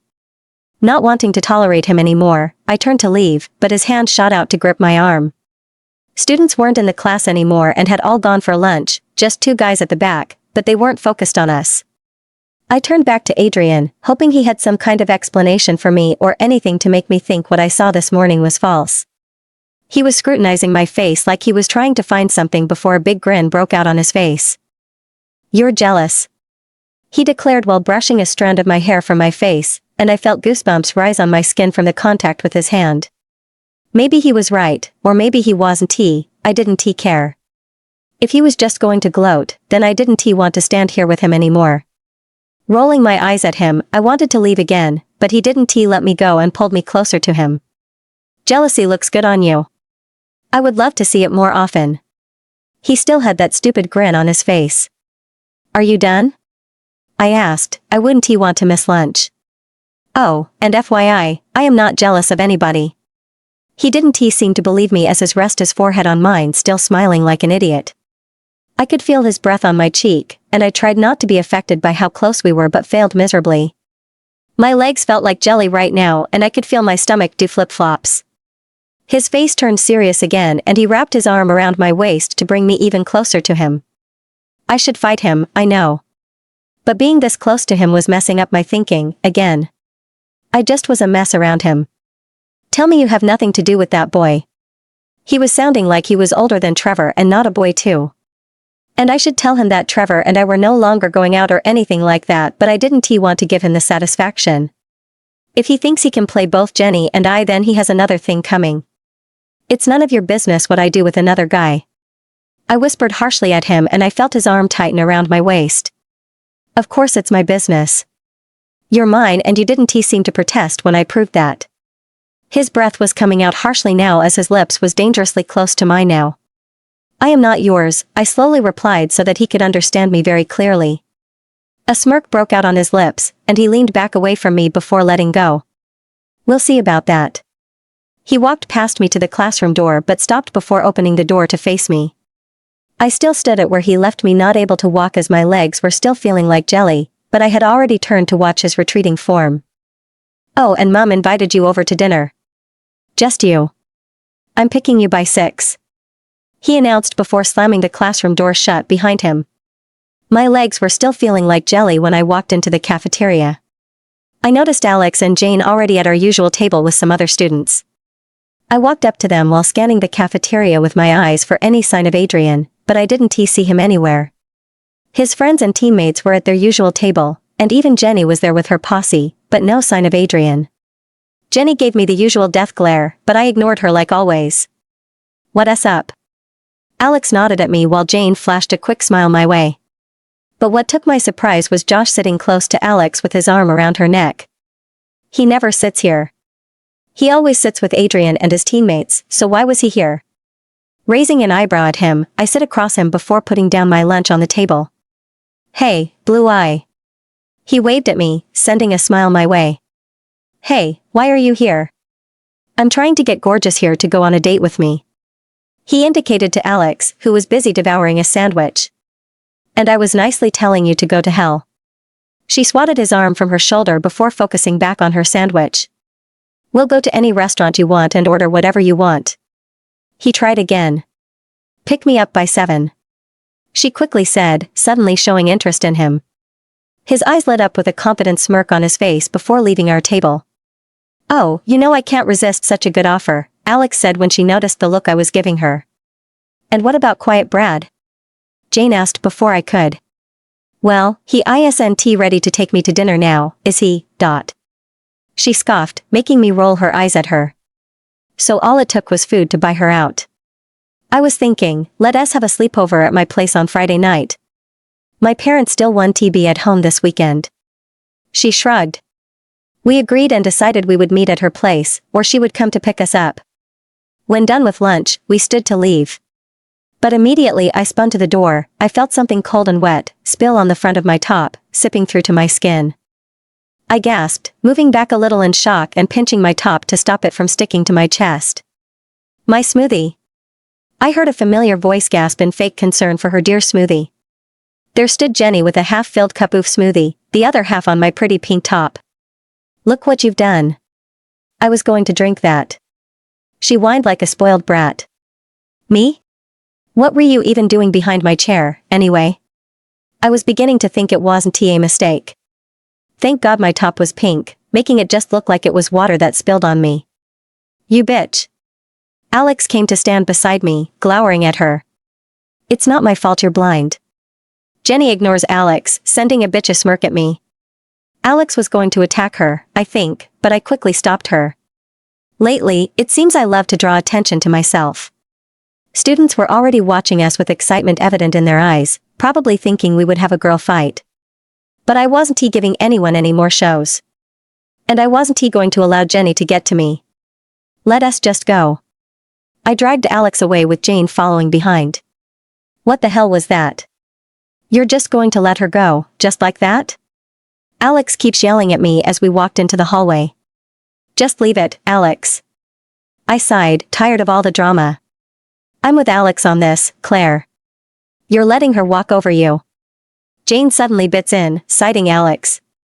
It was just a mistake, I think. I added when I saw them raise their eyebrows at me.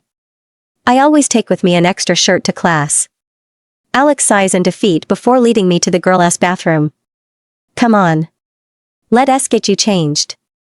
Of course, she has an extra shirt. She never goes anywhere without being fashionably prepared. Through the remainder of the day, I hardly saw Adrian. The only time I saw him was in one of the classes we had together, but apart from that, he made himself scarce. I decided that when I get home, I was going to phone Mrs. Bennet and ask if she really did invite me to dinner. Just to be sure Adrian wasn't lying to me as a way of getting me alone. Please let me drive. Oh, please, please. Jane kept pleading with Alex as we stood beside her car. No. I quickly objected. The last time Alex let her drive, she almost got us killed. She was a horrible driver and quickly got scared of little things. I am not taking any chances with her. No offense, Jane, but you're a terrible driver. Alex simply said, making her pout. As she pulled out of the parking lot with me in the back seat, I noticed someone from the corner of my eye staring at me. I turned and found Jenny staring at me, with so much disgust and hatred evident in her eyes, it sent shivers down my spine.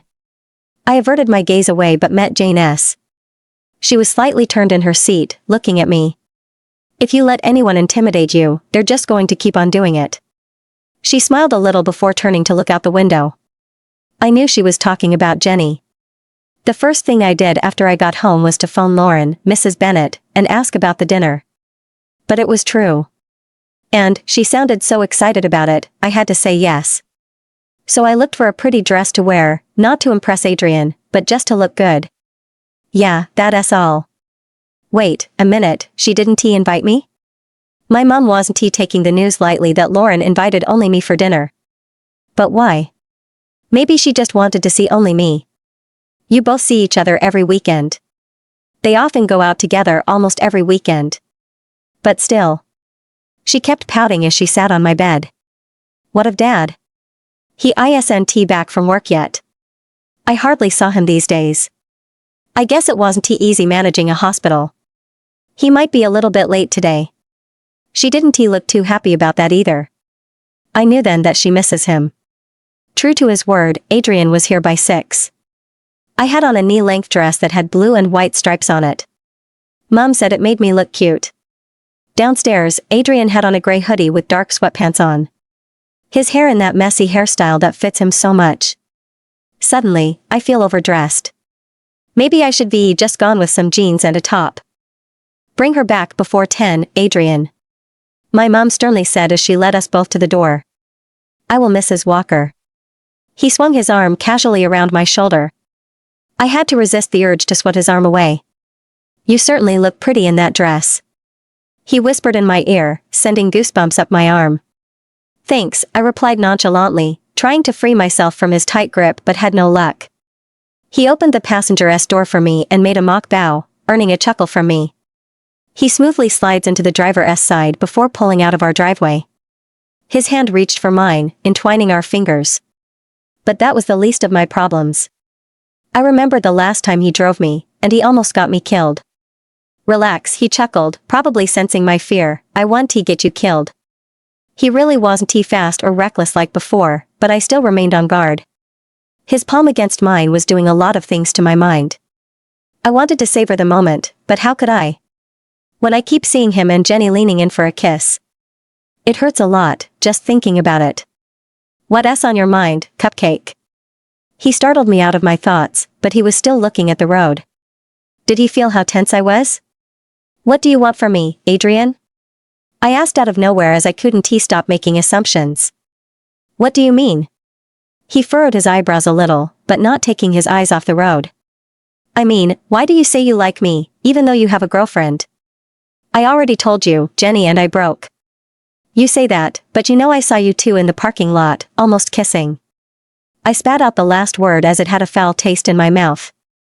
But did we kiss? He asked, seemingly cool. But I could feel the tension rolling off from him. No, I was saying, but he interrupted me. But you don't trust me. I already told you. I want you. Only you. He looked to me then, and I could see the sincerity in his eyes. He stared back to the road, not seeing the big smile that broke out on my face. Jenny still doesn't want to let go, and I can't blame her. We were together for 2 years, that's a lot. I hate that he's defending her, but in a way, he's right. I didn't know they had been together for so long. But if I was in a relationship for that long, I wouldn't let go easily. Plus, I just wanted to see you jealous. He added with a wink, before grinning like a Cheshire cat. Ass, I muttered a cuss at him, but he heard, and that only made him laugh harder. We both finally arrived at Adrian's house and were welcomed by an exhilarated Kira who wouldn't stop asking me questions. I find her cute and all, but she can be a little bit annoying when she doesn't let me finish answering a question before asking another. Will you be visiting more often? She had asked, walking 3 steps ahead of us but slightly turned to us, not looking where she was going. Maybe. Depends. I looked briefly at Adrian, who hadn't let go of my hand. You should. You'll love it here. We could watch TV together, do some scrapbooking, go swimming, paint our nails, girl stuff. You could even teach me how to ride a bike since Captain here is too busy to. She gestures to Adrian while he rolled his eyes at her. I didn't even know we were inside already since she wouldn't shut up. Do you have a boyfriend? She suddenly asks again. I didn't know if I was ready to let Adrian know Trevor and I aren't together, but what's the use of lying? He is going to find out anyway. Not really. So, are you saying you two are not a thing? She gestures to Adrian and me. I could feel Adrian's stare on my face, probably wanting to hear what I would say. I don't even know what we are. In the car, we talked and acted like everything was okay. He told some jokes about his friends, never letting go of my hand, occasionally bringing it to his lips to place a kiss on it. I had to stop myself every time from sighing in delight. But really, what are we? It would be nice to hear him say he loves me, but he hasn't. I don't know. Maybe I'm pushing too far. Baby steps. He just started opening up to me, so that's a good start. Stop bothering dear Claire with your endless questions, Kira. Lauren gracefully walked down the stairs with soft steps, and as always, looking elegant. I was just curious. Kira defended herself. You always are. Lauren smiled before walking up to me to hug me. Hi, Lauren. I hugged her back with one hand since Adrian still wouldn't let go of my hand. Hey, dear. She smiled at me before placing a peck on Adrian's forehead. How's your mum? Not happy you didn't invite her. I shrugged, making her laugh as she led us to the dining that had already been set. We always see at weekends. I told her that. What of Mr. Bennett? Adrian helped with my seat before taking one beside me while Lauren sat opposite us with Kira beside her. He's late as always. She sighed before sipping from her drink. Sometimes, it feels like I'm a divorcee with 2 kids. My dad is rarely home too. I don't think Mum is too happy about it too. We started to eat and made small talks. Kira butted in sometimes while Adrian was mostly silent but holding my hand all through under the table. That reminds me. Lauren placed her elbow on the table and intertwined her fingers under her chin. Next week is Adrian's birthday. Of course, you know that, right? Yeah. Friday. I answered. I did remember. How could I forget? Even when at my grandmother's, I still remembered the date and always baked chocolate cookies that day to remind me of him. Mom, Adrian tried to warn her, but she shushed him. He is turning 19 and still doesn't want to have a party. She rolled her eyes. I know Adrian doesn't take his birthday seriously. He thinks of it as any other day and doesn't do anything special. I thought he would have changed that mentality, but I guess he hasn't. I'm not taking more of that. This year, you're doing something, and that's final. She deadpanned while he grunted in annoyance. So, what are you thinking, Lauren? I asked. I'm thinking of a small party. We'll invite his friends from school. Kira could bring hers, and maybe Joseph and we'll invite some of our colleagues from work. She shrugged, while Kira clapped her hand in excitement. I am not having a party filled with balloons and giggling 11-year-olds.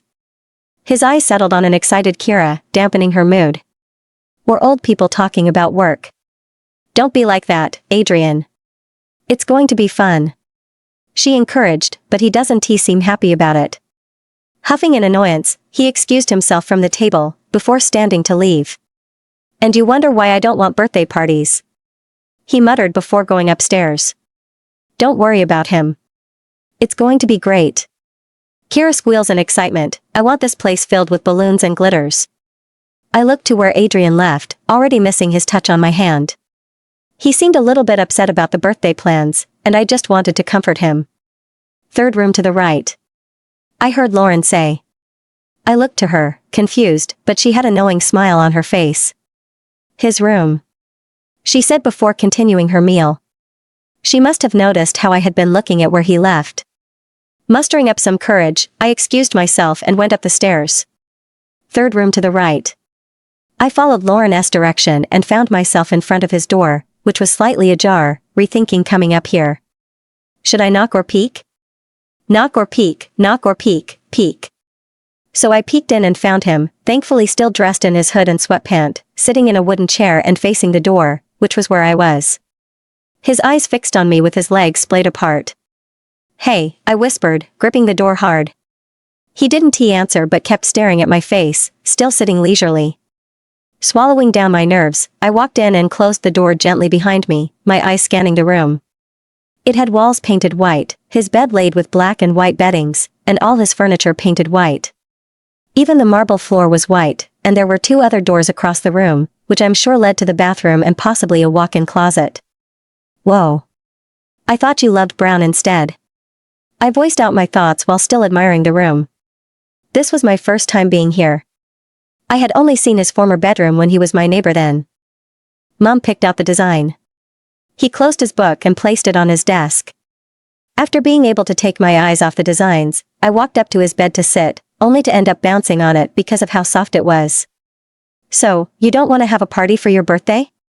I asked, folding my hands in my lap. Did you hear what kind of party she has planned? He cocked an eyebrow at me while I nodded, understanding his point. Even I wouldn't want that kind of party for my birthday. I would only want my friends, kids from school, and people my age at my party. Besides, I hate parties. He added. But, I've seen you at all parties I attended. I cocked my head at him and watched him stand up, walking leisurely towards me. Firstly, you've only gone to like 4 parties since coming to town. Never knew you were keeping tabs. I interrupted as a smirk appears on my face. And I only go because Jenny forces me to.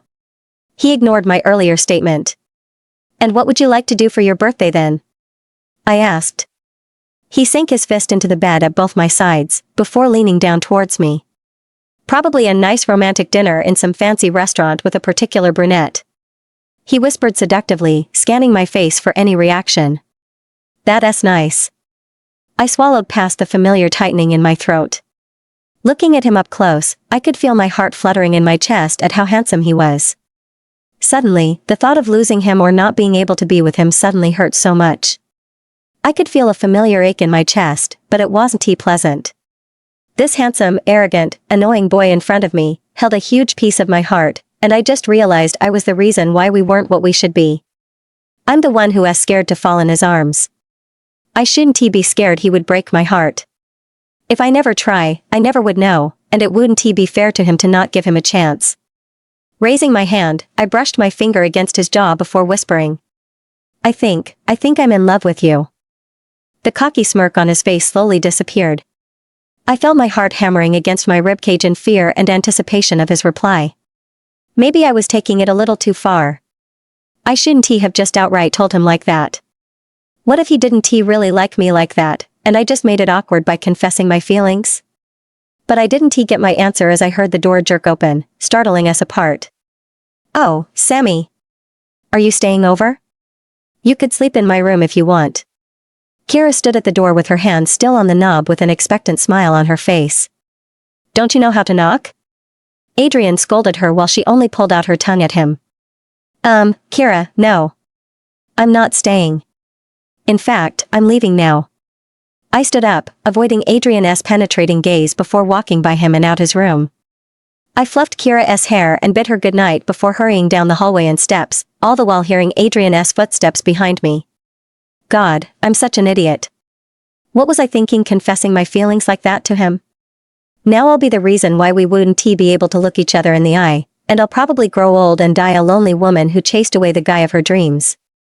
Good going, Claire. I'll be leaving Lauren. Thanks for having me for dinner. I found Lauren in the kitchen and gave her a quick hug. She seemed surprised at my sudden decision to leave early but didn't say anything and kissed me goodnight on the cheek. Still feeling stupid about what I did or said earlier, I walked as fast as I could out the door while internally scolding myself. I felt Adrian grab my arm from behind after calling me multiple times and got no answer. I whipped and almost slammed into him. Look, forget what I said. I didn't mean it and was stupid.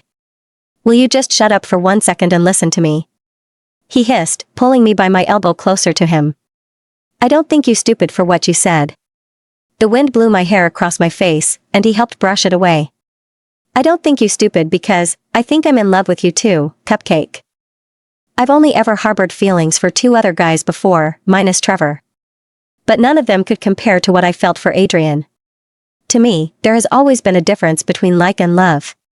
I liked the other 2 guys I've dated, but I'm in love with Adrian. There are nights I would sit on my bed and fantasize about what it would be like to tell him I love him and for him to tell me he felt the same way. And then we would get married, live in a nice place in town and have 2 kids. A boy and a girl. But all those were fantasies that I had made up in my head. But right now, at this moment, in the driveway of Adrian's home, me standing in the middle of it and Adrian holding me close with my elbow, the wind blowing through our hairs, I was living one of my fantasies. I don't know if I should pinch myself to wake up from this dream, or if I should live in the moment, stretch up, and have a taste of his lips. But it all felt so surreal. I mean, who could have thought that after everything that had happened, Adrian actually loved me the way I do him? We've fought a lot since I came back. Heck, I even attacked him once when I had been drunk. He told me he likes me, but I didn't know he loves me. At least I hope he did. WH. What did you say? I asked, searching his eyes for the truth. Do I have to say it again? He groaned, running his fingers nervously through his hair, bringing a smile to my lips. Nodding my head, I bit my lip to keep myself from smiling like a little kid offered her favorite candy. I said, I think. He paused, making my heart bang against my ribcage in fear of rejection. Fuck it. I don't think. I know I'm in love with you. I didn't let him finish before pulling him down by his hood and attacking his lips with mine. I felt him go rigid, maybe in shock, but later recovered and started to move his soft lips with mine. I could feel his heartbeat against the palms on my hand where they lay on his chest, and suddenly it felt like no one else in the world existed. Like it was just him and I in a quiet world of our own. Something was different about this kiss. It wasn't like the others we've had. Maybe it was because we had both accepted what we felt for each other. It didn't even last for a minute, but to me, it felt longer than that. And as we parted, we laid our foreheads against the other and stared into each other's eyes, not being able to look away, our breaths coming out in pants. So, does this mean you 2 are a thing now? Kira's high-pitched voice rang out in the silent driveway, startling me once more. She was standing by the door with a teddy bear in hand. I heard Adrian grunt in annoyance before turning to yell at her. Do you ever shut up? Get back inside. She pulled her tongue out at him again, before slamming the door shut behind her as she walked in. I couldn't stop the giggling from bursting out when I remember all that had happened this night. I didn't know if I was laughing because I was happy or because of Kira's worst timings. Adrian looked to me with an eyebrow cocked, but that didn't stop me from still giggling more. 2 seconds later, I heard a chortle from him, and it was the most beautiful sound I've ever heard. And there we were, 2 teenagers, laughing as if they'd lost it on a warm autumn night. And I couldn't be any happier. When Adrian dropped me off at home, he left a lingering kiss on my cheek that made a stupid smile appear on my face till I went into the house. I probably looked like an idiot, but I cared less because right then, it felt like I was on cloud 9.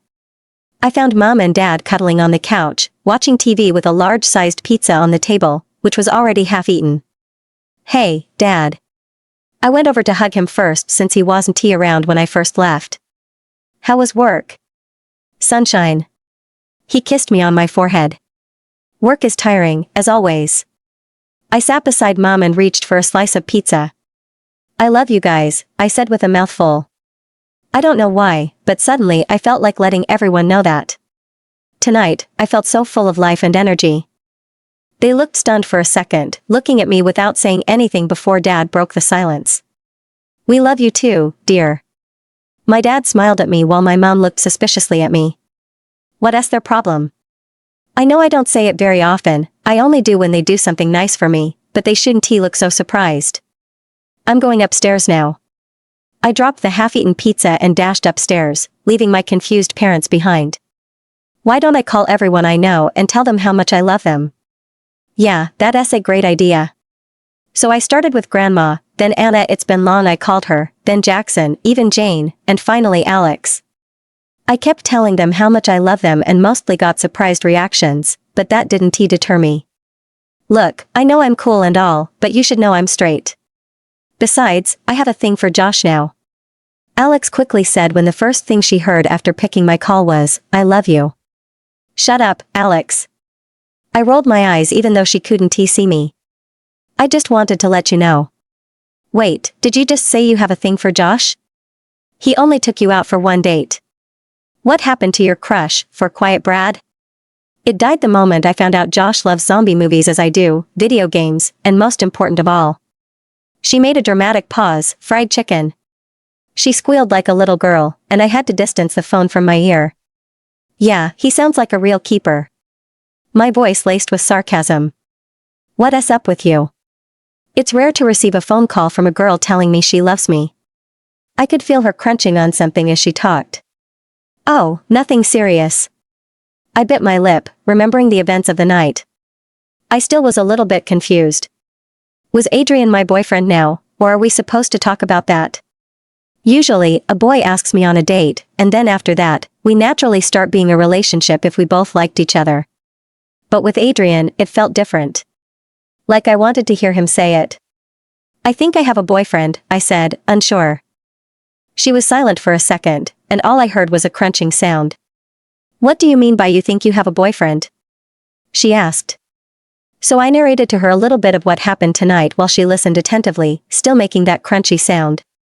And what the hell are you eating? Chocolate chips. Well, since you both confessed your feelings to each other and kissed, I guess you're both in a relationship now. She deduced. Yeah. I guess you're right. See you at school tomorrow? I asked while drawing lines on my bed with my forefinger. You bet you will. She answered before I hung up. Lying on my bed, I suddenly didn't feel so excited anymore. Adrian and I did have a great time tonight, but we never talked about what we really were. What if I get to school tomorrow and I see him with Jenny, again? Or what if he didn't think of us to be more than just friends, then what? Or maybe I'm just stupid. He did tell me he loves me, so all should work out just fine, right? The next day, I wore a black t-shirt dress that was a few inches above the knee, to school. I had on my favorite pink lip gloss, my hair in a loose French braid, and knee-high boot on my feet. Alex said I looked sassy before running off to God knows where. I was rummaging through my locker when I felt someone's breath on my neck, raising goosebumps on my skin. Hey, Cupcake.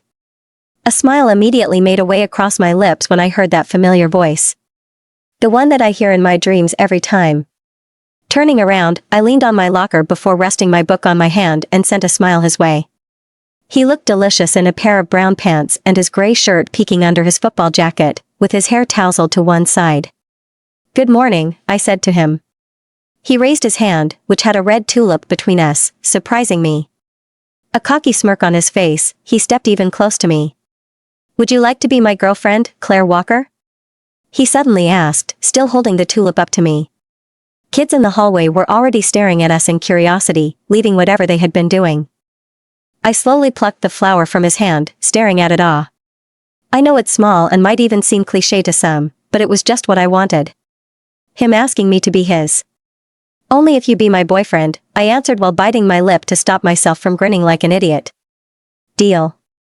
He replied while I wrapped my arm around his neck and lightly kissed him. Ah, how cute.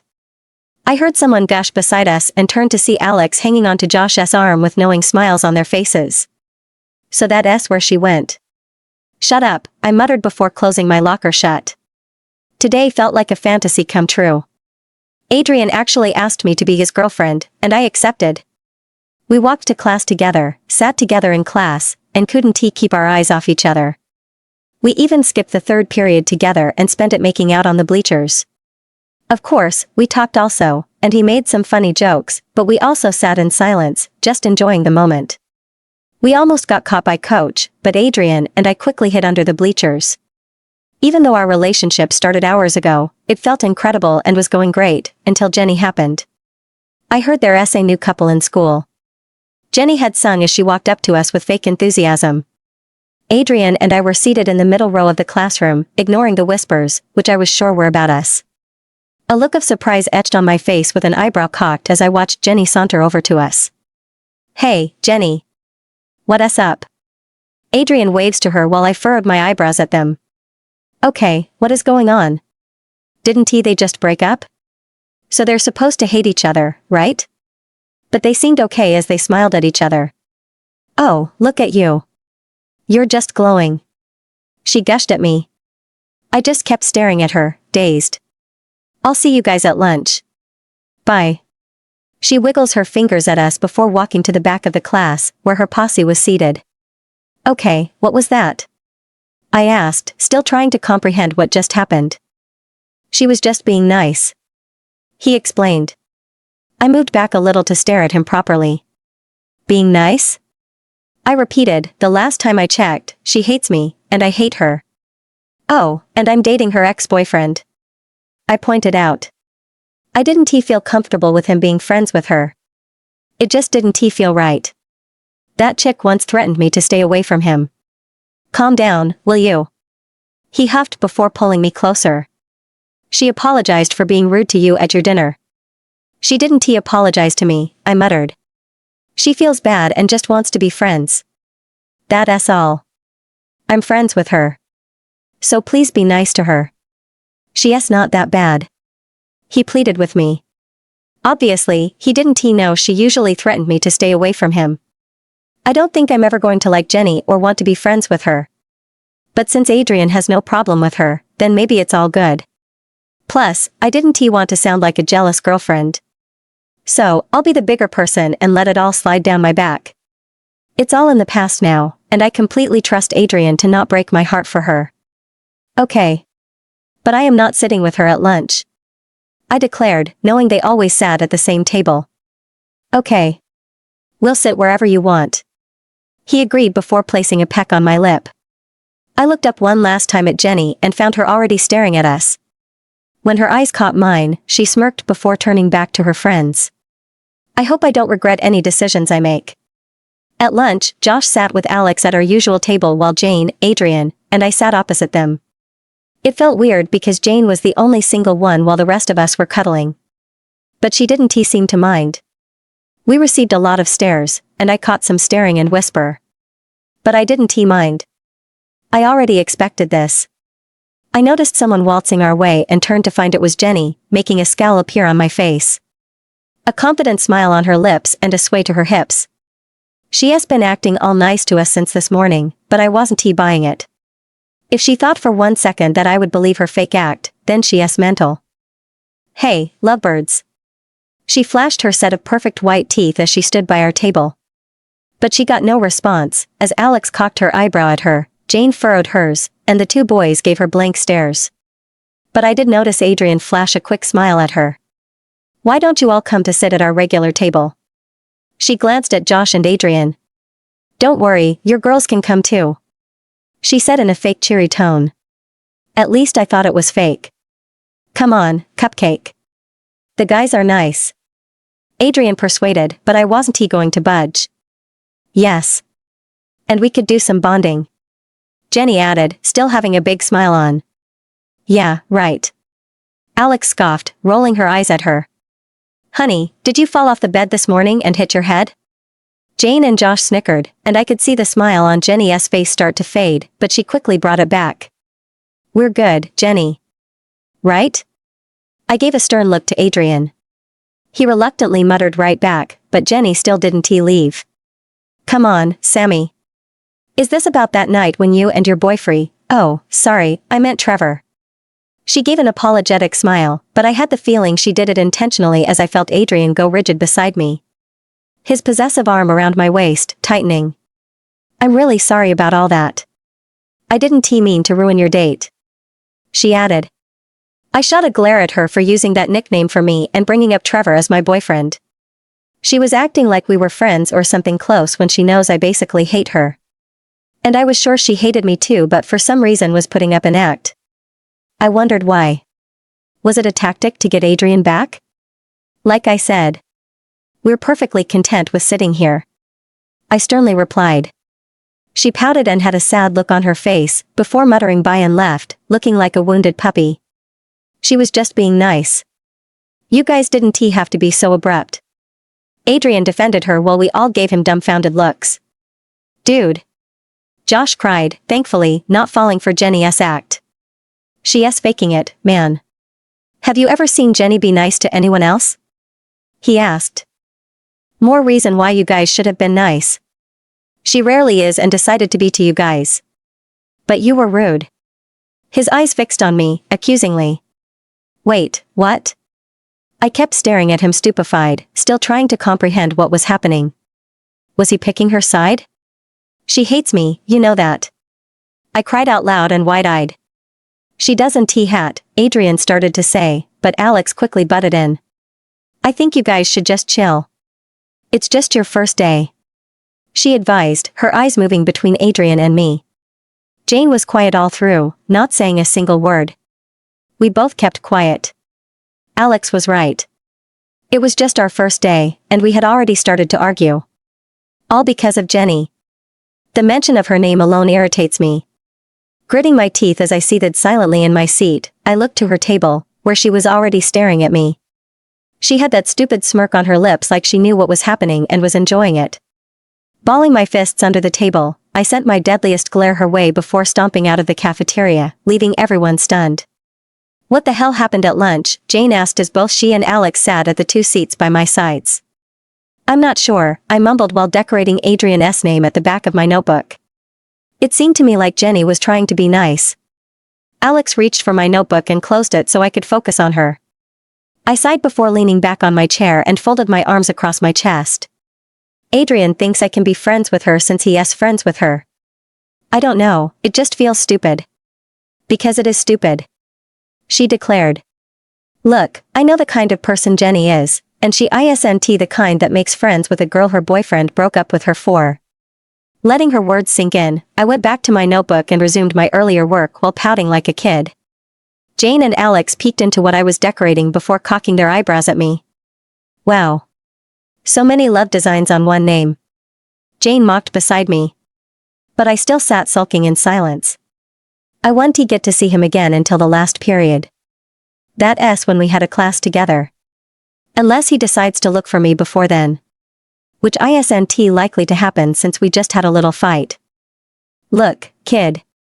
Alex placed her hand on my shoulder like I was a little kid she was about to give advice to. I normally would tell you to tell that bitch to go fuck herself, but it would be better if you act a little bit nice to her. She sighed before she shook her head. Like she couldn't believe she just said that. Yeah, Jane butted in. We all know she's putting up an act, but Adrian doesn't know that yet. And if you decide to act as her enemy, it would make you seem like a bitch. While she would look like an angel in his eyes. And it might affect your relationship a lot. You guys just started. Now's not the time to pick fights with him. She continued to explain. Yeah, Alex added. So you beat her at her own game. By acting like you're the better person and not letting her get too close to Adrian. I let all they said sink in and realized they were right. Jenny wanted to make me look bad in front of Adrian while she would look good. So I just had to make sure she fails. I trust Adrian not to go back to her, but I don't trust her not to cause a rift between us. How did I end up with smart friends like you two? I smiled at them. You are so lucky. Alex flipped her hair dramatically while Jane and I giggled together. As I suspected, I didn't see Adrian till the last period. When I did, I quickly apologized for storming out of the cafeteria, and he apologized for calling me rude. I hated the little fight we just had. I kept thinking of what I would say when I meet him, and if he would even want to talk to me again. But turns out, I had just been overthinking it. Maybe I could show you how sorry I am when you drop me at home after school. Mom and Dad will both be at work. I sent a wink and seductive smile his way and watched a huge grin appear on his face. Well then, I hope this class ends soon, or we could just skip it. He suggested. I laughed, but he had a serious look on his face. We both walked to the parking lot with his arm around my shoulder and mine around his waist. Breathing in his cologne was messing with my mind, but in a good way. His black Honda Accord came into sight as I waved to Alex and Jane, who were pulling out of the parking lot. His passenger's door opened suddenly, and I stopped in my steps, surprised. Hurry up, guys. It's getting boring sitting here all by myself. Jenny yells at us over the car before sliding back in. I stared at Adrian, confused as to why she was in his car. He had a guilty expression on his face as rubs the back of his neck, looking at anywhere but me. What is she doing in your car, Adrian? I tried to sound cool and collected, but on the inside, I wanted to rip someone's hair off. I normally drop her off after school. She's kinda used to it, and her car wouldn't start today, he started to say, but my annoyance was already showing through. But she promised to bring hers tomorrow. He quickly blurted out. Please just be nice. It's only for today. We'll drop her off first, then go over to yours. He pleaded with me, but all I just wanted to do was pull out my own hair in frustration. Fine. I gave in. But just for today. I reminded. He kisses me on the cheek before we continued to his car. I wanted to go for the passenger's side but found out she was already there. Smiling at me like the cunning bitch she was. But I remembered what Alex and Jane said, I just have to beat her at her own game. So I exhaled out my anger and went for the back seat. So Adrian, after we drop off Sammy, we have to go to the grocery store first. I have to pick up some groceries for Mum. Our butler is on leave right now. Jenny, all of a sudden, said as I slammed the door shut. Are you okay with that, Sammy? She turned to stare at me with a stupid smile on her face. I looked sharply at Adrian through the rearview mirror. I thought he was dropping her off first. He shrugged apologetically before starting up the car and pulling out of the parking lot. I wanted to scream out loud in frustration, but instead, I did none of that. Yeah, sure. I agreed with a small smile on my lips. She smirked before steering back front and chattering non-stop. I wasn't going to protest but be nice, just like what Alex and Jane said. Be nice, don't let her make Adrian and I argue over her. Be fucking nice. Slamming the car door shut hard, venting all my anger into it, I stormed down the driveway home, gritting my teeth in anger. Not once looking back at my boyfriend or his ex-girlfriend that I so hate at that time. Wow, it's still kinda strange calling Adrian my boyfriend. I couldn't believe he hadn't protested when she brought up her brilliant idea of dropping me off first before taking her to a grocery store after we both agreed to stay together at my place. It was as if he was picking her over me. Or did he still have feelings for her? Maybe we started too soon. He only broke up with her a week ago, so maybe he wasn't totally over her yet. He yelled, I love you, but he didn't get any response from me as I angrily shut the front door close. Jenny probably was smirking in satisfaction while Adrian remained ignorant of her scheming. I should have said something in the car, but that would have made me sound like an offensive jealous bitch to Adrian. He believed Jenny wanted to be his friend. But obviously, she wanted more than that, but he doesn't know that. So I had to show him that being friends with Jenny would be nearly impossible if he wanted to be with me. A smirk made its way on my lips when a bright idea popped into my head. Not only Adrian can make friends with an ex-lover. Almost 2 hours later, I laid sprawled on the couch dressed in a cream-colored sweater and gray sweatpants, chewing away on popcorn and watching cartoons. Mom and Dad still weren't back from work, and I was beyond bored sitting all by myself. I should probably use this time to get some homework done, but I'm too lazy to do that now. It's not so great being the only child at home. I miss Jax. I wonder when he'll come to visit again. Being all by myself is making me think about Adrian and his bitch of an ex. I've been sulking ever since I came home. I suddenly heard the sound of a car pulling up in our driveway. I think Mom's home. I patiently waited for her to soon stroll in through the front door, but that never happened. Instead, I heard the doorbell go off and wondered who it was. I didn't order pizza, so who could it be? I dragged my lazy ass to the door, trying to fix my messy hair on the way. However, I wasn't expecting who I saw when I swung open the door. Adrian. He was dressed as he was when he had dropped me and rode off with Jenny. A guilty smile also on his lip. I was slightly embarrassed as I looked a mess right now. My hair all over the place and popcorn crumbs on my sweater and my face. I tried to act nonchalant though and shrugged like nothing was wrong, before walking back to the couch. I know you're mad about earlier, but Jenny meant no harm. She didn't know I planned on staying here with you, and I couldn't just say no to her. He started to rant as he closed the door and walked in behind me. She just wants to be friends with you too. He added as he sat beside me on the couch. I couldn't help but scoff, internally. She just wants to be friends. Yeah, right. Like Jenny would want to be friends with me. I didn't face him yet but kept my attention on the TV, scrolling through all the channels. I tried to keep my cool facade on even though inside I was seething. I recollected what I had planned before and had to stop the devious smirk from appearing onto my lips. Claire, he sighed when I didn't utter a word to him. It's okay, Adrian. I understand. I said while forcing a small smile at him. He looked stunned for a second before shaking it off. Really? He stuttered out doubtfully. Yeah. I brightly smiled at him and watched him do the same, as he sighed in relief. I mean, it's just like Trevor and me, I added. The smile fell from his lips as he furrowed his eyebrows, confused. I turned back to the TV, hiding the smirk playing on my lips. What? He blinked and asked, still looking confused. Oh, we're also friends like you and Jenny are. Not letting our failed relationship getting in the way. We're even planning on seeing a movie together tomorrow night. I shrugged nonchalantly before turning back to the TV. He was silent for a while, but I could feel his burning stare on my face. I glanced at him through the corner of my eyes and could see his fist beginning to clench, and his face slowly contorting in anger. Good. Now he knows how I felt. You're kidding, right? He asked in a dangerously low tone. Putting on an innocent act, I rotated my head to him, feigning ignorance. About what? I asked while blinking my eyes innocently up at him. You know what I'm talking about. He snapped all of a sudden as he pulled me by my wrist. You're not going anyway with him. I won't allow it. And why is that? Didn't you just go grocery shopping with Jenny? I snapped back at him, letting my anger show through this time. That's different, he tried to defend himself, raking his fingers through his hair in frustration. It's not different, and you know that. I angrily yelled out. Our breaths were coming out in pants now as we glared at each other. How do you think I felt today when you left me like that? Imagine if I had done that to you with Trevor, how would you have felt, Adrian? I watched a guilty expression begin to etch on his face as realization dawned on him. He hurt me, and he hadn't even known it until now. I also realized something then, Jenny was winning.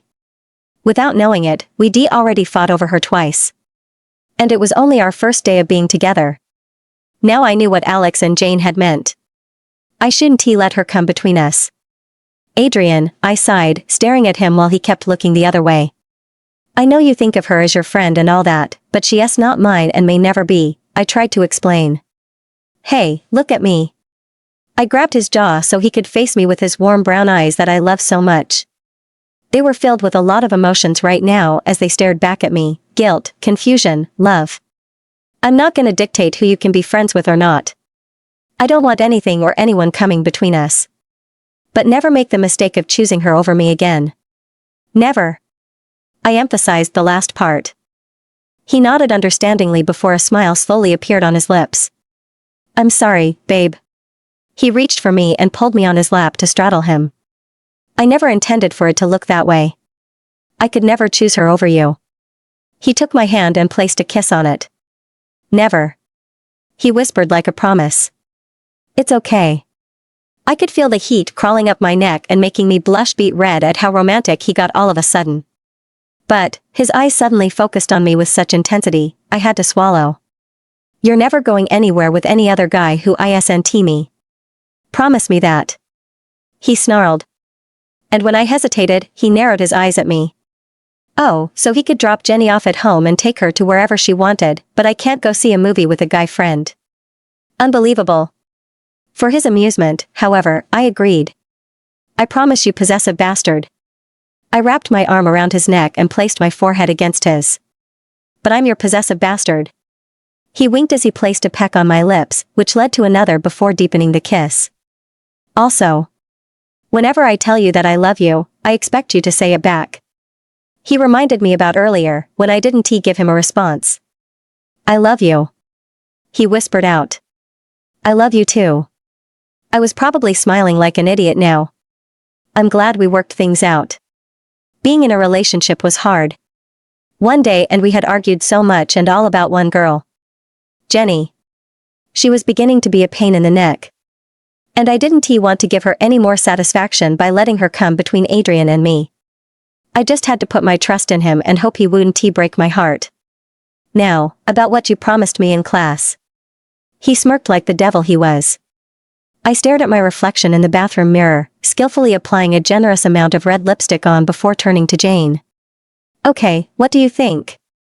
She was leaning on the bathroom sink with a bored expression on as she inspected her nails. She briefly glanced at me. Too much lipstick. She replied shortly before focusing back on her nails. I don't blame her. I had dragged her out of class immediately the teacher stepped out, and only because I wanted her to grade my makeup. And I had already used 3 different colors of lipstick for her to grade. Really? Oh, no. I stared at the mirror in horror as I tried rubbing off the lipstick. I wanted to look pretty for Adrian since Jenny had been putting extra effort into her appearance lately. She usually always looks good, but lately, it's been different. I don't know if it's just me being paranoid, but I think she's trying to seduce Adrian. She was either wearing something short that showed off her long legs or a close-fitting dress that showed off her hourglass figure, and her makeup was always on point. And I wasn't the only one thinking so too. Every other guy gawking her as she sashayed down the hallways thought so. And I swear she was adding more sway to her hips whenever she walked past Adrian. He sometimes stared at her longer than he should, but I could see no interest in his eyes. Still, a girl can never be too careful. So now I was fussing over my makeup. I trust Adrian and all that, but I just wanted to show him I could be just as good as her. I don't know why I feel the need to do so, but it was a basic instinct to try and impress him. Even though he reminded me on a daily basis that he loved me the way I was, I still felt a bit insecure. Our relationship had been going pretty well this last couple of days, but it would have been much better if Jenny didn't always butt into our business.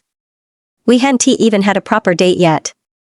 We had lunch together in the cafeteria and bought ice cream together, but it wasn't the same. And it was all because of her. Jenny. And Adrian wasn't making it any better by being all friendly with her. And he would always flip whenever he saw me with Trevor. Whenever Adrian and I were together, she was always there. Be it in the classroom, hallway, cafeteria, anywhere. It was almost like she didn't want us to be alone together. Sighing, Jane came to stand behind me and placed both her hands on my shoulder. Will you stop it? Her eyes met mine in the mirror as she lightly massaged my shoulder. You don't have to try so hard, you know. I'm sure you would look more pretty if you weren't trying to look like Jenny. She scolded while I hid my guilty eyes from her. She was right. I was trying to look like Jenny, but only because I felt insecure. She had been a walking bombshell since last week. You're right. I'm not usually like this. I admitted and turned to her. Good.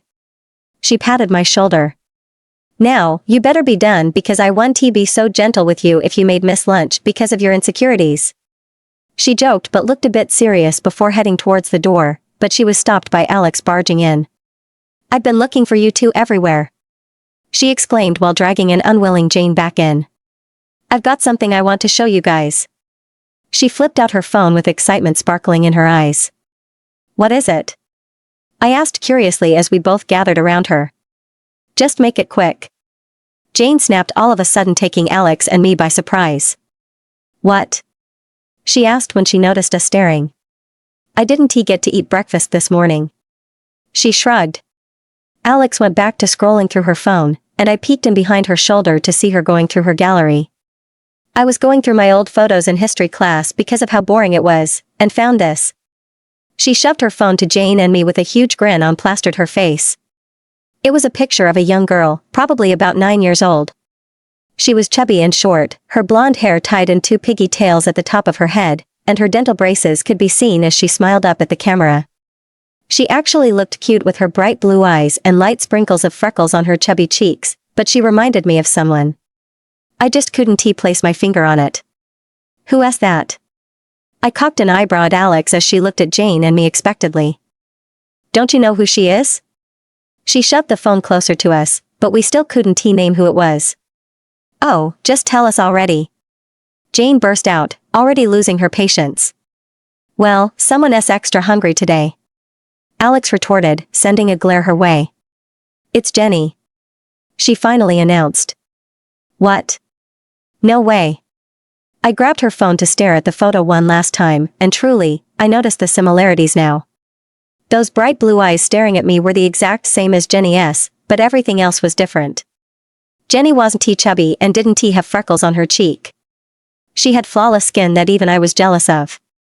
She wasn't thin but had a good figure, and she would never wear her hair in piggy tails. So how come this younger version of her I was staring at was different from her? How did you get this? I asked Alex, who was still grinning in excitement as her eyes twinkled in mischief. I always had it.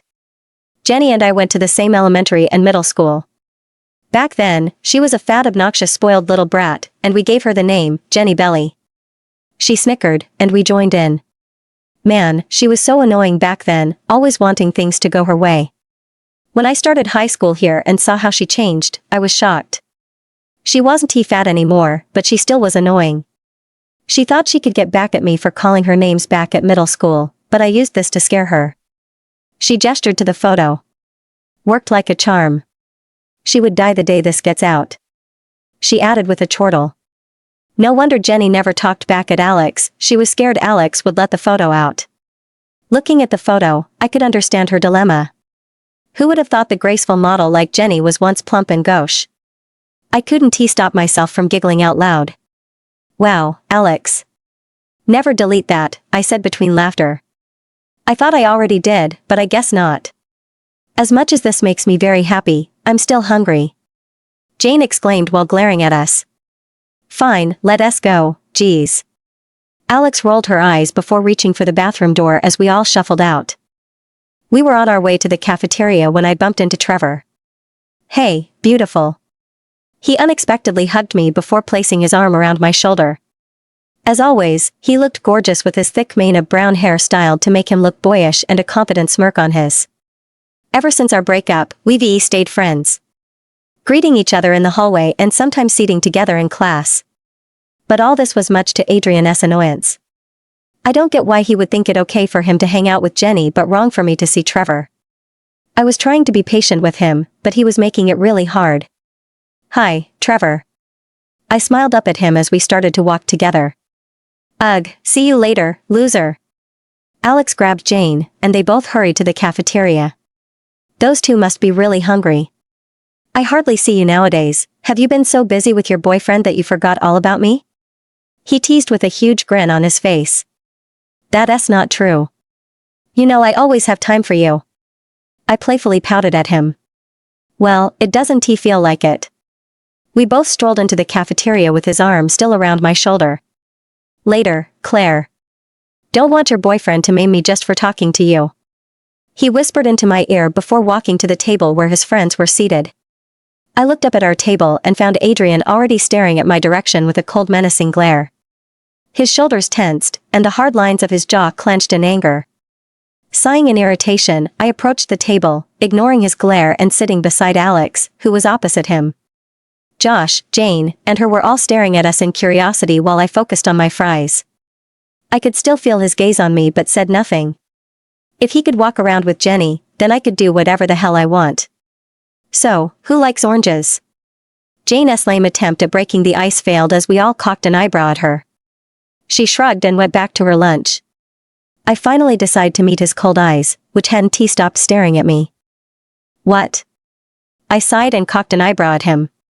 He looked really good today in his navy blue pants and white top peeking under a black and white checkered shirt. You know what? He retorted, making me roll my eyes. No, I don't know what, Adrian.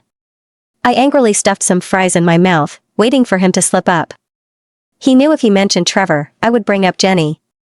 I could see he was already calculating this through his eyes, while I sent a challenging look his way. He grumbled something under his breath before angrily storming out the cafeteria, leaving a satisfied smirk on my lips.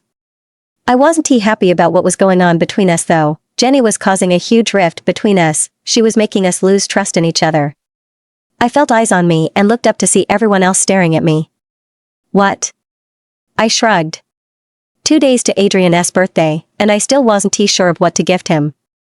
I thought of buying him a t-shirt, but it seemed lame. I wanted to give him something special, something he would cherish, and that would remind him of me whenever he saw it. But what? I didn't know yet.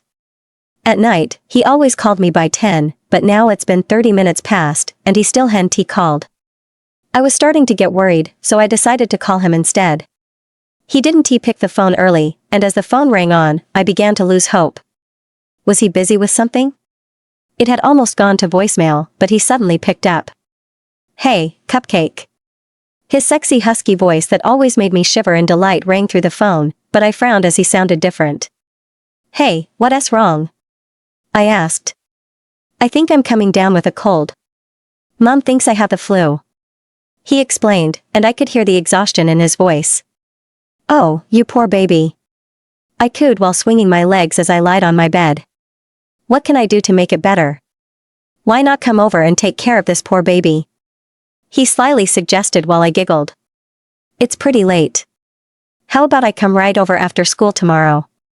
You probably might not be able to make it to school. Yeah. He sighed, disappointed. Promise you'll be here as soon as school closes. I promise. You sound exhausted, why don't you get some rest, and I'll call in the morning to check up on you. Okay, Mum. He joked.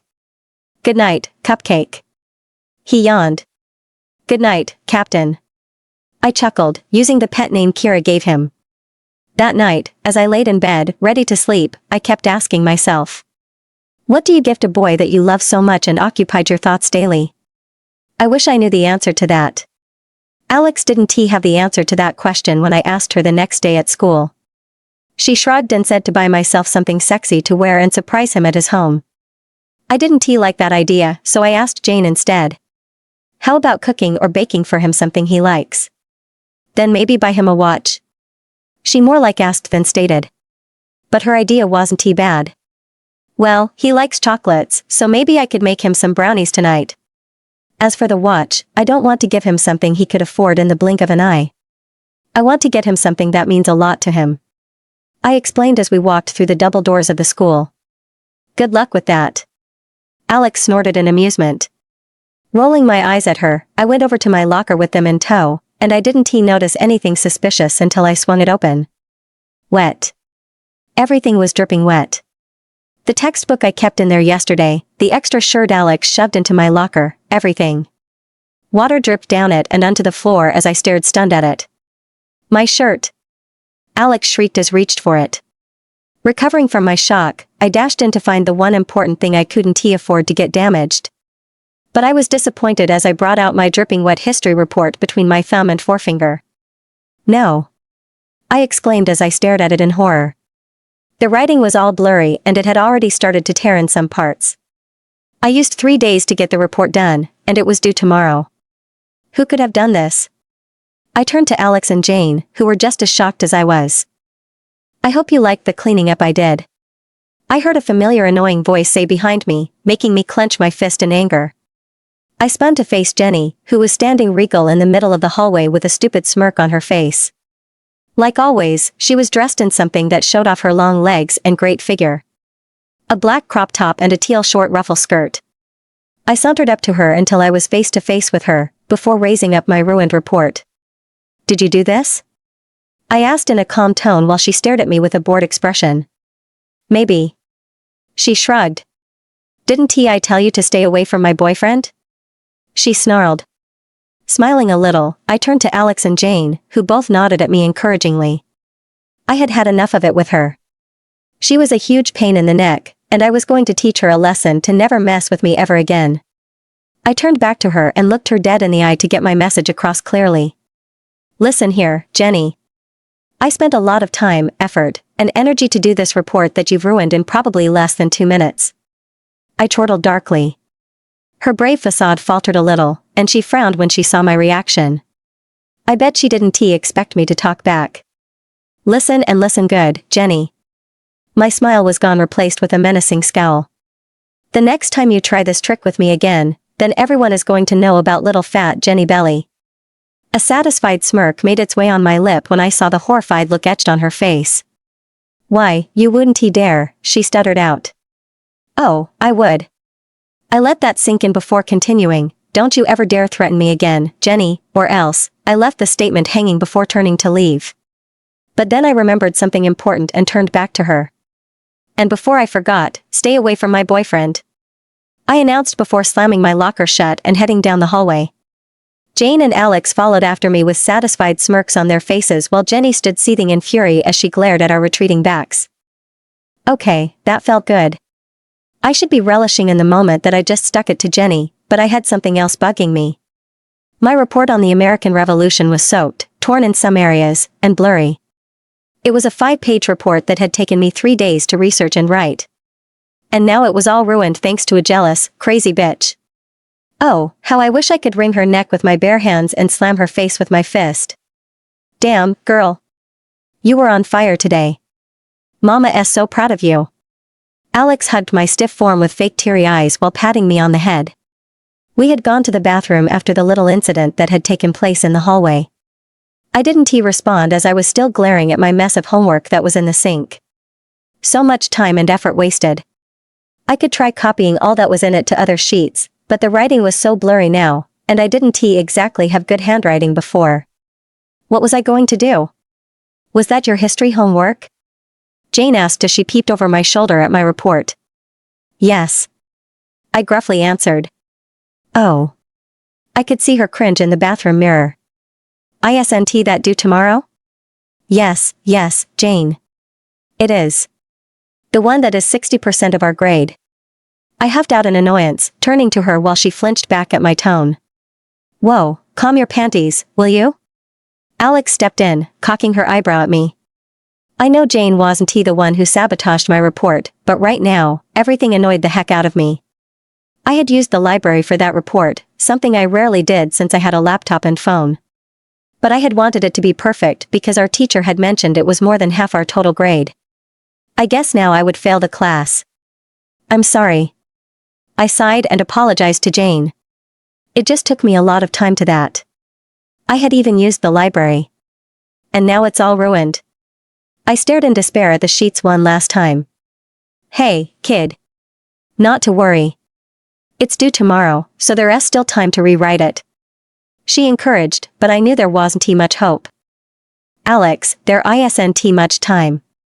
I did a lot of research on that and can only remember a few of the things I wrote down. I would need more than a day to do it all over again. It's harder than you think, weren't you given one? I explained exasperatedly. She rolled her eyes at me before taking the sheets in her hand and squeezing it into a ball. She went and dumped it in a waste bin before coming back. Yes, I know all that. But you can make this assignment in a day with help. You just need someone very good with books. She placed her hands on Jane's shoulders while suggestively wiggling her eyebrows and sending a smirk my way. Jane looked a bit confused, but I was already catching on. Why were you guys looking at me like that? She asked, still looking at both of us confused. You're going to help her with the history assignment, dummy. Alex wrapped her arms around her shoulder while her mouth forms an O as she caught on. But wait. She shook her head. I want to help, I really do. But I have club meetings after school, then I study at the library close to my house, and... Shut up, Jane. Alex interrupted her and rolled her eyes. Do you really want to sacrifice this poor girl who is your friend, by the way, grade? And all for a stupid club meeting and library that you could go to any time? Alex said in a persuasive tone while gesturing to me. I pouted and bat my eyelids at her, letting some tears come forth just to add a little of effect. Do you really want to say no to that? Alex asked in a sad tone and pointed at me. Jane stared for a while, and I could see her resolve already crumbling until she said. Okay, first of all, the meeting is not stupid. It's a math club, and we've won a lot of competitions. Will you shut up? Are you helping her or not? Alex snapped while glaring daggers at her. Rude, Jane muttered and shifted from her. I kept pleading to her with my eyes while Alex cocked her head expectantly at her. Fine, I'll help. She sighed. But you owe me big time. She added while a big smile appeared on my face. Oh, thank you, I kept repeating while I engulfed her in a bear hug. Great. How fast are you in writing? Alex turned to me. Very, if someone dictates to me, I answered. So it's settled then. We'll head over to your house after school, Jane's gonna do the research while I dictate and you write. Problem solved. She happily shrugged with a big smile on her face. Thanks, guys. I don't know what I would be done without you. I hugged them both one last time in appreciation. It's no big deal. Jane shrugged. Just have lots of snacks ready at home. I'm always hungry while working. Alex added. You are always hungry while doing nothing. Jane snickered, and I couldn't help but join her. Immediately the bell rang off, signaling school was over for the day. Alex, Jane, and I raced to the school parking lot, ignoring all the stares we got and dashed for Alex's car. Go, go, go, I kept chanting as we hopped in. I didn't know if we could actually pull it off, but I just needed to try. I couldn't afford to lose 60% of my grade. I would totally fail the subject, and it was my senior year. We did make a stop for me to purchase Adrian's birthday gift. I wasn't sure if it was good, but I hoped he liked it. It was something I hoped reminded him of me every time. As Alex parked her car in my parents' driveway, we scurried out and dashed into the house, going straight upstairs. Alex, of course, made a stop at the kitchen. Alex! I shrieked at her. Oh, sorry. Just taking the necessary tools we need. She grabbed a bucket of chicken from the refrigerator and a bag of potato chips. Rolling my eyes at her, I pulled Jane with me upstairs so we could get started. We then began right away, Jane logging into her online library account and bringing out the necessary information, Alex chewing away on chicken, so Jane ended up helping to form the notes and dictating away. I had to give it to her though, Jane was really good. She picked out unimportant parts and summarized the American Revolution expertly. She also had a history textbook in her bag, so it made our work easier. It was even better than the one I had used 3 days to do. Alex, however, lazily laid on the bed, eating away and watching us in amusement. I stared at the time then and realized it was already 6. I recalled I wanted to bake brownies for Adrian. When I called him this morning, he explained to me that he didn't have the flu but was only exhausted from overexerting himself. At least that was what the doctor had told him. He had been busy with football practices, their coach had been overworking them because they had an upcoming match. Anyway, I think he could eat brownies then. Chocolate might even help regain his strength. Luckily for me, Alex was a pro at imitating handwriting, so she took over for me while I hurried to go make the brownies. What are you making, honey? Mum had asked when she walked in and met me, placing the brownies in the oven. Brownies, Mum. It's for Adrian, tomorrow is his birthday. I hurriedly explained while shutting the oven shut. Oh, really? She poured some juice from the refrigerator in a glass before turning to watch me. Yeah. I also need the car tonight, please. I batted my eyelids at her, pleading with her through my eyes. I didn't want to bug Alex further by asking her to drive me. As long as you don't wreck it. She said sternly before walking out the kitchen. Thanks, Mum. I yelled after her. I went up to check on Alex and Jane frequently while still baking the brownies. I also used the opportunity to wrap up my gift that I would give Adrian tomorrow, but for some reason, I kept thinking I was forgetting something. It was after the brownies were done and I was wrapping them up in a cookie jar, did I remember what I forgot? I had promised Adrian I would visit him immediately after school. I had totally forgotten, and my phone had been on silent all day. I had put it on silent when I had been at school to avoid any mishap in class, but since then, I hadn't touched it as I had been too busy. I checked my backpack for it and found 8 missed calls, and they all were from Adrian. There were also some text messages from him, pleading with me to call him or at least text him. One was even filled with crying emojis all through. God, how could I have forgotten about that? I could have at least called and explained about my homework. "Hey, where are my brownies?" was the first thing Alex asked as she and Jane strolled into the kitchen. "In there, Alex." I rolled my eyes at her while pointing at the refrigerator. I had already suspected she would ask for her own share. "So, you guys are done?" I asked, grabbing the keys to my mom's car on the counter. "Yeah, it was terrific," Alex replied, her voice laced with sarcasm as she sat on the kitchen counter and munched away on the brownies. "Thanks, you guys," I sincerely told Jane while she sent a smile my way. "No big deal. I actually enjoyed it. Now, where are those brownies?" She joined Alex on the kitchen counter, and together they fought over it. "I gotta go. See you guys tomorrow," I told them, but they weren't paying attention to me but the brownies. I hurried outside into the warm autumn night towards the car and sped onto the main road. I tried calling him, but he wasn't answering. I hoped he wasn't mad already. As soon as I parked the car in the Bennett driveway, I dashed for the door with the cookie jar filled with wrapped up brownies in one hand and my phone in the other. I only had to ring the doorbell twice before Lauren came and opened the door. "Hi, Lauren." I cheerfully greeted her while she stared at me with a hint of surprise evident on her face. "Claire, come in." She opened the door wider for me, but something seemed off about her expression. I walked in and found Kira in the living room, drawing away on her sketch pad as she kneeled on the floor. "Sammy." She smiled up at me excitedly when she noticed me. "Hey, what are you drawing?" I asked, walking over to her and inspecting her drawing. It was of an elephant. "It's for school," she explained. "What have you got there?" She pointed to my cookie jar. "Brownies. Want some?" I brought out a wrap for her. "Yay," she squealed. "After you're done with your homework," Lauren sternly said, taking it from me and leaving Kira to pout. "Does Adrian know you were coming?" Lauren, all of a sudden, asked. "Not really. I was supposed to come earlier, but I had something else to do," I explained. She was acting strange. Usually, she was always very thrilled whenever I visited Adrian, but she didn't look so happy about it now. Had I done something wrong? "Oh," she slowly nodded. "Well, he's upstairs." She smiled before walking to the kitchen, but it seemed forced. Shaking my head, I headed for the stairways. Maybe I was just overthinking it all. Lauren adored me, and if I had done anything wrong, she would have told me.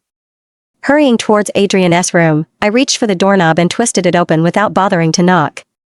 "Adrian, I'm so sorry for," I started to apologize but stopped dead in my tracks when I saw the sight that awaited me. Adrian was in bed as I expected, but what took me by surprise was a particularly annoying blonde cradling his head on her lap and brushing through his messy tangles with her fingers like it was the most natural thing to do. And guess who the bitch was? Jenny. Lately, that name popped up everywhere I go, and it so infuriated me. Adrian instantly stood up when he saw me as if he knew what he had been doing was wrong while Jenny sent me a confident smirk from behind him. "Claire." Adrian had a huge smile on his face, looking excited and surprised to see me, but I wasn't in any way the former. I was so irritated by how she always showed up whenever Adrian and I were together, or how she acted all nice when he was around but a total bitch when he wasn't. "I've been calling you all afternoon. Is everything alright?" He furrowed his eyebrows at me when he realized the huge scowl on my face. I can't believe he thought I would be okay with what I just saw and get over it like I always did. Well, no more.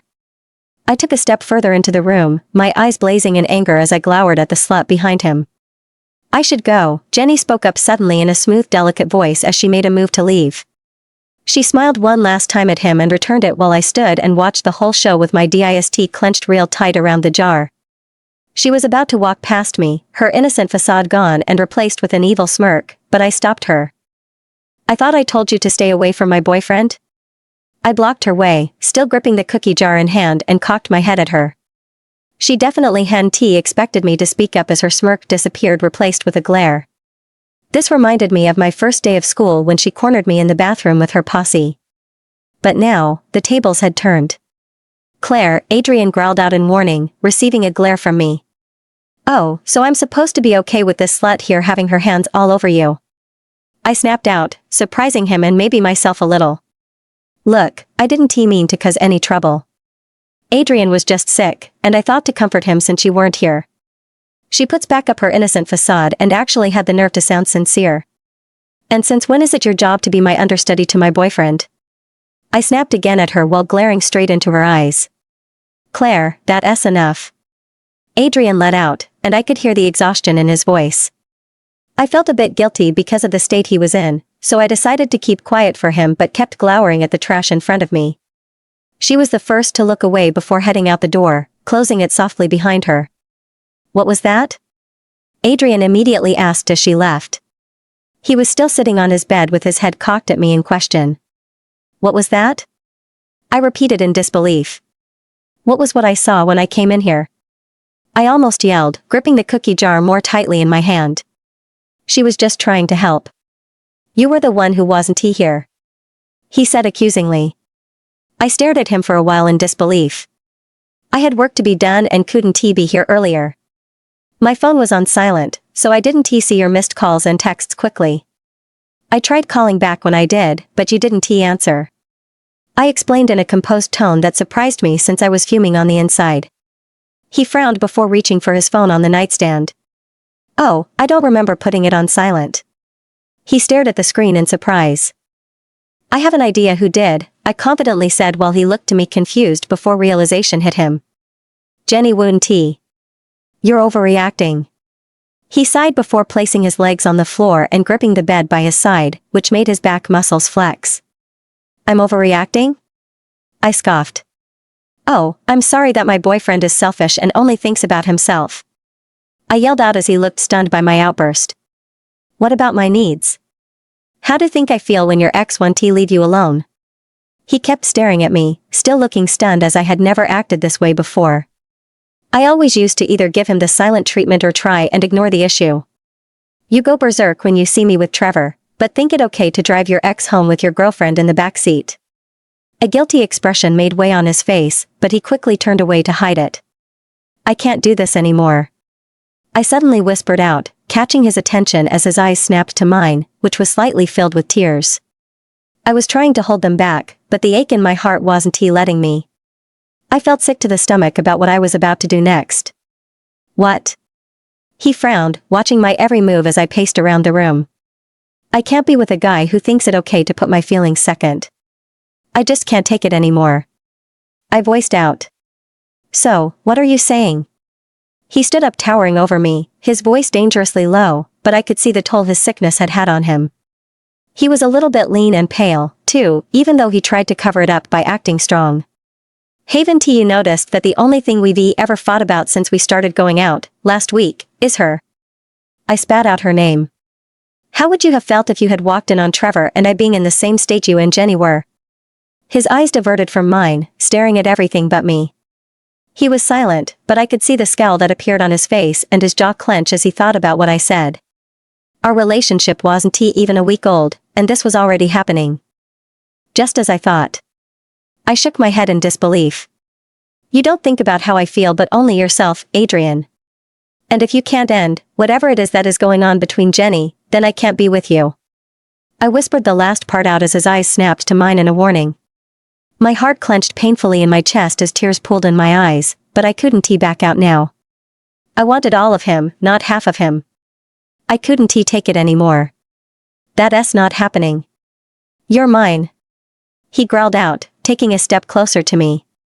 Well then, that all depends on you, I said before reaching for the doorknob and walking out his room. You're just doing this to go back to Trevor. He yelled out in anger before I could slam the door shut. Stopping dead in my tracks, I stared back at him, bewildered. I scrutinized his face, and even though he didn't let it show, I could see the desperation in his face. I knew then he was afraid to lose me just as I was to lose him, but this wouldn't work if he didn't put any effort into it. I was tired of bearing the relationship on my shoulders all by myself. Please, don't leave me. He pleaded with his eyes at me, helplessness was written all over his face. I knew then that he truly cared about me. I wanted to go up to him in comfort, telling him I would never leave him. The guilt of what I was doing weighing down on me, but I couldn't give in anymore.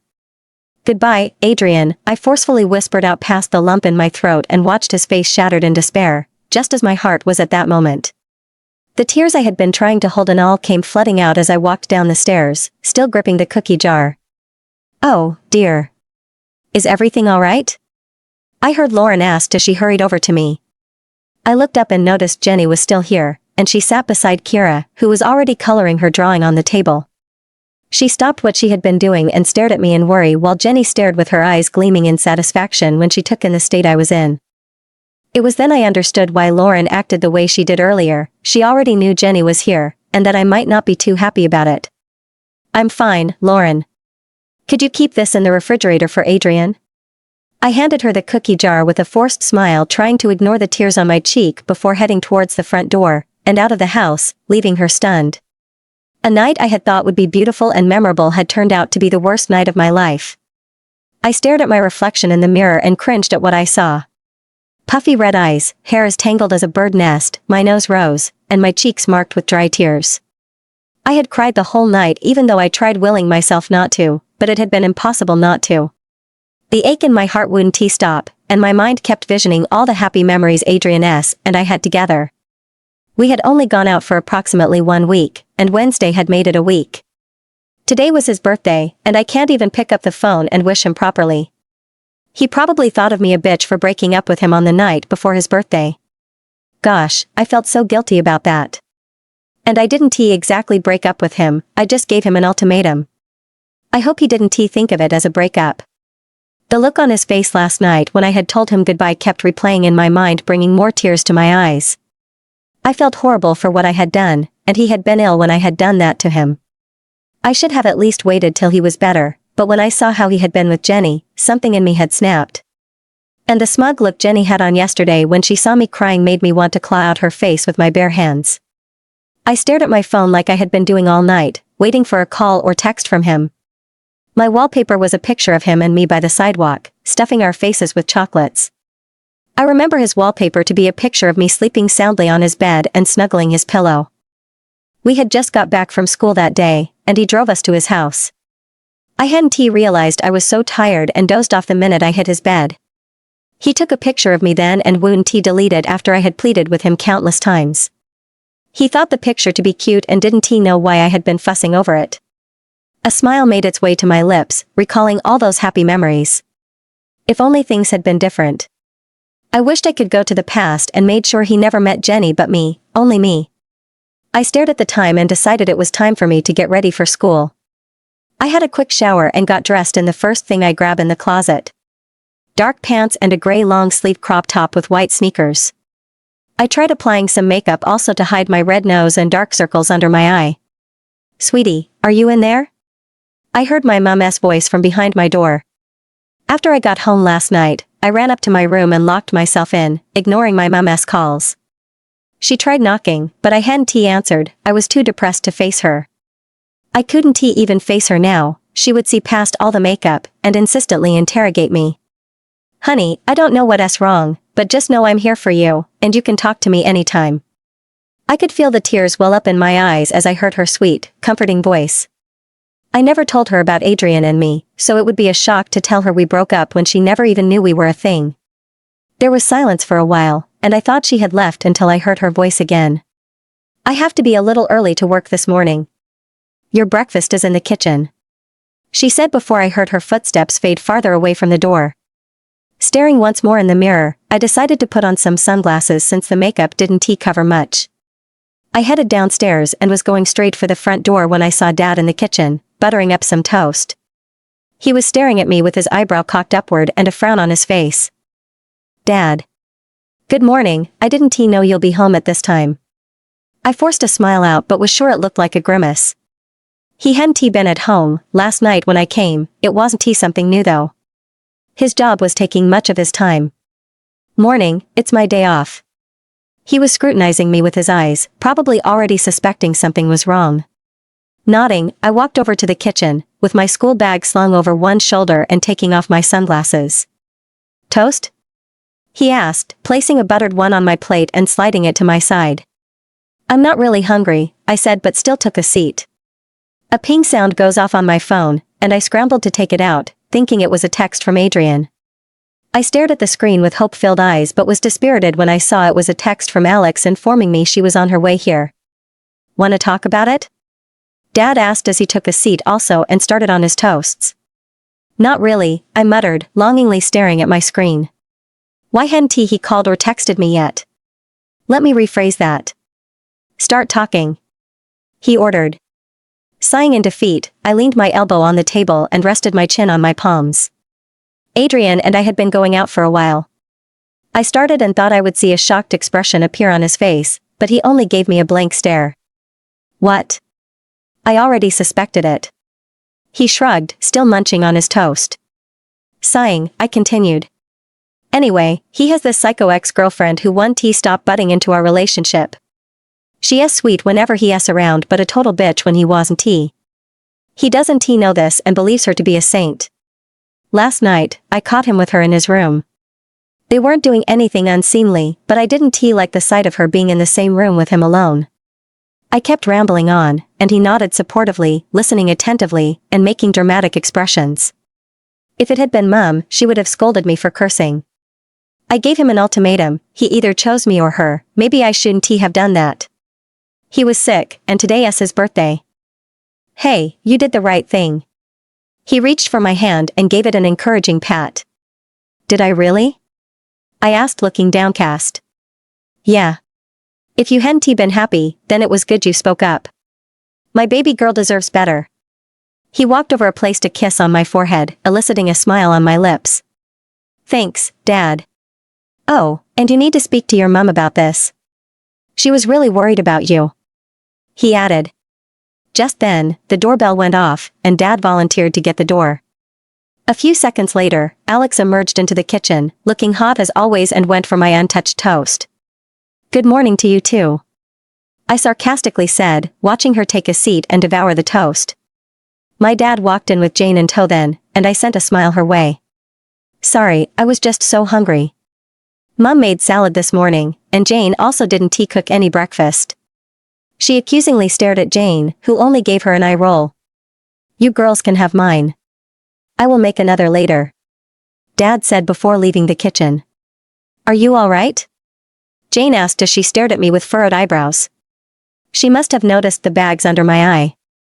Yeah. I just had a long night. I explained while forcing a smile out. She shrugged before joining Alex in eating, but I still had no appetite because my stomach could feel the ache in my heart. We were a bit late to school because Alex didn't want to part ways with her sixth toast of the day. We barely made it for the first period, and Jane kept blaming her for it. See both of them bicker brought a smile to my lips and made me forget about my problems for a little while. But at the end of the second period, things changed.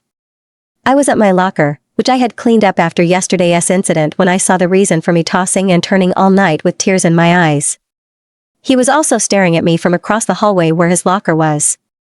A lump formed in my throat as I took in Adrian's appearance, his hair styled with gel, his white shirt clung to his broad chest peeking from under a black leather jacket, black sweatpants on white sneakers. He looked good enough to eat while I probably looked like I just tumbled out of bed. His eyes were roaming around my body, and I swear it felt like I could feel them causing goosebumps to crawl up my arm. A blush crept up my cheek at how intense his gaze was, and it felt like he was sending a secret message across. You're mine. A shiver ran down my spine as his eyes continued to take all over my body. I missed him so much, even though it had only been hours since we last saw each other. My view of him was blocked by someone sashaying her way to his direction. I realized too soon who it was, Jenny. She had on a pretty red pencil short skirt and white top on as she exaggeratedly swayed her hips, her hair strawberry blonde hair bouncing after her. A scowl made its way on my face when I realized her destination was my boyfriend as she laid her perfectly manicured hand on his chest, smiling up at him. He didn't stare at her for a long time as his eyes were still fixed on me, and I sent a warning at him with my eyes. He better push her aside, or he would regret it. He finally stared down at her, and his hand reached for hers to take it off his chest. A smile slowly made its way on my lips as I thought he would push her away, but instead, he held on her hand before shutting his locker close and dragging her away. I stood still, stunned that he had done that, not even caring that I was watching. Well, I guess I've got my answer. I thought as I slammed my own locker shut. Adrian Bennett. When I was little and different from other kids, I always thought something was wrong with me. It had been difficult for me to interact with kids my age as I was nervous around them, whereas they got along with each other perfectly. Nobody had ever walked up to me and asked to be my friend. Well, maybe some did, but immediately my stutter started, they would give me weird looks and flee. My short height was also a reason for them to start bullying me. Claire Walker was the first person to had actually found my stuttering cute. She didn't know this, but the first day I had seen her wasn't when our families had dinner together, but the afternoon before that. She had been sitting on the steps of her porch playing with her dolls. I had come out to escape the noise of Kira's wails as I had sensitive ears. But then I saw this pretty girl sitting on the porch of the house beside ours, her hair tied in two piggy tails, her blue eyes big and bright. The sound of her giggle was the sweetest melody I had heard. Her cheeks were chubby but added to her cuteness, her lips curved into a smile that made me hold my breath in wonder. How could anyone be that beautiful? That was my thought as I continued to gawk at her amazed. I thought about walking up to her to see her clearly and possibly talk to her. But I didn't want to scare her away with my stuttering or make her hate me. So I walked back inside, but not without taking a backward glance at her one last time. When my parents had invited her for dinner, I had been excited to see her again. But throughout, I kept my head down to hide my red cheeks as I remembered how I had gawked and drooled over her earlier. I had to come up with an excuse to leave the dining table early so I could hide my stutter before it started. But then minutes later, I found her in front of my door, knocking and saying she wanted to see me. I thought it was my mind playing tricks on me since I had a crush on her. But I was proven wrong when she started to chat with me and even touched me. She never minded my stutter and wanted to be my friend. And when we both laid on my bed that night, I realized I never wanted her to go. I wanted her all to myself and would do anything to keep her. Whenever I talked with her, my palms weren't sweaty, I wasn't nervous, and my stutter never made an appearance, unless I was lying to her, though. I made sure we hardly fought and always took the blame. I did everything to please her so she would like me, no matter what. I never needed anyone else as long as she was with me. She knew everything about me, including my addiction to chocolate. She was my chocolate, my addiction, and I couldn't get enough of her. So maybe that was why I made her promise me, in the form of a pinky swear, to never leave me. But my heart was shattered into a million pieces the day she came and told me she was leaving for her grandma's. I couldn't believe my world was turning upside down just by the mere mention that she was going away from me. I begged and pleaded with her not to, even guilt tripped her by ignoring her, but she never changed her mind. I thought then that maybe she never really cared about me and that I had been over my head by thinking someone as great as she ever wanted anything to do with me. And here I had been planning our future, where we would get married and have 3 kids in a quiet and peaceful part of town. Gosh, I had been so stupid. After she left, I hadn't even realized I had entered into a state of depression. I couldn't eat, sleep, or even study properly without ending up in tears while thinking of her. But she was somewhere else, happily living without me while I moped around like a fool. My parents noticed how depressed I was and tried to help, but they couldn't do much. I resolved then to forget all about Claire Walker, the girl who had stolen a piece of my heart and broken it. I promised myself I would do better, make her see I could survive without her. I ignored her when she tried calling even though it hurt badly, but I had to keep my stand. I tried making new friends and not stutter or act nervous around them, and it wasn't easy, but it worked out after a while. Soon enough, my look started to change, and my height increased over time. People began to stare and treat me differently. Girls were giving me flirtatious looks, and boys in the football team were advising me to try out for the team. I had never felt any better before, well, except for the time Claire had pecked me on my cheek, but this wasn't about her. I was finally doing better without her. Then Jenny came. We started high school together, and she was among the few who usually sent smiles my way when no one else cared then. I used to think I was hallucinating it all. I mean, she was one of the hottest girls at school, and guys were always vying for her attention. So why would she give me any thought? But she always said hi or hey whenever she passed by me, and she would wiggle her hands in this sexy gesture that made my blush then. Soon enough, when my popularity skyrocketed, she asked me out. I couldn't refuse as she was different from other girls. She never looked down at me when everyone else did, and she was hot. No guy my age could resist that. I thought everything was coming together. I had friends for the first time, a hot girlfriend, and was also on the football team. Before the last year of high school, I was appointed quarterback, and things couldn't be any better. But everything came crashing down when Jackson, Claire's brother, told me she was coming back to town. and to top it off, she was going to spend her last year of high school at mine. I knew then that things were going to change, a lot of things. I might have willed myself to hate her and all that, but the truth was she still affected me like no one else. I still used to see her in my dreams, twirling under the sunlight with her two piggy tails and smiling up at the sun. Sometimes, I swear I could still smell her hair's flowery scent on my pillow. The first time I saw her in the hallway, I recognized her instantly, even though it had been almost 4 years I last saw her.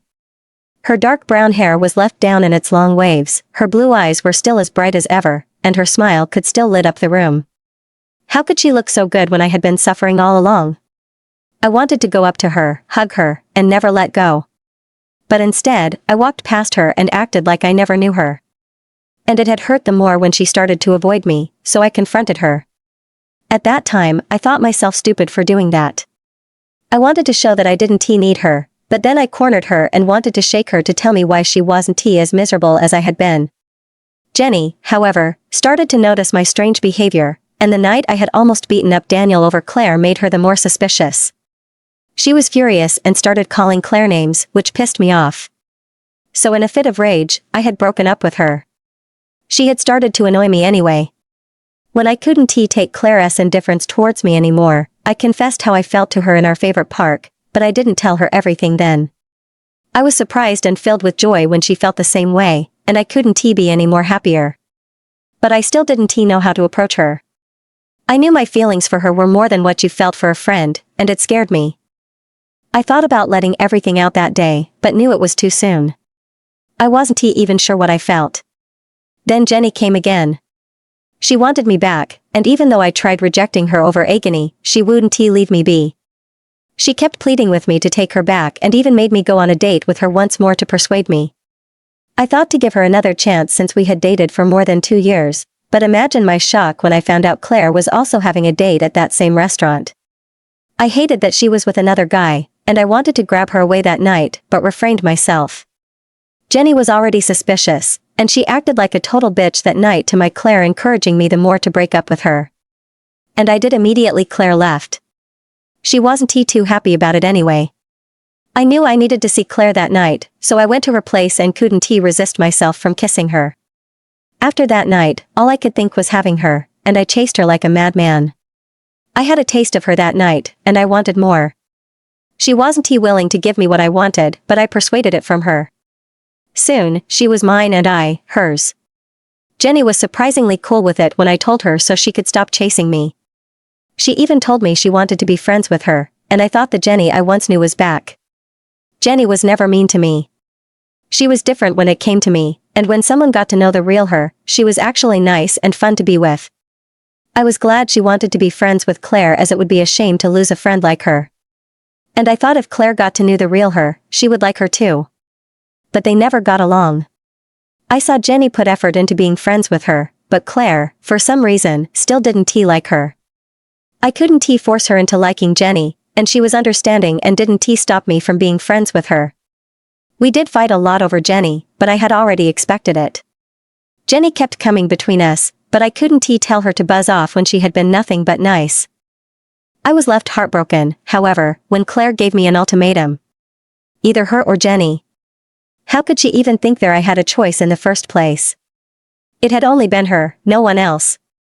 Even though I was sick, I made sure to get out of bed the next day and go to school as I wanted to see her badly. She was my source of strength, and the thought of losing her was killing me. I couldn't stop my eyes from drinking her all across from the hallway, until Jenny showed up and blocked my view. It annoyed me, but I wanted to confirm something first. So I dragged her away to get answers to my questions. Did you really ever wanted to be friends with Claire? I asked after leading Jenny to the empty football field. I got my answer when her eyes darted everywhere but me. She never wanted to be friends with Claire, and I couldn't see through all her lies. I don't get it. Why then did you lie about it? I asked in a whisper. Because, she sauntered over to me, swaying her hips while smiling seductively. I knew she was just a phase, and you would come back to me. Now, look where we are. She added with a smirk. So Claire had been right all this while not to trust her. Gosh, I feel so stupid. I jeopardized my relationship with the most awesome girl ever for someone as cunning as Jenny. Slowly, I grabbed her hand off my chest and moved it away, staring intently in her eyes to get my message across. Already told you this before, Jenny. I don't love you. That's a lie. She hissed, interrupting me, her face twisting in a scowl. 2 years isn't a joke, Adrian. You love me, and that's why we've been together for so long. Suddenly that tramp comes to this school, and you change your mind just like that? How many couples have you seen in this school that lasted more than 2 months? She was yelling now as her eyes were filled with anger. I'd never seen her like that, and it left me stunned. Don't ever talk about her like that, I growled lowly, referring to how she insulted Claire. She smirked cockily before whispering in my ear. You want me? I know it. No, I don't, I said, taking a step back from her. Claire is the one I love, and I'm not going to mess it up because of your silly obsession with me, Jen. I deadpanned while staring directly into her snake-like eyes. Why hadn't I noticed how deceptive they were? You don't want me because you love me, but because you hate losing. I'm not a game, Jen. I yelled back at her. She stared away, probably to hide her guilt-filled eyes, but she still looked determined. Now, if you'll excuse me, I have mistakes to correct, I said before storming out of the field and down the deserted hallway. Everyone was probably in class now, but I knew someone who loved to skip them. She was by her locker, munching on a hot dog. And when she noticed me, she stopped chewing and stared curiously at me. Alex, I need your help. I was going to make things right and get back my addictive cupcake back. Time seemed to stand still for me, and it felt like the day was longer than it should be. My chest felt heavy like 1,000,000 tons on my soft beating heart. The pain was unbearable. I had never felt like this before. This aching feeling in my chest that won't go away. I stared in despair at the tiny box in my hand, wrapped in a gift wrap, and containing Adrian's present. There was no hope for us, and I was a fool for pushing forward when he didn't care. I wanted to curl up in my bed and weep till my eyes turned red, but sadly, school was taking forever to end. Why did losing Adrian feel so bad? Like a piece of my heart was missing and the other trying to keep on beating even though it was painfully bleeding. I sighed again for the umpteenth time that day in despair, praying the bell would go off so I can go weep my heart out. Yuck. You look like hell. Alex scrunched her nose in disgust as she stared at my disheveled state. Ignoring her, I kept on walking with a blank stare on my face towards the parking lot. Jane and Alex were behind me, but they didn't know Adrian and me just broke up. As for Adrian, I hadn't seen him all day. The same went for Jenny. It doesn't take a genius to put 2 and 2 together. They probably ditched class and making out in on the bleachers together, like Adrian and I used to. I slumped heavily on the back seat of Alex's car as she took the driver's seat and Jane the passenger's. My eyes stared out the window in hopes of catching a glimpse of him, but there was no sign of him. Only students were loitering around. Where could he be? Okay, what is wrong with you? Jane asked, staring back at me in concern. You've been acting strange since morning, and I haven't seen you with Adrian. Isn't today his birthday? And shouldn't he be the one to give you a ride? Did something happen last night? She kept asking while I stared lazily at her. I'm fine. Just a bit tired, that's all. Can we focus on something else? I asked tiredly, not wanting to talk about it just yet. It was still too painful. I stared at Alex, who was fixing her makeup in the sun visor. She was oddly quiet. The Alex I knew would pester me with questions if she noticed my gloomy expression. Plus she loved a good gossip. Alex, where were you today? I hardly saw you. I threw the question at her as I rarely saw her today. I think I saw her freeze up as she slowly turned to me and Jane. We were still waiting for an answer as I cocked an eyebrow at her. What are you talking about? You know I ditch classes when I'm bored. She shrugged and went back to checking herself. Yeah, but you missed 3 classes you had with me today. I squinted my eyes at her, trying to find if she was hiding something. Chemistry, English, and maths, I added. 3 classes I hate. So, she shrugged once more, not staring at us, though. Okay, she was definitely hiding something. You hate all classes, Jane said matter of fact, cocking her head at her. I was with Josh, all right. She declared in vexation. Josh was in those classes. I countered quickly. Oh, my God. What s with the interrogation? She exclaimed out loud in frustration. We're just concerned and curious, Jane answered while I continued to suspiciously stare at her. Well, stop it. It's irritating me. She huffed before starting the engine and gripped the steering wheel. You're not doing drugs, are you? Jane asked while eyeing her in suspicion, bringing a smile of amusement to my lips. Jane? Alex asked in a surprisingly cool tone. Yeah? Shut up. She almost yelled before pulling out of the parking lot. As much as I would like to know what was going on with her, I had my own problems. I stared one last at the parking lot in hope, but it was shattered as there was no sign of him. We dropped off Jane first as she had to go to the library, as always. Then we set off for my place with me now in the passenger's seat, staring gloomily outside the window. So, wanna talk about it? Alex suddenly blurted out, staring at me from the corner of her eye. Not really, I sighed, still staring out the window. You know what? We're going to have girl time, just the two of us to get your mind off, whatever is going on with you. She suggested, diverting my attention to her. I'm not interested, Alex. I just want to lie down on my bed. And cry till morning. But I didn't say that out loud as I leaned back into my seat. And I want to eat chicken all day and not go to school. But you don't see that happening now, do you? She sarcastically stated. I'm serious, Alex. I'm not going or doing anything with you. I huffed out, stubbornly folding my arms across my chest. Come on. You look like death, and it worries me. She glanced at me then, in concern before staring back at the road. I sent a small glare her way at how she described me, but I didn't have enough energy to fight with her. Please. I hate seeing you like this. She tried one last time, breaking my resolve. I guess a little girl time with her hurt. It might even help lessen the ache I feel in my chest. Okay. I sighed in defeat. What do you have in mind?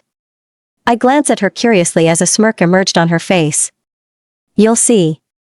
She replied before turning on the radio, and immediately, Break Free by Ariana Grande, blared out from the speaker and filled the car. It was too loud, and she didn't make it better by singing off-key to the song very loud. Groaning in pain, I reached for my shades to put back over my eyes and leaned further back into my seat, covering my ears with my hands. Right then, I really did wish for death. To say I was stunned is an understatement for what happened that afternoon. Firstly, Alex drove me home to take a quick shower, and before I came out, she threw a sweatpant and green top for me to wear, yelling at me to get dressed quickly. She hadn't even let me finish dressing properly before she dragged me out to her car. Next thing I knew, I was at a salon and seated to be worked on. My dark brown hair was cut short, styled, and highlights added to it, my nails manicured, my brows waxed, and my makeup done too. All the while, I kept groaning internally, knowing the expenses all this would cost me. I was now regretting letting Alex talk me into this. God so help me, I would kill her if I can't pay for all this and get arrested. This salon wasn't the type I usually go to, as this looked more fancy. I kept sending fake smiles at the hairdresseress, even though I was panicking on the inside.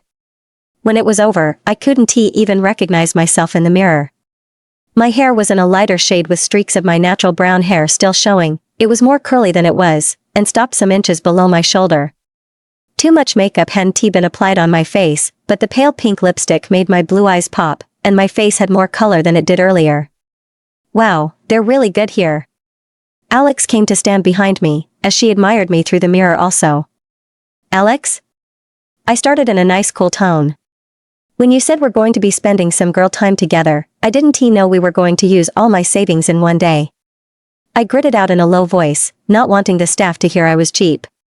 Not to worry about it. I have it all covered. Now, let us go. She patted my back before sauntering out of the salon, leaving me still seated and gawking at her. I glanced at all the staff, but they weren't looking my way, but busy with other customers. I stood to leave, nervously glancing around before bolting out. Oh God, I hope I wasn't committing broad daylight robbery. Alex. I hissed lowly as I ran after her, and grabbed her elbow to stop her from walking further. What is going on? Why did you pay for me? And why didn't you get a makeover? What's in it for you? I kept throwing questions at her, confused as to what was going on. Slow down, will you? She chuckled at my nervous jumpy self. I exhaled out when I noticed no one was coming after us from the salon, meaning she did pay. But why was she being so nice? Just go with it, okay? I want to spoil you since you seemed so upset. That's all. She explained, but I wasn't buying it. And how did you suddenly become so rich that you take your friends out to classy salons and spoil them instead of buying chicken wings with the money? I questioned with a cocked eyebrow. Hey, I can be nice too. She defended, but even she wasn't so convinced. Alex, I sighed, but she interrupted me. I said to just go with it, okay? Enough with the questions, we have other places to be. She announced before walking over to the car. Sighing exasperatedly, I followed after her and hopped in the car too. I wanted to pester her with questions, but I doubted she was going to give me any answers. Where are we going now? I asked as she started the car. You'll see. She had a teasing smirk on her face that made me worry. Before I knew it, we were in a boutique, and Alex was piling up different outfits from racks. Maxi dresses, floral print dresses, rompers, summer dresses, they were all piled on her arm as she scrolled through the racks, and I just stood there, gazing at her in confusion.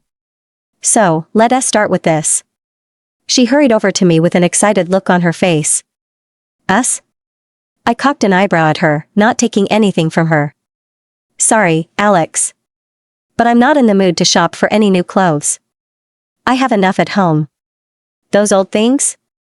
She mocked, making me roll my eyes at her. Besides, I'm paying.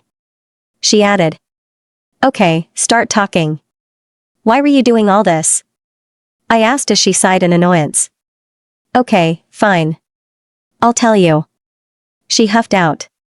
My uncle is part of a mafia group, and they sell pretty young girls for a lot of cash, and I thought. Alex. I interrupted her, tired of her joke. Loosen up. It's a surprise, okay? Just try this out. She shoved me into the nearest dressing room and tossed some summer dresses at me. Have fun. She slammed the door shut in my face, ignoring my protest. I huffed out in annoyance and reached for the dresses. Well, I might as well see how they looked on me. Alex was succeeding all right, in taking my mind off Adrian, I gotta give that to her. But as I stared in the mirror of the dressing room, I could see his warm brown eyes instead of my bright blue. I hadn't heard from him all day, and I was torturing myself because of him. He could be somewhere else with Jenny, probably sharing a Sunday together. Gritting my teeth in anger, I looked away and started to put on a blue summer dress. I might as well loosen up as Alex suggested and enjoy the moment. At least that way, I could forget about him, even if it was for a while. I only hoped Alex didn't rob the money she was spending from a defenseless citizen. I couldn't put it past her. Soon enough, we both had tried on so many outfits, laughing at the hideous ones and awing at the cute ones, and they were a lot of cute ones. I did notice that apart from summer, maxi, flora print dresses, and rompers, Alex didn't choose any other. I found it weird, but when I asked, she just brushed it off. I soon came out in a black romper that stopped mid-thigh, had a halter neckline and white-colored flowers all over it with specks of pink coral on them. Alex was also dressed in a yellow summer dress with tiny white flowers on it as she texted away on her phone. What do you think of this? I asked with a huge grin on my face. Perfect. She purred while tucking her phone in her back pocket. Listen, we're almost late, time to go. Go get your things, but leave the dress on. I'm gonna go pay. She instructed before hurrying over to the counter. I was still confused about all that was going on, but just shrugged and grabbed the clothes I had on earlier. I walked over to see her waiting near the counter, and when she noticed me, she rushed me back to the car. Whoa, slow down, Alex. Where are we going? I asked as we hopped into the car. You'll see. She answered. That's what you keep saying. I know. She smirked before pulling back out the highway. I checked the time on my phone and found it was almost 6 o'clock. The sky splashed in orange as the sun crouched lower, and the route Alex was taking us was somewhat familiar. My suspicions were confirmed when I realized the park she stopped us at. It was the one Adrian, and I always came to when we were kids, and in the middle of it stood Adrian. The park was almost empty at this hour, just an old couple sitting on a bench, feeding seeds to birds and a middle-aged man taking a stroll left. The tree's green-colored leaves were turning orange and some brown before falling and covering the walkways and grasses. It was almost difficult to even see them, only dried orange leaves forming a carpet above them. And maybe because it was evening and the sky was also colored in orange, but it all seemed so beautiful. Or maybe it was because my object of attraction was standing in the middle of it all, standing tall and confident with his left hand in his pocket and his right holding a blue rose between his fingers. I hesitantly came down from the car, my eyes fixed on him, and the scenery before me. A picnic blanket was laid on the floor beside him, a picnic basket placed on it, an insulated cooler, some flatwares, and a bouquet of blue roses. I scrunched my eyebrows in confusion, taking it all in before glancing back at him. Was this all for me? Was this why I had rarely seen him at school? But what about Jenny? I had seen him grab her hand and walk away with her. He had a nervous smile on his face even though he seemed confident as he watched me from afar, beckoning me to come closer with his eyes. Yo, Bennett. Thanks for the card. Now, I'm gonna go get myself some meat with it. Alex yelled from her car, waving a credit card at him. Now I understood where she got the money to pay for this dress and makeover. He sent a small smile at her before snapping his eyes back to me. My work here is done, gotta go. Oh, and here. She threw the tiny box I wrapped for Adrian's birthday at me, and I quickly caught it. You might need that, she suggested before revving up the engine while I stared at her in disbelief, holding the tiny box. I thought I had left that at home after we went home from school. What? Don't look at me like that. She shrugged. Not to worry, I'll inform your parents you're on a date. She winked at me before driving off. I slowly turned back to Adrian, whose eyes were now roaming around my figure, taking in my outfit. I took one step at a time towards him, trying to seem composed, but his eyes were making it difficult as they roamed my bare legs. I could feel goosebumps forming on my thighs and legs at how intense his gaze was before they snapped back to my eyes. What's all this? I asked blankly, trying not to show any emotions as I gripped the box tightly in my hand. I was still mad about all that Jenny stuff, but secretly throwing a party in my head because of what I was seeing. He was quiet for some time, just gazing at me, and I, him. The wind blew around us, making the trees dance, and some strands of my hair fluttered about my face too. He quickly reached out to pull them behind my ear, still gazing intently at me, making my cheeks tinge pink. Why did he have to be so darn cute? He had on a pair of gray track pants and a black shirt with black and white trainers on his feet. His dark hair and a side fringe almost covering his eyes, and his left hand adorning a wristwatch retracted back into his pocket while the other still held the blue rose up to me. I reached for it, plucking it off his finger, remembering the day he asked me to be his girlfriend. He had used a tulip then, and I had thought it sweet then since it meant true love. I tried looking for flowers that would match your eyes, but found none. So I had to settle for dying white roses. They still, however, aren't as beautiful or bright as your eyes. He whispered between us, his eyes never leaving mine. His compliment was making me blush the more as I diverted my eyes to my feet, trying to hide my red cheeks. I forgot how good he could be with words. I only started to see that side of him after we started dating. Will you go on this date with me, Claire? He asked, gesturing to the picnic he had laid out. Well, I couldn't say no, so I nodded. He smiled and took my hand, leading me to the blanket and helping me sit. Then he took out some votive candles, lit them, and placed them at different corners. It was already darker than when I came here, and the street lamps came on. He went to take out a red wine bottle from the cooler and poured it into 2 different glasses before handing one over to me. I placed the rose into the bouquet and my gift beside me before reaching for it. I watched him take a seat too and faced forward as I sipped from my wine. We both were silent for a while, me watching him as he stared far away. I'm sorry if I ever made you feel any less important than you're to me. His eyes snapped to me as he spoke, and the candles made his brown eyes shone more. I could never pick anyone else because I don't even have a choice. No one can make my heart beat faster than you do. It hurts that you would even think so. He stared at me with heavy-lidded eyes in disappointment, which irked me. Well, you weren't making it easier by always spending time with her or letting her tag along all the damn time. I burst out in anger. He made it sound as if I was the wrong one here when I wasn't. I had the right to do what I did because I was his girlfriend. I know that. And I'm sorry for being so blind and not notice she was faking it all. Alex told me about your locker incident and how she used to threaten you. Why didn't you tell me all this before? He stared accusingly at me. Would you have believed me?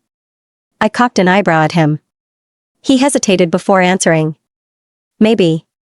He shrugged while I rolled my eyes at him. I would have at least known you weren't lying. You only had to trust me. We both were silent once again before I broke it. And, what about Jenny? Where did you both go to today? I fidgeted with my glass, dreading the answer. He didn't say anything for a while, only following my actions with his penetrating gaze. I did what you asked me to. He answered, making me stare at him, confused. I told her goodbye. He announced. Oh, was all I could say. I want to be happy, but for some reason, I wasn't. Isn't that what you wanted? He asked when I didn't say anything else. I don't know. Is it what you want? I threw the question back at him, waiting for his reaction. I still had this insecurity that he still loved her. He reached for my free hand, caressing my knuckles with his thumb before heaving out a sigh. I'm not gonna lie, Claire, I'm not exactly excited cutting Jenny off from being my friend. We had been together for so long, and I hadn't wanted to lose that friendship with her. He placed a kiss on my palm and breathed in my scent before humming against it. But my heart was thumping rapidly in my chest at what he was about to say next. I should have seen past her lies. To her, I was just a game she didn't want to lose. But she made a terrible mistake by attacking you, and I doubt I could ever forgive her for that. He said in a dangerously low tone that even made me shiver as his eyes darkened. But then a vulnerable look overtook his face as he continued talking. I love you, Claire, and when you told me goodbye yesterday, I didn't let him finish as a smile made its way to my lips, and couldn't help myself but reach for a kiss on his lips. I held my glass tight and sprung up to do what I had been wishing for, startling him. I never told him goodbye, and I didn't exactly like the fact that he thought so. His lips were soft as I remembered, and they moved in sync with mine as he recovered from his shock. I placed my glass down carefully, not breaking our lips apart as I moved closer to him until I was straddling him. I sighed in content into the kiss as he held me closer, flicked his tongue across my lips before sucking it in and nipping on it. I wrapped my arm around his neck as he deepened the kiss and swirled his tongue with mine. He tasted a tad bit of wine, and of course, chocolate. I could get addicted to this, addicted to his kiss, to his taste, to his scent, to him. We broke apart for air, our breaths coming out in pants as we placed our foreheads together, staring into each other's eyes. I love you too, Adrian. And as long as you're here with me, I'm never going anywhere.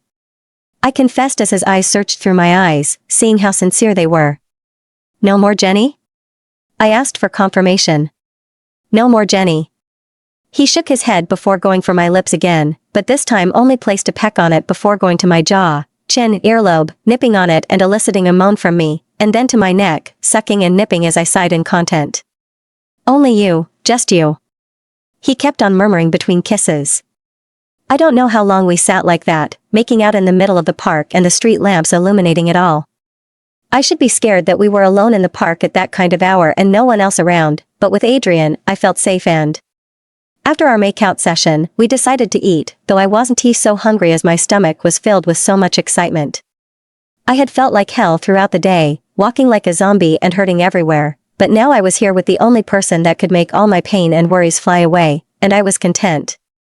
Dance with me, Adrian stood and stretched his arm out to me while I was busy munching on my sandwich. I stared at his hand in confusion with an eyebrow cocked upward. But there's no music. I pointed out but still took his hand anyway and kept my sandwich away. Not a problem for me. He twirled me into his arms, making me giggle out loud as he held me close with a smirk on his lips.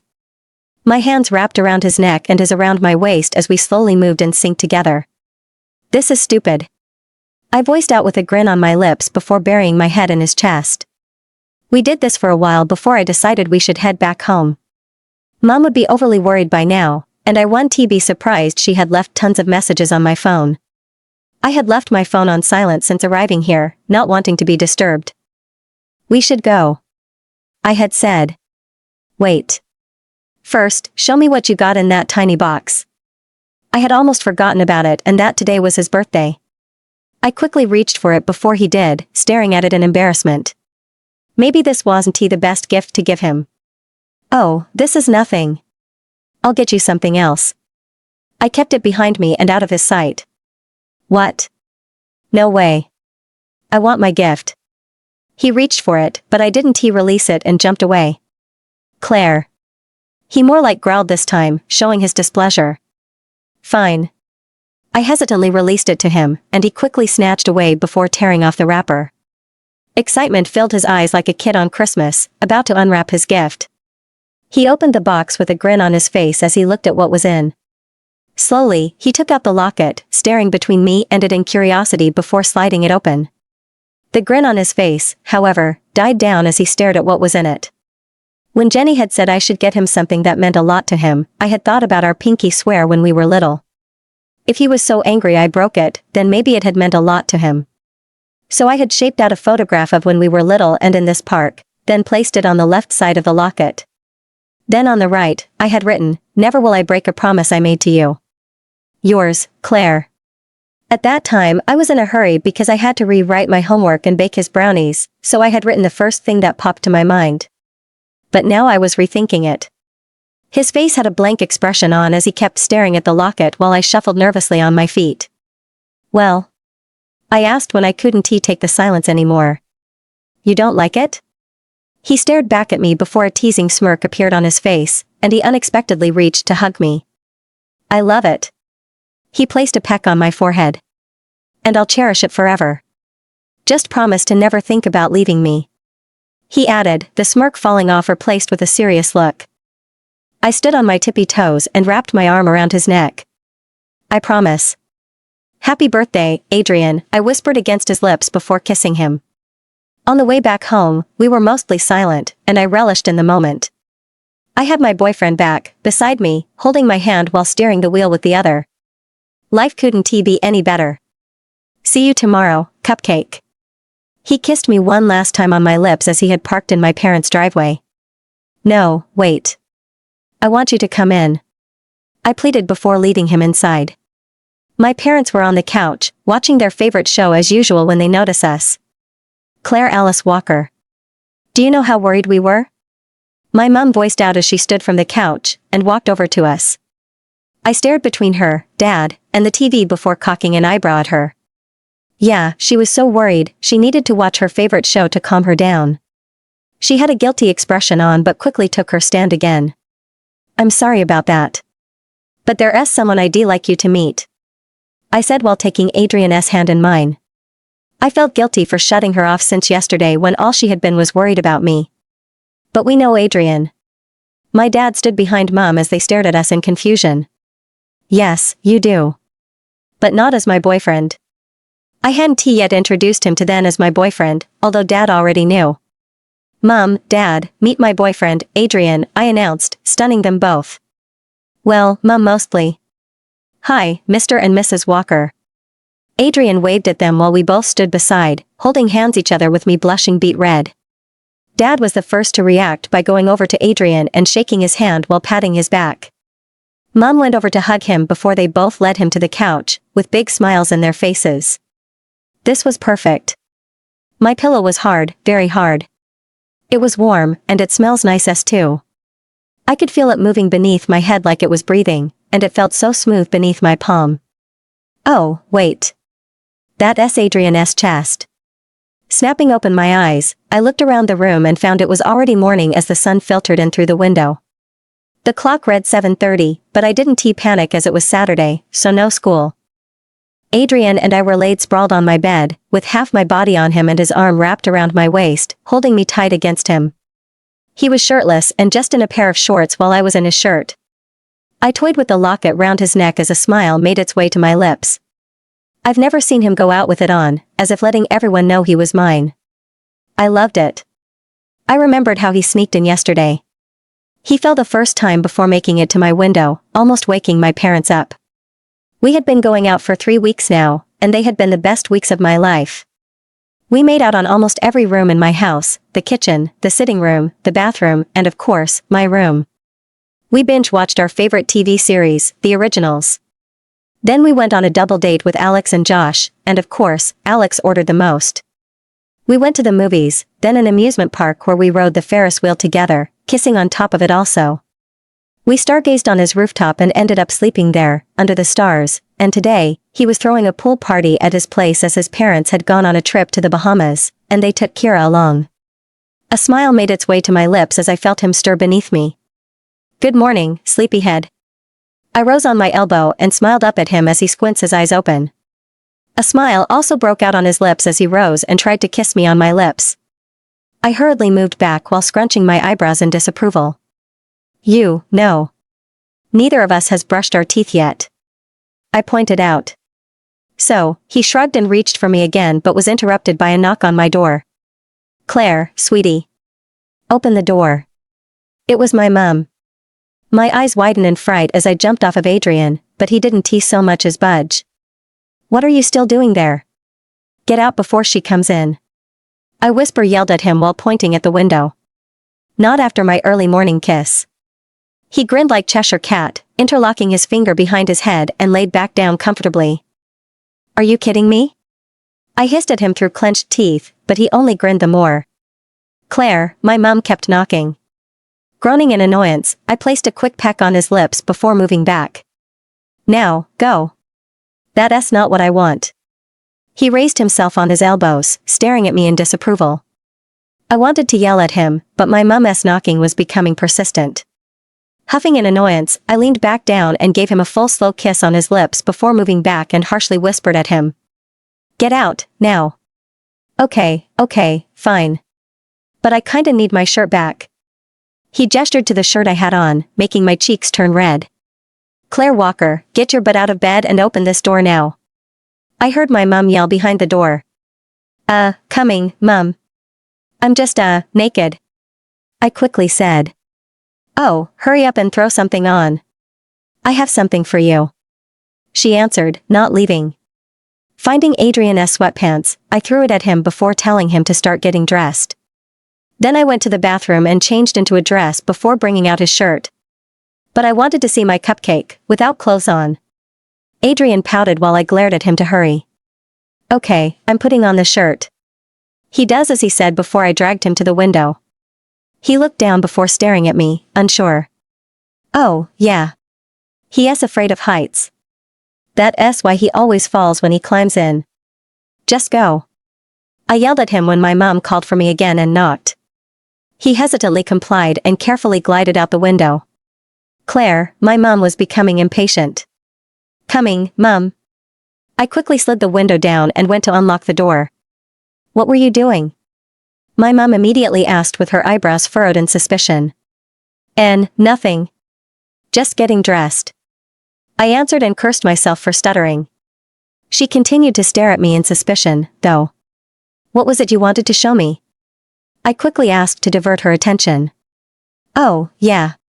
She shook her head and brought out a spatula from behind her with a smile on her lips. "Do you know what this is?" A spatula?" I more like asked, not sure where this was going. She nodded her head, "Good. You're cooking pancakes. So hurry and come downstairs to the kitchen," she announced before heading back downstairs. Ugh, she knows I hate cooking. I groaned before closing back my door and was going to flop on my bed when I heard a thumping sound on my window.